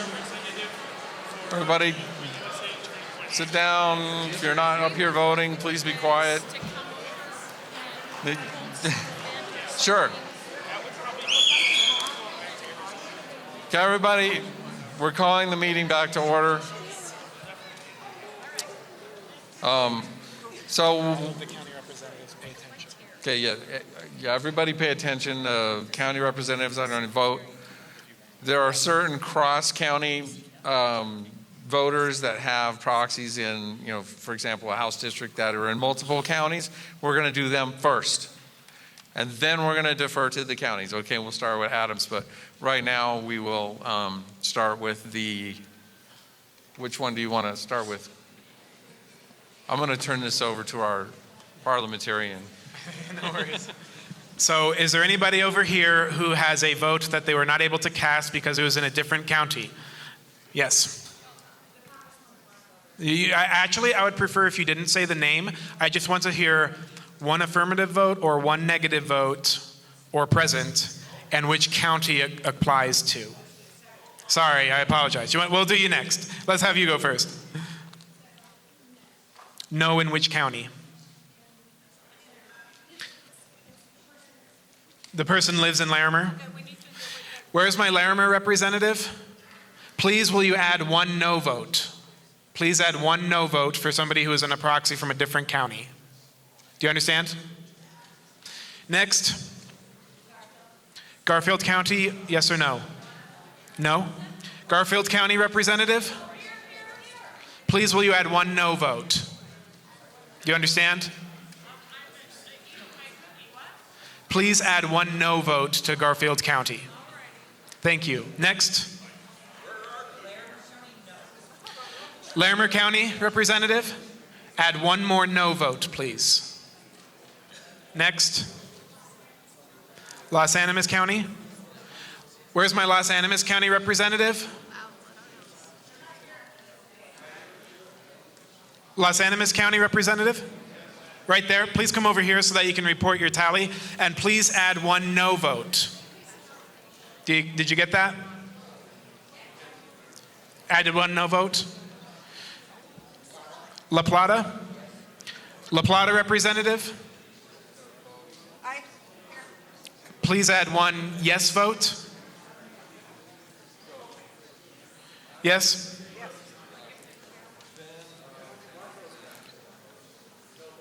Montrose County representative?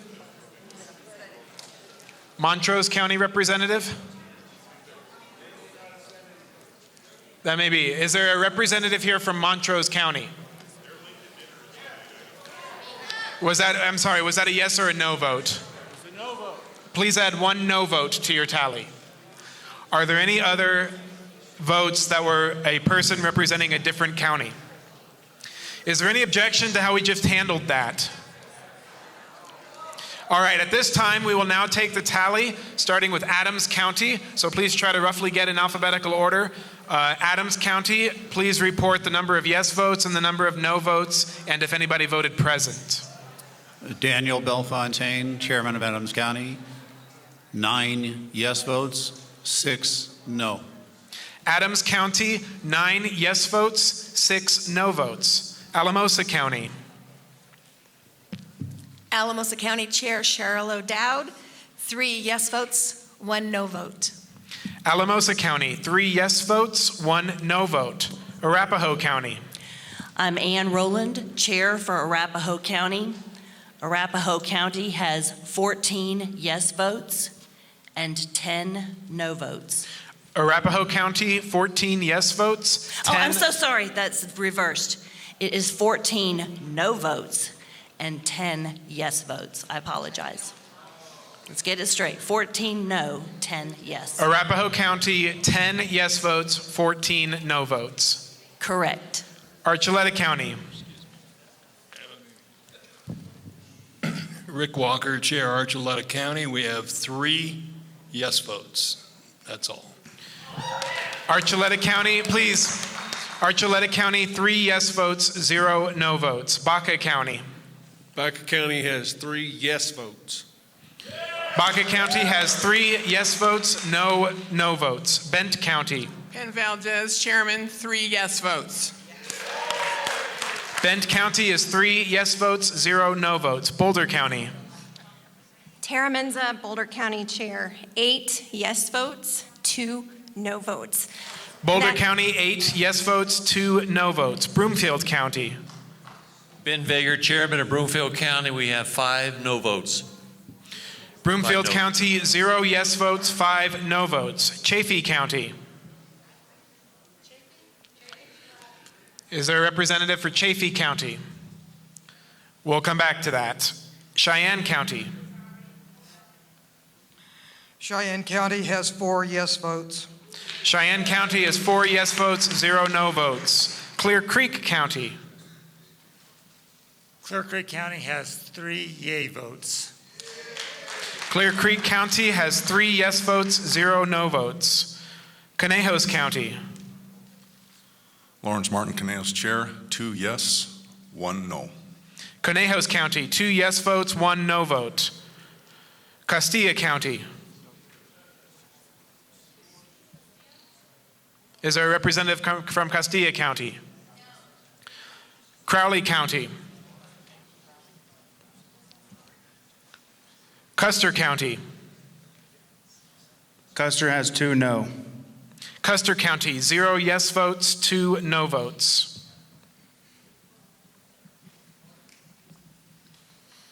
Delta County. Delta County has 3 no votes. Delta County is 0 yes votes, 3 no votes. Denver County. Denver County, 4 yes votes, 6 no votes. Denver County is 4 yes votes, 6 no votes. Dolores County.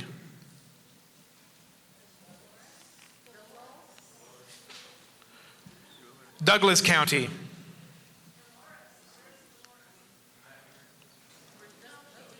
Oh, Douglas? Douglas? Was there a representative from Dolores? Douglas County. Douglas County is 16 yes votes, 9 no votes, and 2 abstain. Can you please repeat that? 16 yes votes, 9 no votes, and 2 abstain. 16 yes votes, 9 no votes, 2 abstain from Douglas County. Eagle County. Tony Martinez, Chair, Eagle County, 3 no votes, 0 yes votes. Eagle County, 0 yes votes, 3 no votes. Fremont County. Did you miss Elbert?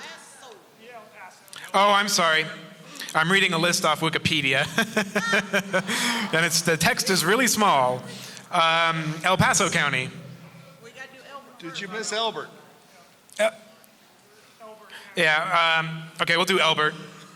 Elbert County. Dan Guthrie, Elbert County Vice Chair, 2 yes votes, 3 no votes. Elbert County, 2 yes votes, 3 no votes. El Paso County.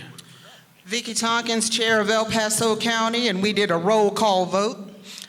27 yes, 14 no. El Paso County, 27 yes, 14 no. Fremont County. Rick Castor, Chairman, Fremont County, 5 yes votes, 1 no vote. Fremont County, 5 yes votes, 1 no vote. Garfield County. Stephanie Davis, Secretary, Garfield County, 6.66 no votes. I know, 6 2/3, let's call that 6 2/3. 1 1/3 yes votes. 6 2/3 no.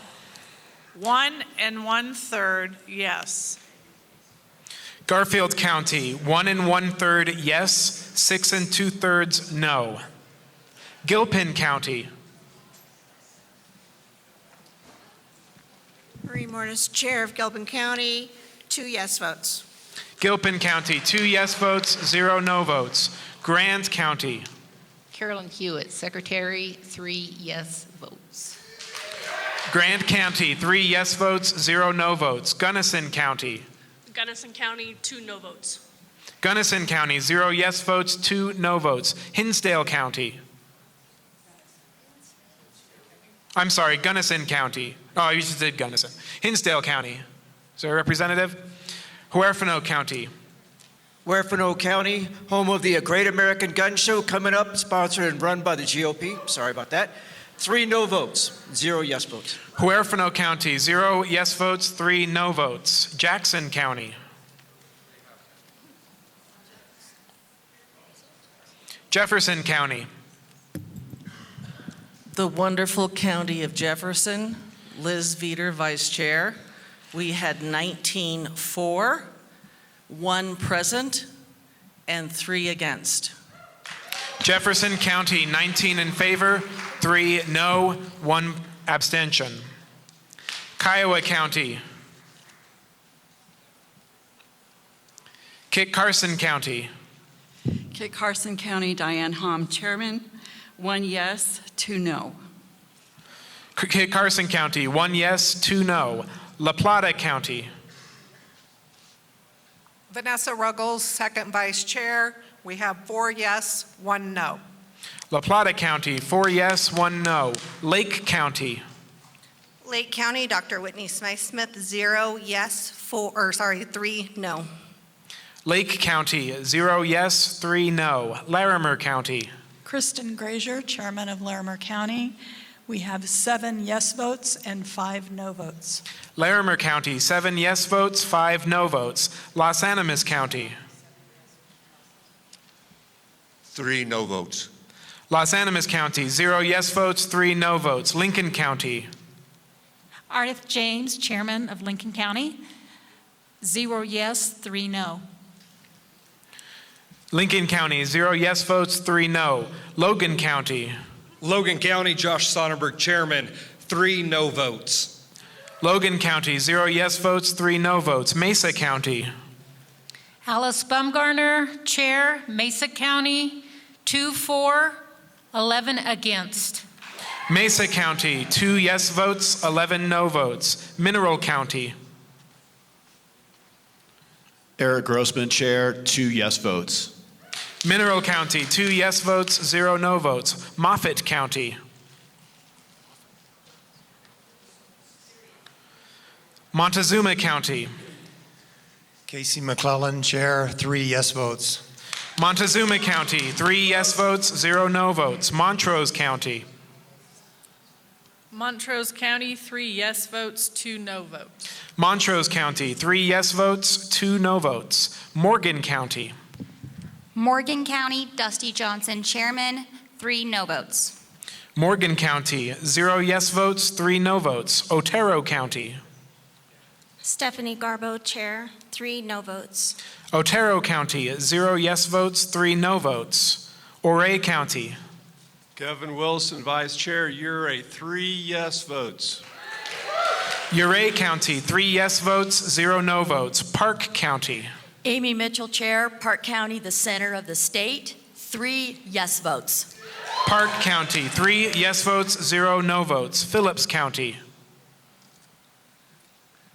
Phillips County, Steve Brown, Chair, 3 yes. Phillips County, 3 yes votes, 0 no votes. Pitkin County.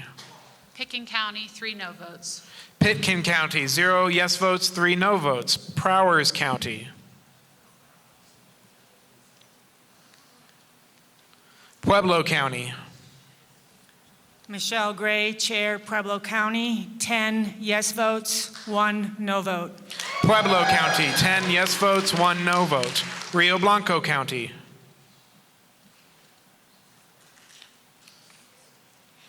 Rio Grande County. Rio Grande County, 2 yes, 0 no. Rio Grande County, 2 yes, 0 no. Routt County. Heather DeVos, Chair, 3 yes votes. Routt County, 3 yes votes, 0 no votes. Saguache County. Mike Cowan, Chairman. Saguache, I mean. Mike Cowan, Chairman, 3 yes votes. Saguache County, 3 yes votes, 0 no votes. San Juan County. San Miguel County. Sedgwick County. Summit County. Lori Cutinelli, Secretary. We have 3 yes votes. Summit County, 3 yes votes, 0 no votes. Teller County. 2.5 yes, 1.5 no.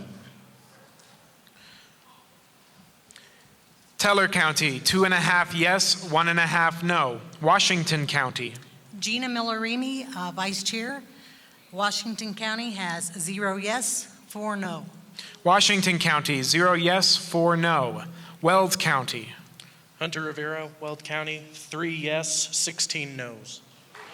Weld County, 3 yes, 16 no. Yuma County. David Schaffner, Vice Chair, 2 yes votes. Yuma County, 2 yes votes, 0 no votes. At this time, I would ask if there is a representative from Chaffee, Castilla, Dolores, Hinsdale, Jackson, Kiowa, Prowers, Rio Blanca, San Juan, San Miguel, or Sedgwick County who would like to cast votes at this time.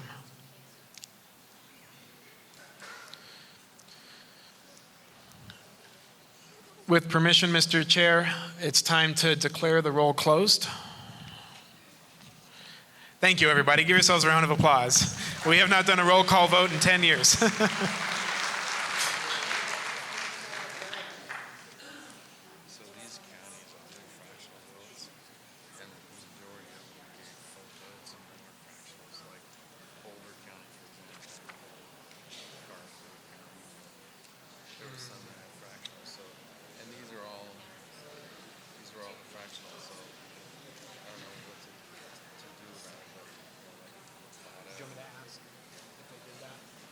We'll have to retabulate. Only the counties that have fractions will have to retabulate. It'll be quick. Like Boulder, for instance, I had to correct one. So, correct it to a full vote.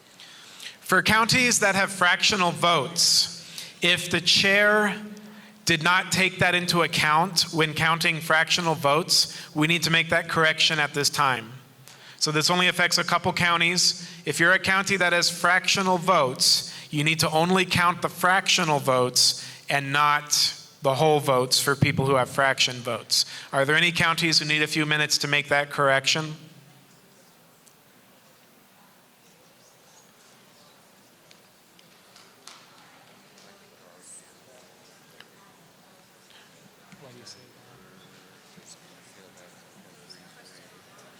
But is it possible they all voted? Well, Garfield did do fractions. Oh, they did. They did fractions, yeah.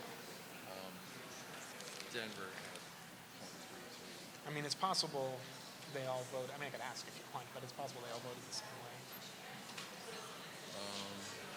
I think we just do it on the honor system. I'll ask one more time.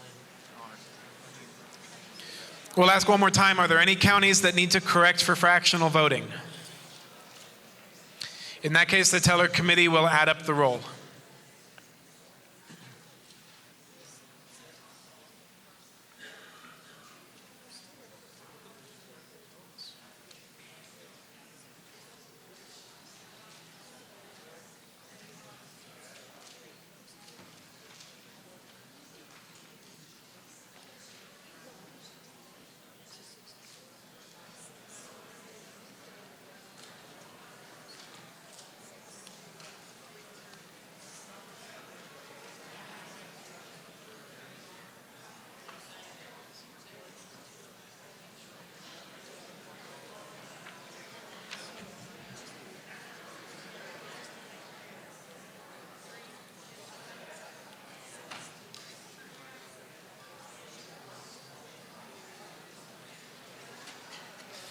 Members, the chair would like to recognize Senator Mark Baisley for the purpose of addressing the question from Vera Ortegon on the number of proxies that we had for this meeting. Go ahead, Mark.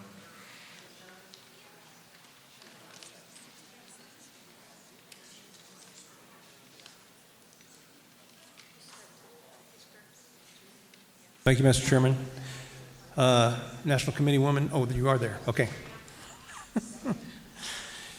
All right, I broke these down a little bit.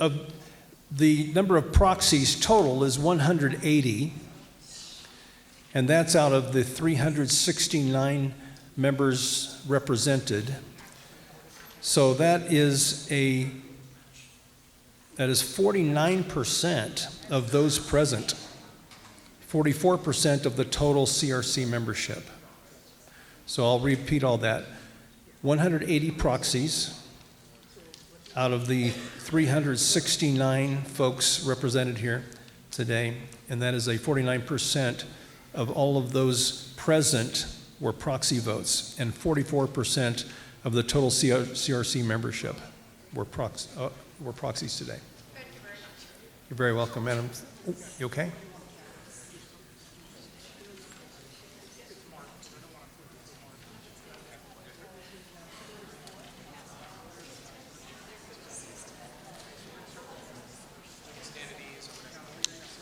Members, the chair is going to stand at ease at the moment, but if any of you are interested in helping out with the petition that's being circulated right now, please see Daniel Fennelson over here. He's raising his hand. We certainly want to be able to help in good conservative causes, and this is one of them. So if you have an opportunity, please do so. The other thing I would like to point out is that we have a number of housekeeping items we need to do. So if there's any trash or any garbage, let's pick up after ourselves.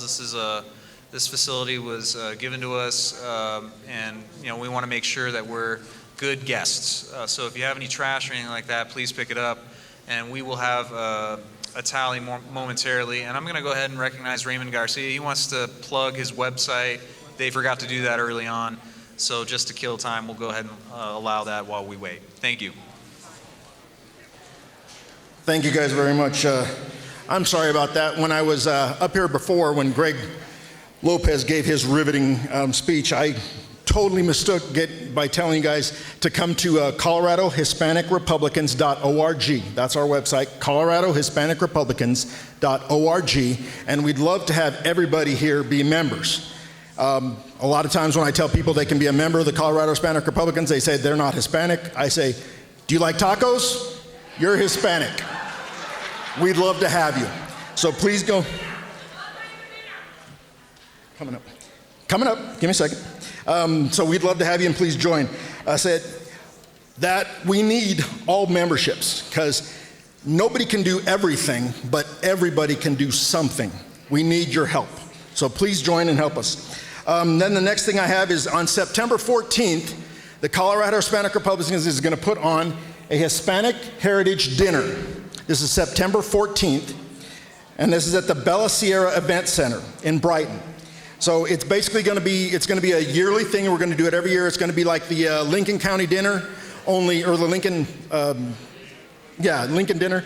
It's just going to be like that, only fun. So, please. Then the last thing I'd like to say is Dr. Asay still here? He already left. He was running for the vice chair. Doctor? Oh, shoot, I wanted to see him because that $1,000 check he has, I'd be happy to take it. Please, please. So, and that's all I have, guys. Thank you very much.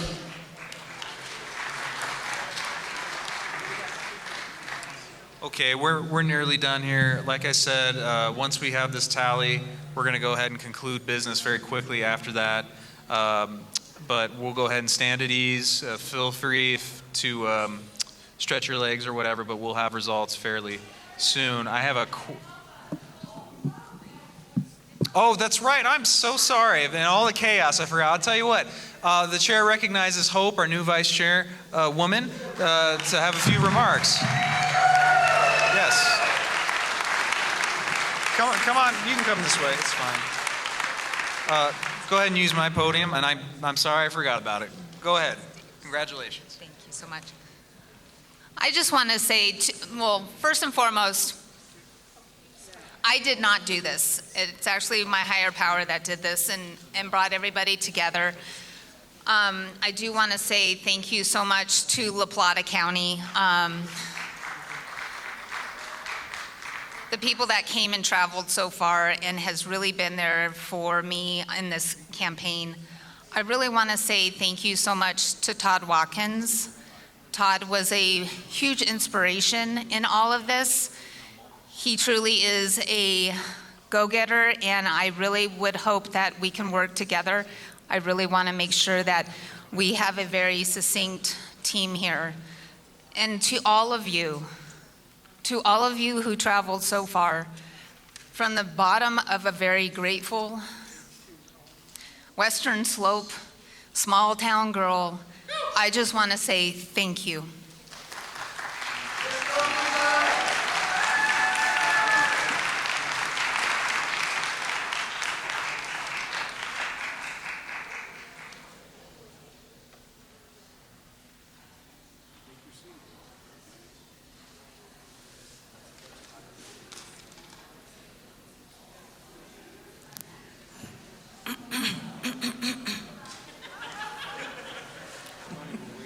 Chair recognizes. I'm sorry. Liz Feeder, Go ahead. Jefferson County. You know the fella who said he would match whatever you donated? Yes. Where is he? I want to show him that we donated. You know, that's a good question. He's right back there, Martin. Where? He's back there. He's waving his hand. There you go.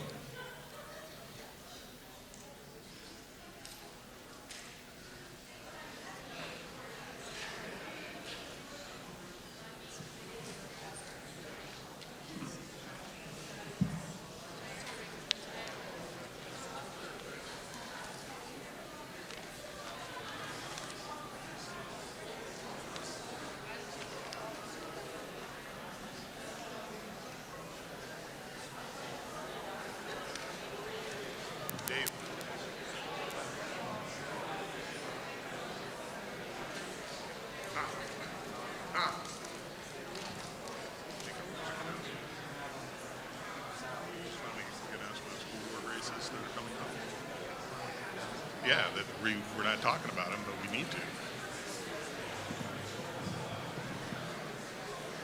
Ladies and gentlemen, Kevin McCartney, Mesa County, bonus member. I'm going to remind you folks all around the state, we have school board elections coming up in November. We flipped a significant number of school boards the last time around, and we have a great opportunity because the Democrats are basically saying we're communists. The CEA voted to support communism over capitalism. That's the largest union in the state. If we can't find candidates, fund them, and run against communism, don't listen to these are nonpartisan races. BS. The unions pour money into those races to keep us out. Get out and support school board candidates and get them going.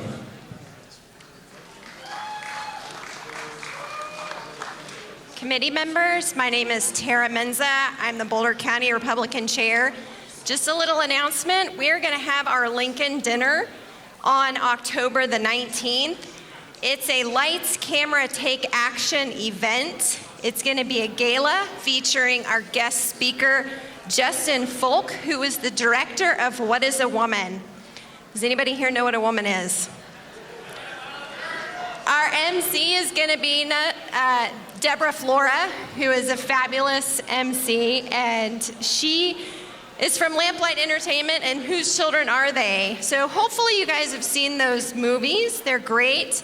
Again, October 19th in Lafayette at Macy's. Please go to bocogop.org and get your tickets there. We'd love to have you purchase a table.